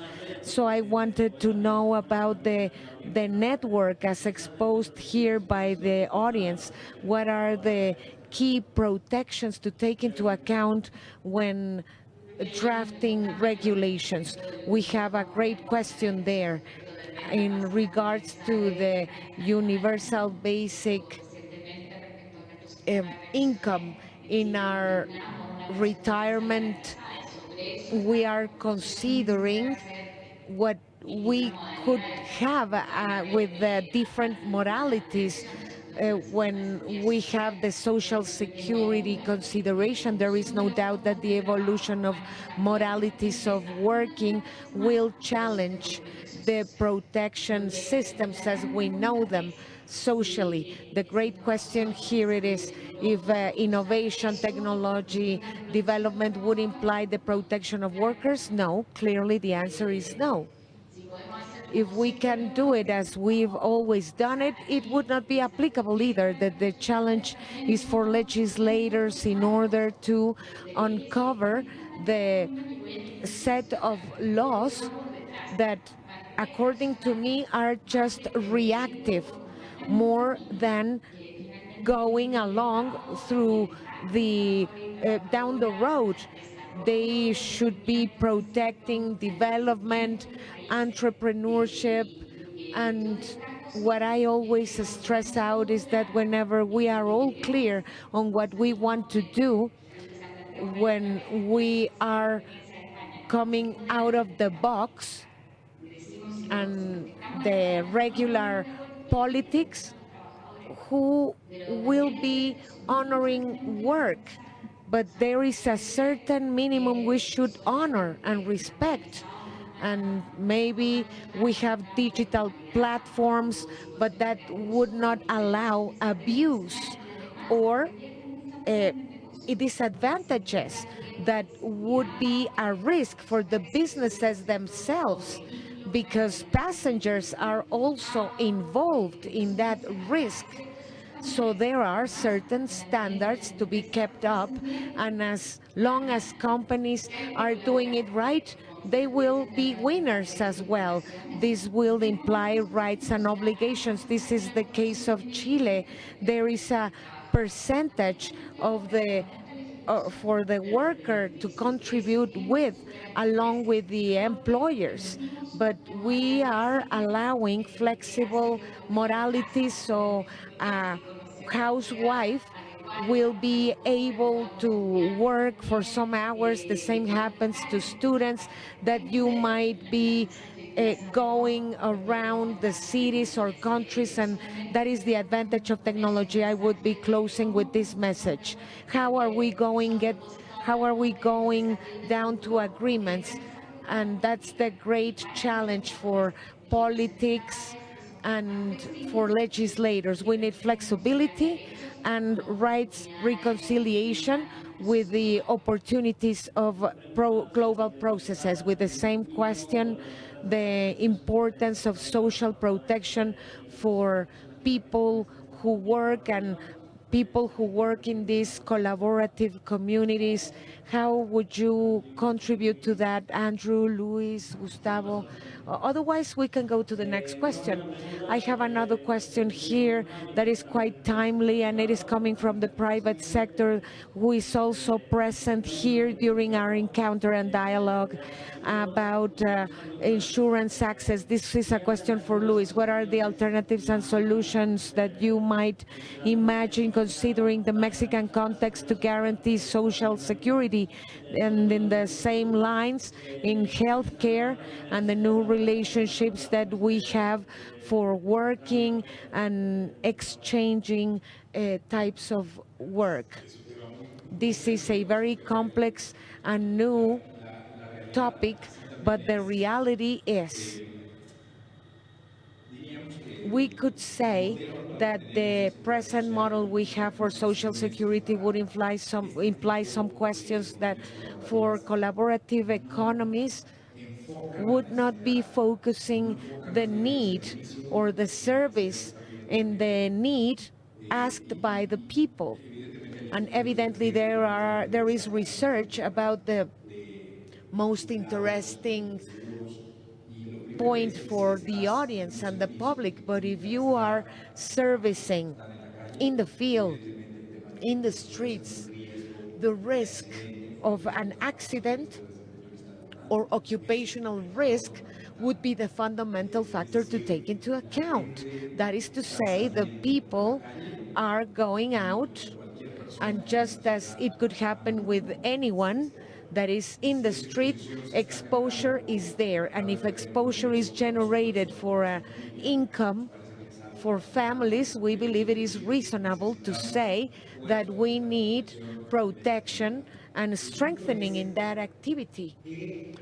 But the bottom line here is, in terms of the protection given to Social Security, could we specifically assign to a certain services versus the Mexican situation and Social Security? That's where we have a complex debate, because it is about actuary topics.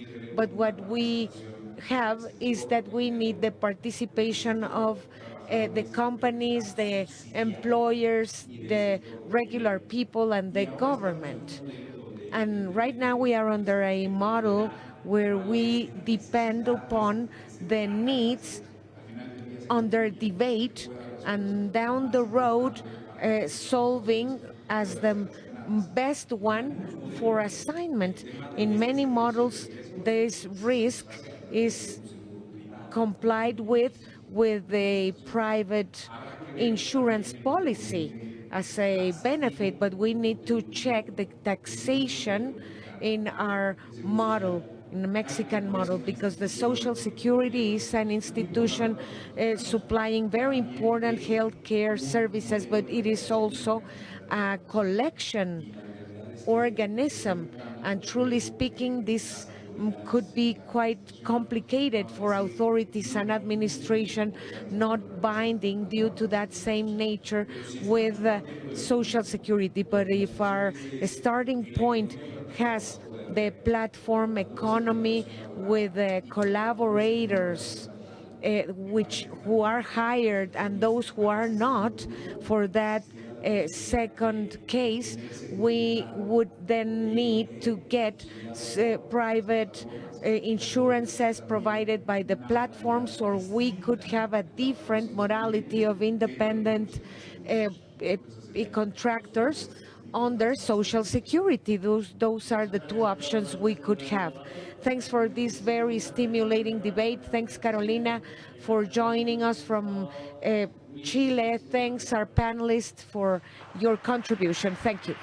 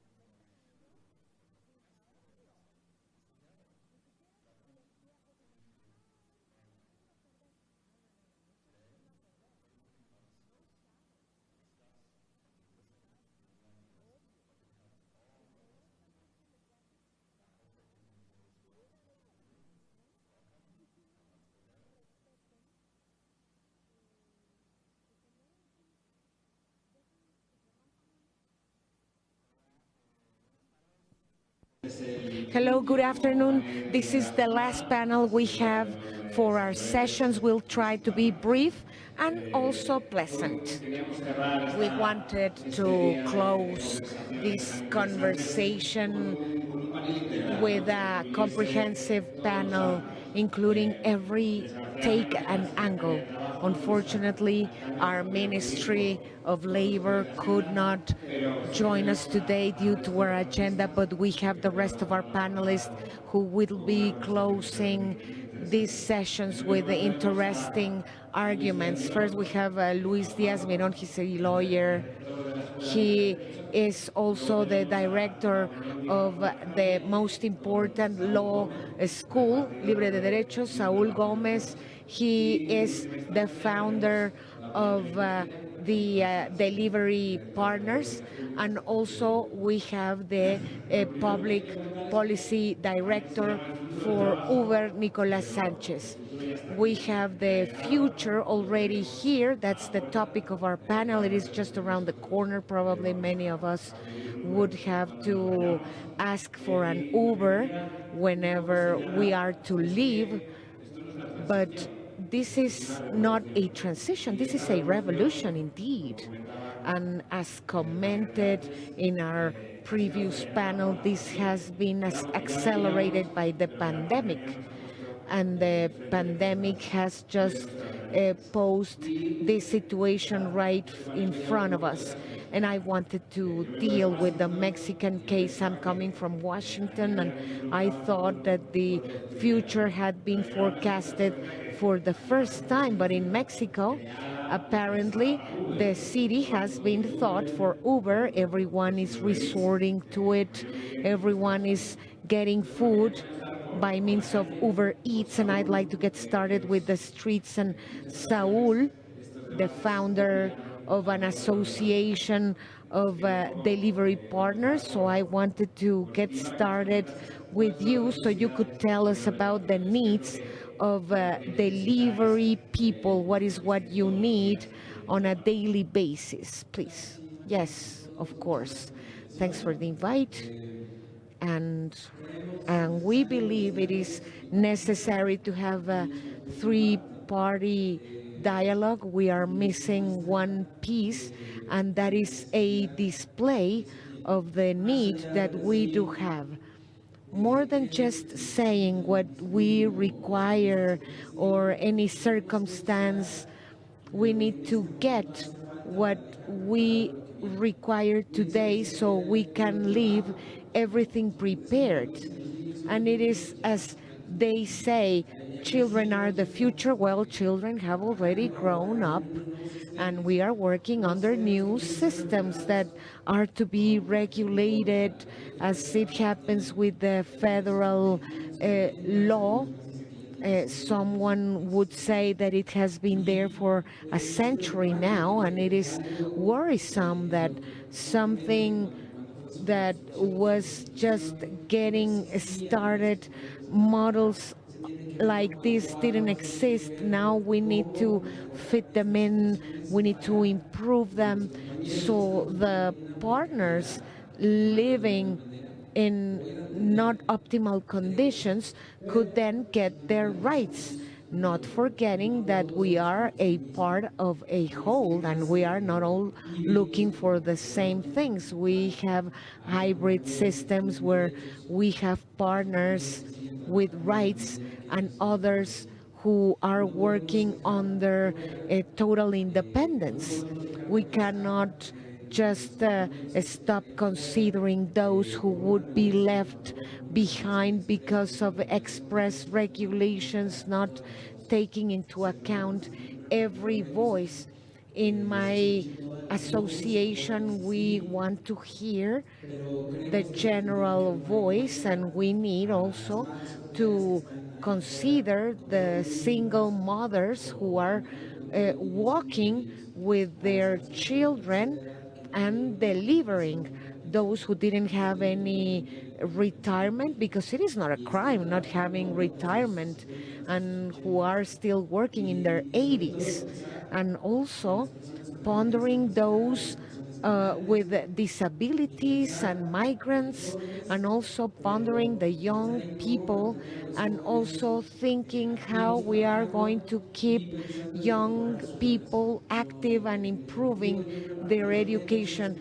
The objective of my association is that we won't be always a delivery person, but always trying to improve our walks of life. Now let's go to the industry portion, and I believe those are the ones who have envisioned with a fascinating mobilization tool, and now it is time to go to the reality grounds. What is the perspective of Uber facing regulation possibilities with a great importance on certainty and clarity? What Uber is trying to get in terms of a stable regulation?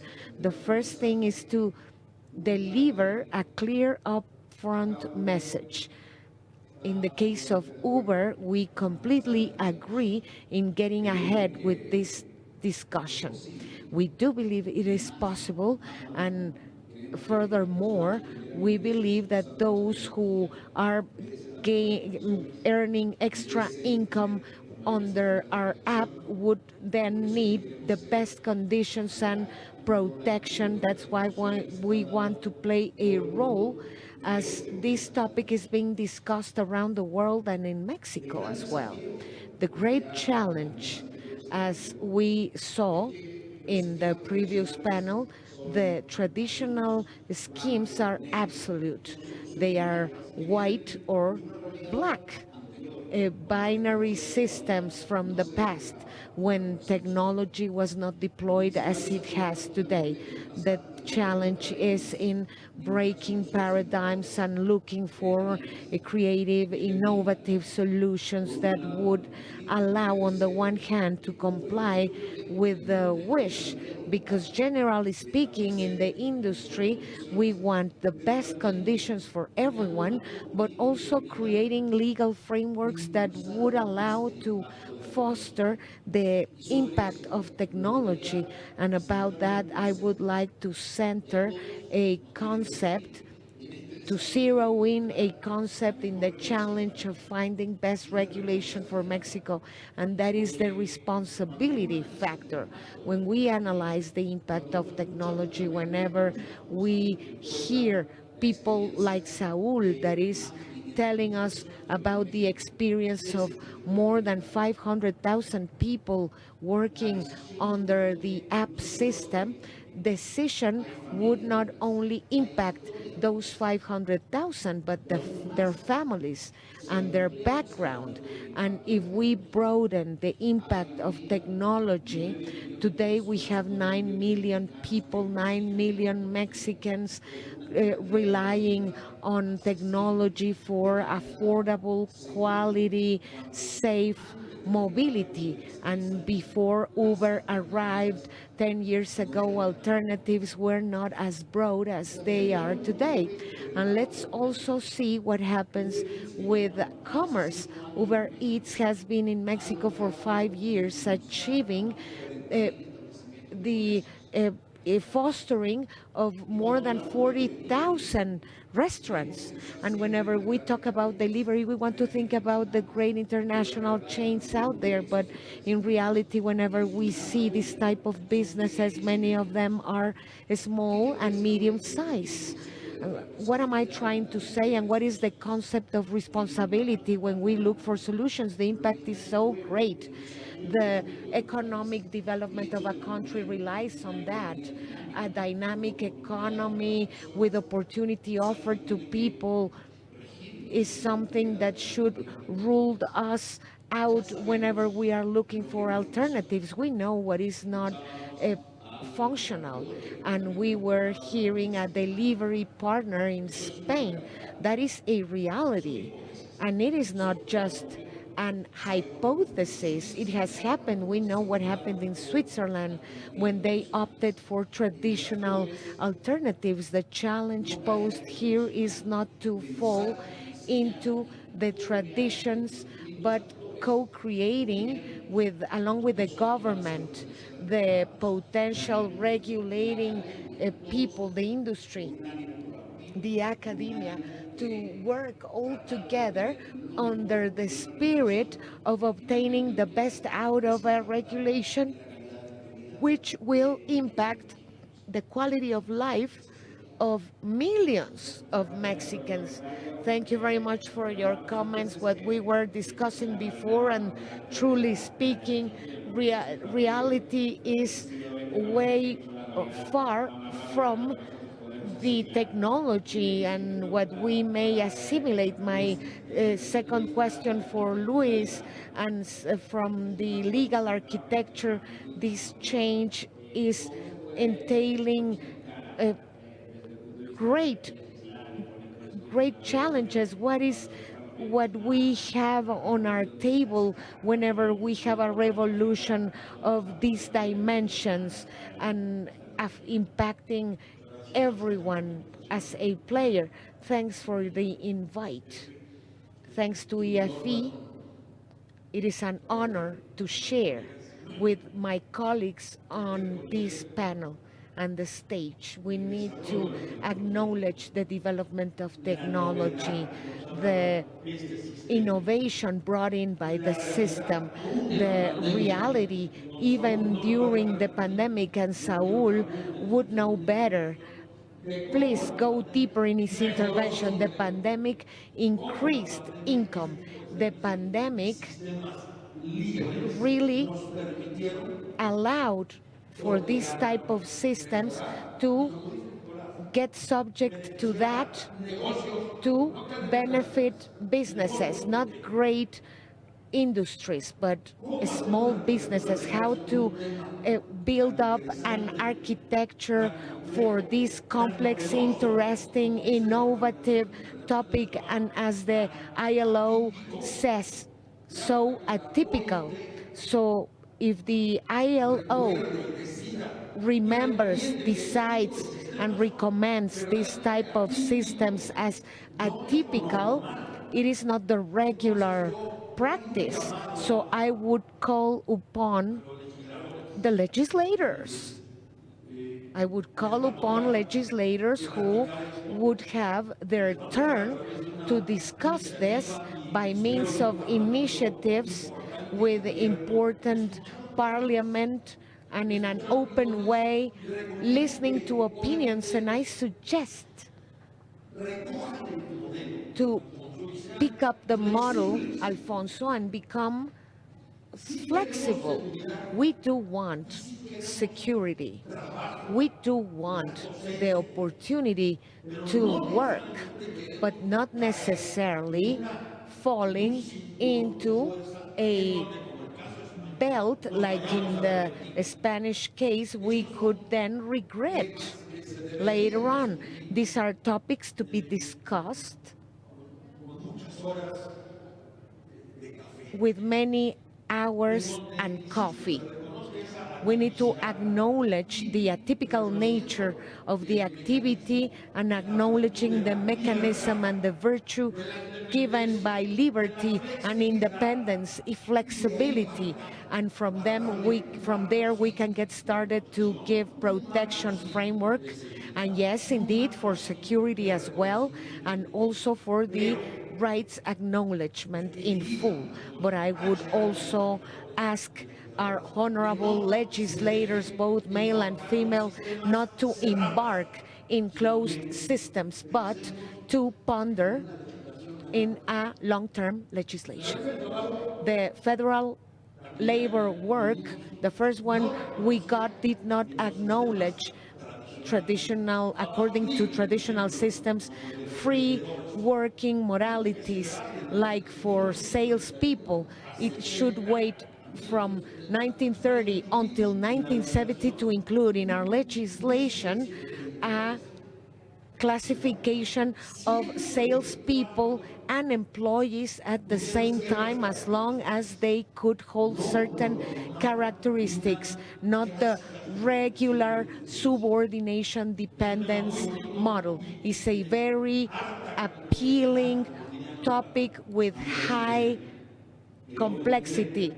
As our Chilean friend said, we need to advocate it, and we need to ask our legislators to become more open. That's why these forums are interesting, because we can then gather different players and voices in a constructive discussion to find common ground, because the solution is not going to be found not today or tomorrow. It is going to take some time due to the complexity. Saul, you were saying that this is an atypical legislation, but my question is if the atypical would not be the new normal.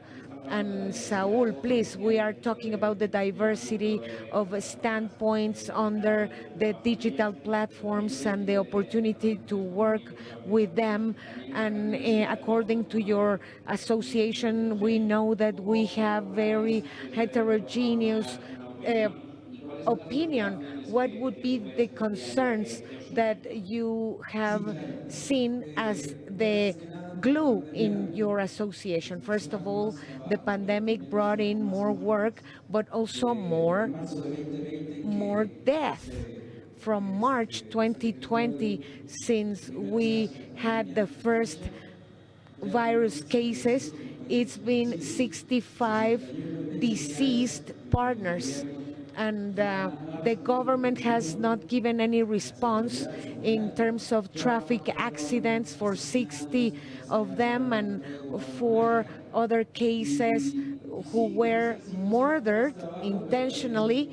And this also gave us less protection. For every app, in its moment, there was a claim for certain rights or practices. And I do believe that diversity of voices in the end and down the road as a collective would have to point out to the majority. And the majority is supporting dialogue. Somehow we've been knocking on the door of apps as an opportunity, and we could say that first we contacted Rappi, and the last one we contacted was Uber just 1 year ago. But we could say that they have seen it.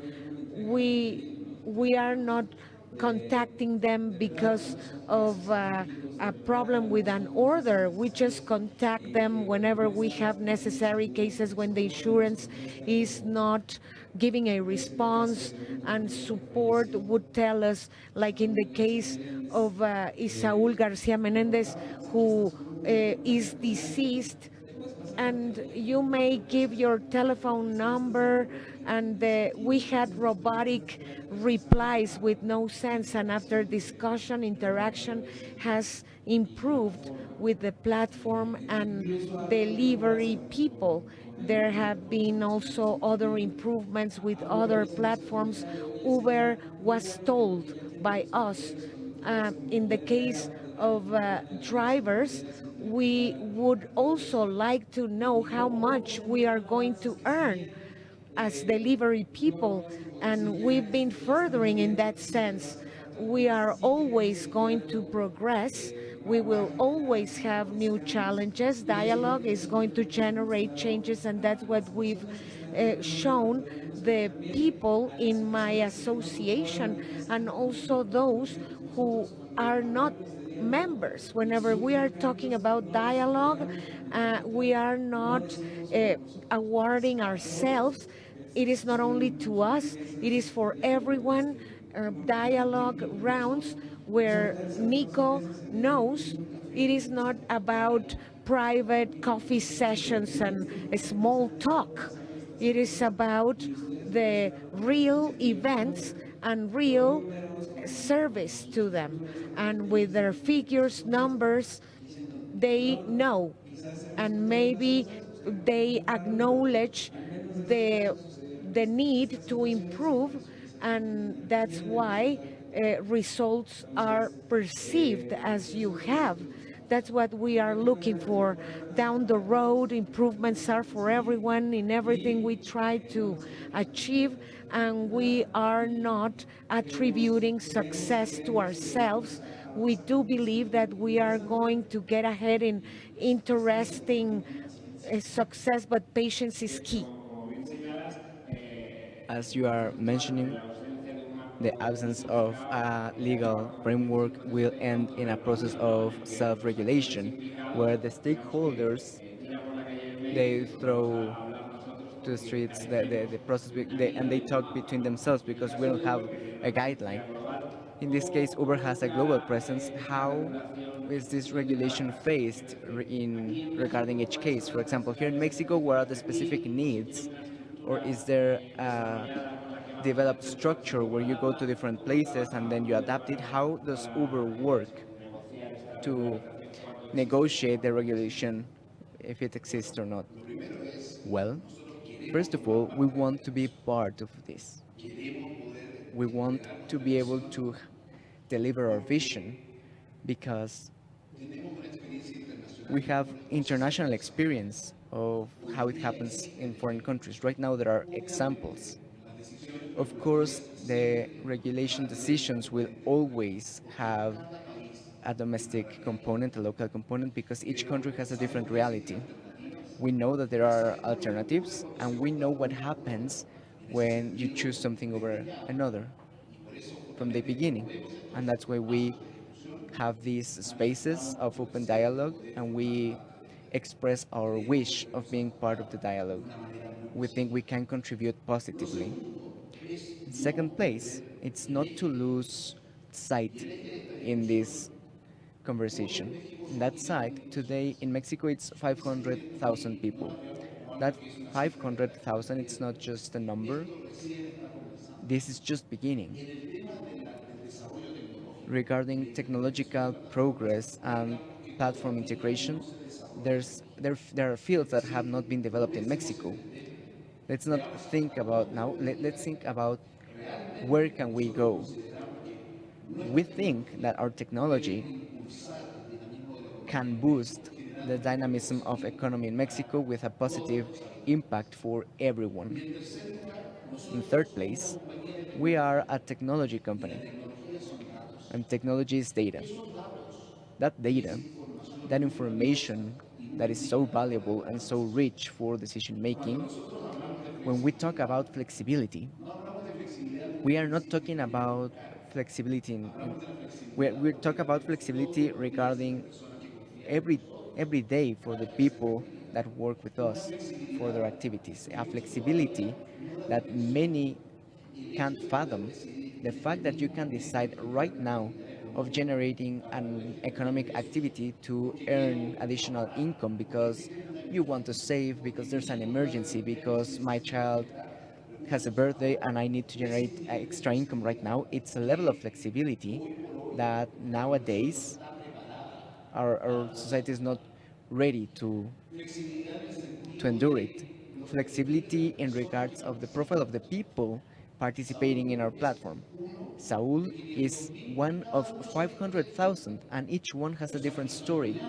People who are students, people who may have thought about retiring, but they need to generate extra income. Housewives with children that need to go to school and maybe they have a time of day where they can generate extra income. That flexibility is the one that every day those who use our technology are not talking about it. Know that just 1 out of 10 couriers and drivers think that one traditional scenario might work for them. That is to say 90% say that flexibility is the most important factor. When we ask, what do you connect to Uber to generate extra income? More than 83% say that they want to answer to themselves, and that's very valuable. That kind of data has to be the guidance when having the conversation. And lastly, talking at the beginning that there are miracles. We have the evidence on how regulation solutions have generated with positive results. Let's not think that Mexico will follow the models that other stakeholders at this forum have said that obviously have not worked and that or that have had a negative effect. Nowadays, there's experience. Right now, the senator, my peer from Chile, we opted for a dual model, which is a way of reaching a vision but respects flexibility and the decision that each one wants to make. Some have kept the freelance status, but they have certain benefits, especially the accident coverage. There are models like in India that have collective funds where a public entity has the authority to determine the formula on how that fund can cover social protection.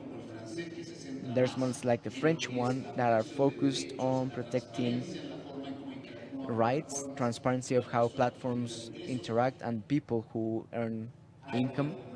There's model like the American one that has concrete benefits in the regulations. That is to say, it's possible. It's possible to look for solutions. What's important in that searching process is that everyone that is part of the system has the opportunity to express their needs, and as I mentioned at the beginning, that the decisions that are taken that are made have the potential of having an impact. Our wish is that those decisions mean more benefits, more economic dynamism, more opportunities for businesses, better mobility options for the nearly 9 million people that trust in us every day, that there are many more. And of course, that the 500,000 people that generate extra income through our platforms have better protections, can exercise their activity at ease, and feel backed by a modern regulation that is innovative and novel, and that meets their needs. Yes, of course, part of the key elements that have been coming up throughout the session is flexibility, independence, but complexity or difficulty is in how to put that in paper. How, from the legal point of view, be applied or expressed in paper or maybe in a digital means. This regulation needs that, of course, going to flexibility and independence that by definition are drowning due to a not so rigid relationship. Well, the challenge, this kind of challenge is very deep. But I will go to recent experience. Mexico has transitioned a big labor reform that revolutionized principles and broke old paradigms about coexistence, union democracy, conciliation, and the new entity that governs us.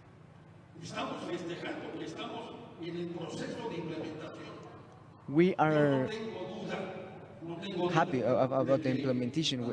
I have no doubt that the executive power, the lawmaker power, will come up with the best effort,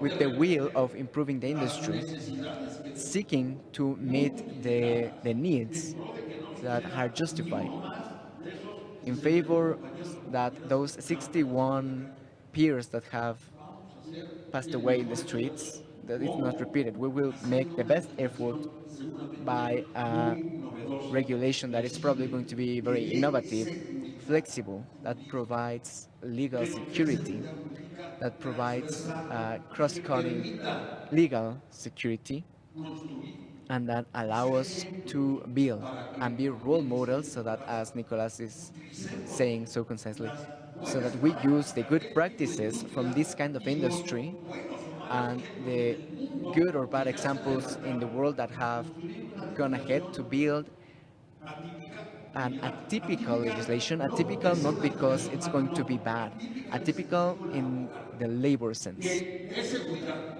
for about security that allows nuestros amigos for del our fisco friends tener más control.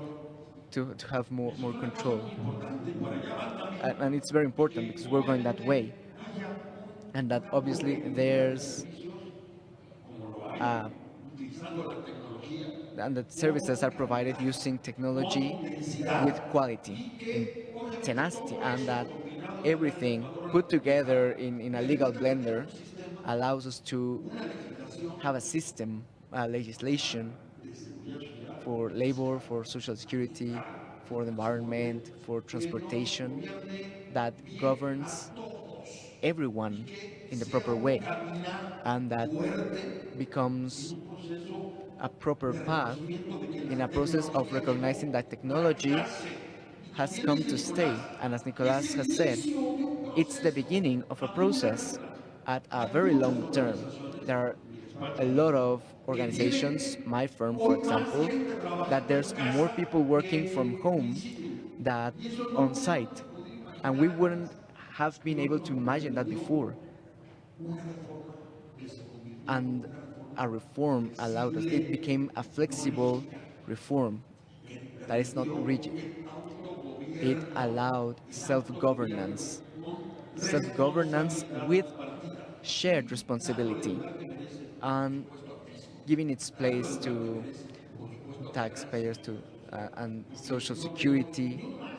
because we want No se no quiere ni one uno. else.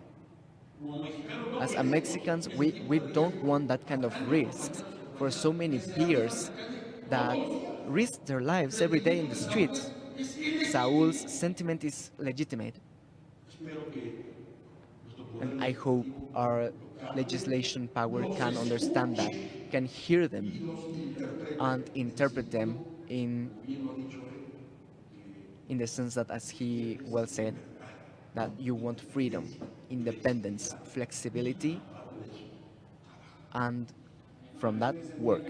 Yes, in this sense, I wanted to see with Saul this kind of new working relationships, so to speak, comes from a, it's a crisis of the traditional model. Please don't get angry. Of traditional working model, and that, as you mentioned before, the basic elements that people want say, I want to answer to myself. I want to have my own hours. So my question, as Luis was mentioning, regarding relationship with authorities, with the government, what are your communication channels with the government to voice your opinions? In many cases, it's difficult to explain this new relationship with work that you represent in a way. People here, they know it at different points of view, but how do you try to send this message that is sometimes hard to listen to?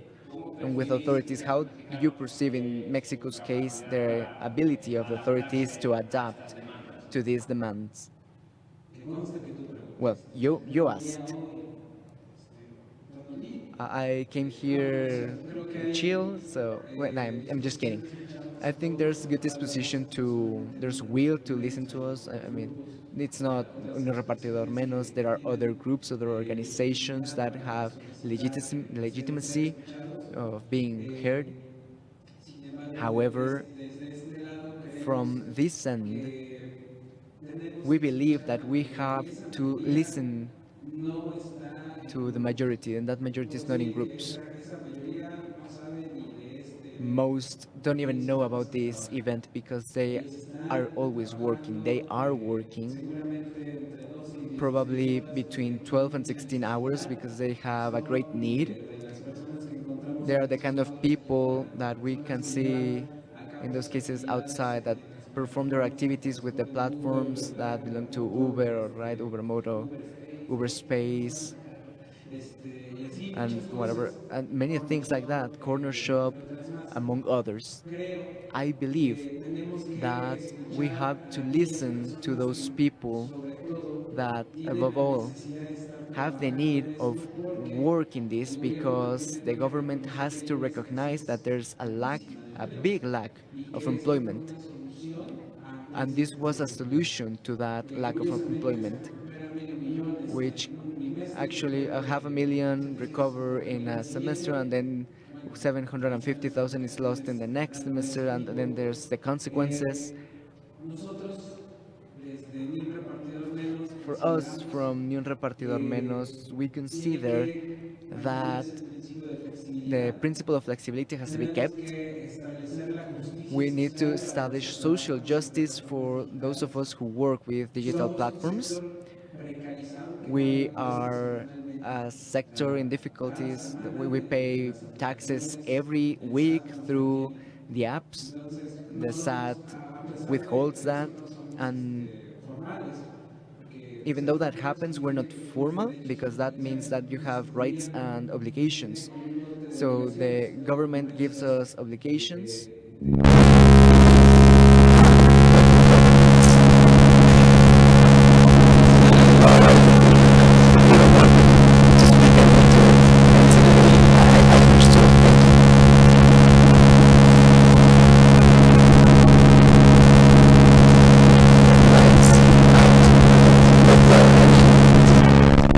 You can see me, but you can.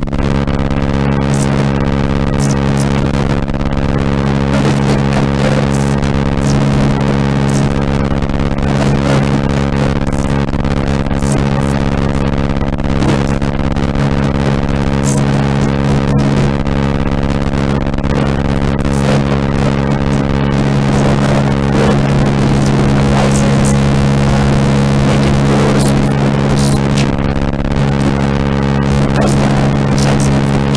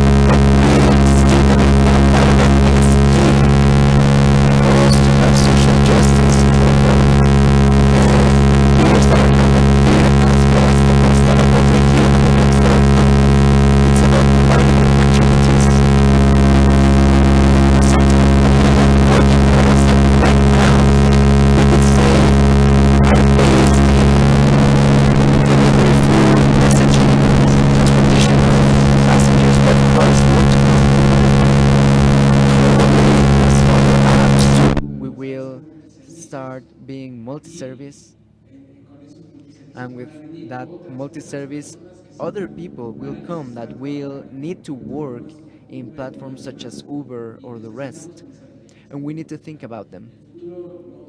The future is not tomorrow, the future is today, and lawmakers and the government need to hear us. They need to understand that they have to stop thinking that this model can fit in a box that is rigid, like the federal labor law, and they need to start thinking how they can adapt to it, not us to them. That's where I stand. All right, and the last question before the Q&A. Nicolas Sanchez, opening up the scope. You talked about the importance of collaborative economy at the global stage, and here in Mexico, I think it's about 6%.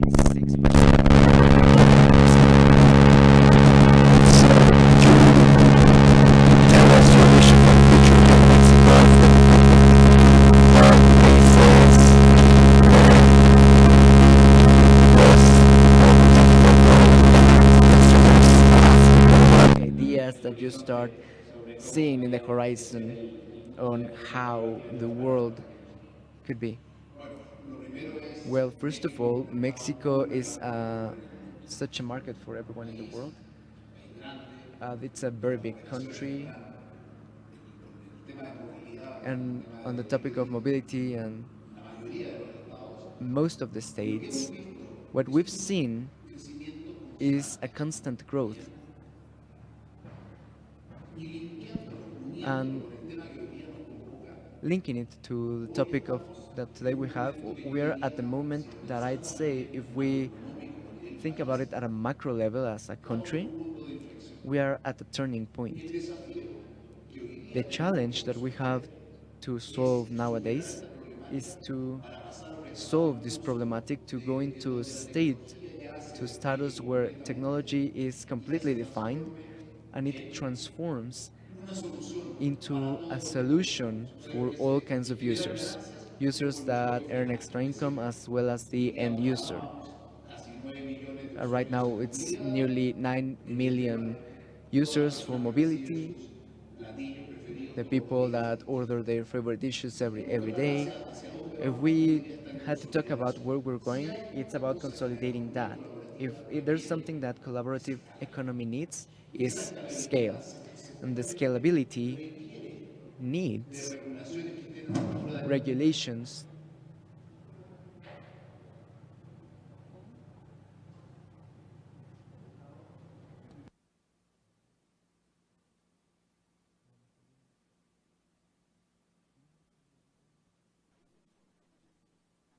All right, it's working. For Saul was the light, for me it's the sound, but we move on. But what I was talking about was scalability. All right, it works there, no problem. So us, in our experience, in the countries where we operate, we know when technology has the best conditions. And the best conditions come when in the ecosystem, there are a good amount of people that want to offer their services. And that gives us the virtuous circle of people starting to provide a service. That is to say, in the model of collaborative economy and the example in the world work, the biggest, the better for everyone. Small niche businesses don't work. And I will give an example with Mexico.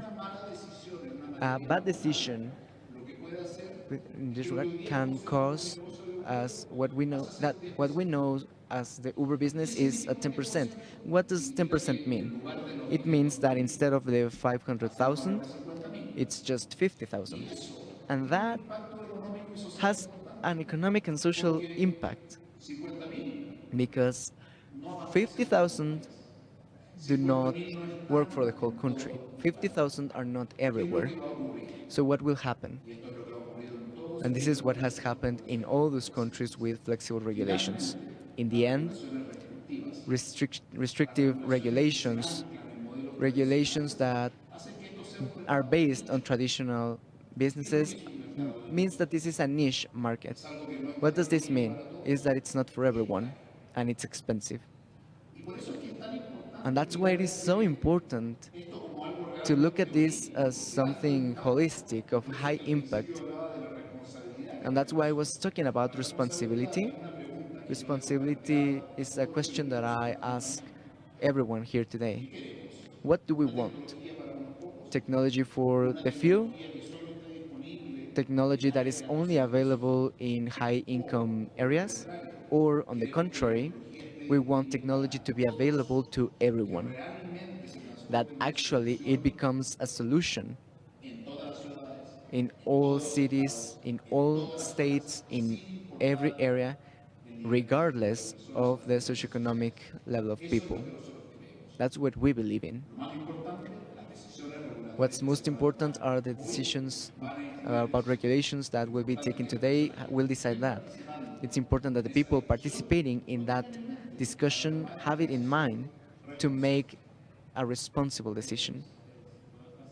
All right, thank you. So we can go into the Q&A session. It's clear that there are more questions than answers, of course. Perfect. Okay, the first question comes from Eduardo Ariza, from AXA Seguros, insurance for Nicolas. What proposals do you imagine from Uber to promote health and welfare for collaborators in new working relationships? How how does Uber think about improvements here? That's a great question. Thank you very much. It's becoming a cliche, but when we want an innovative solution, it's we have to think outside of the box. And that's what it's about. Nowadays, we know that there are different options. And I believe that our duty is not look for a specific solution. That would be a mistake. Right now, in this moment of the dialogue, we have to consider different alternatives regarding protection, for example, uh, accidents at work. One could think about a traditional model. What's the problem? Traditional coverages are not compatible with the new reality. What could be a new solution? Maybe come up with a new system, maybe add private insurances for a type of coverage it's optional. But the importance is not to limit ourselves, not limit the alternatives. There may be possibilities that it's going to be through a private service. Well, we have to assess it. What's important is to look into the why. But yes, it could be. It's not a solution that just one makes. This has to be a discussion, a dialogue with authorities, and of course, that in the end, that protection solution and coverage makes sense to whoever is going to be protected, which is going to be the courier or the driver. Very well. Next question from Georgina from Excelsior for Saul Gomez. It's a very concrete question. What kind of regulations does Mexico need to guarantee the rights of the workers? If you had to choose the most basic necessity as a courier or driver from your group, it would be social security. We are missing social security with the 5 schemes in order to protect our peers that are involved in accidents whenever they are on a trip or when they are coming back from a trip or when they are going to get connected into their area of work. We need social security. We need a scheme in which applications, apps, governments, and workers, we have a three-party system for this job and so that we can get protection. And to close up, I will ask the same question to Luis. From the legal point of view, what would be the priority or the basis of this new architecture, new legal architecture that should be taken? I agree with Saul, it's about security. I don't know if in the 5 basic safeguards, but at least in risks, it's very important. It's key. And probably we can build that, or it might be built by companies, enterprises, and the human workforce on their own without regulations. It's a topic where that could be work. But this would be the fast answer. Very well. To wrap up, I think it's very clear that the future is not in the horizon, the future is here, and we have to face the challenges that it brings and all the benefits that it has brought in the past years. So thank you very much for your participation. And to wrap up, we have Juan Pablo Iroa, the Mobility CEO of Uber Mexico.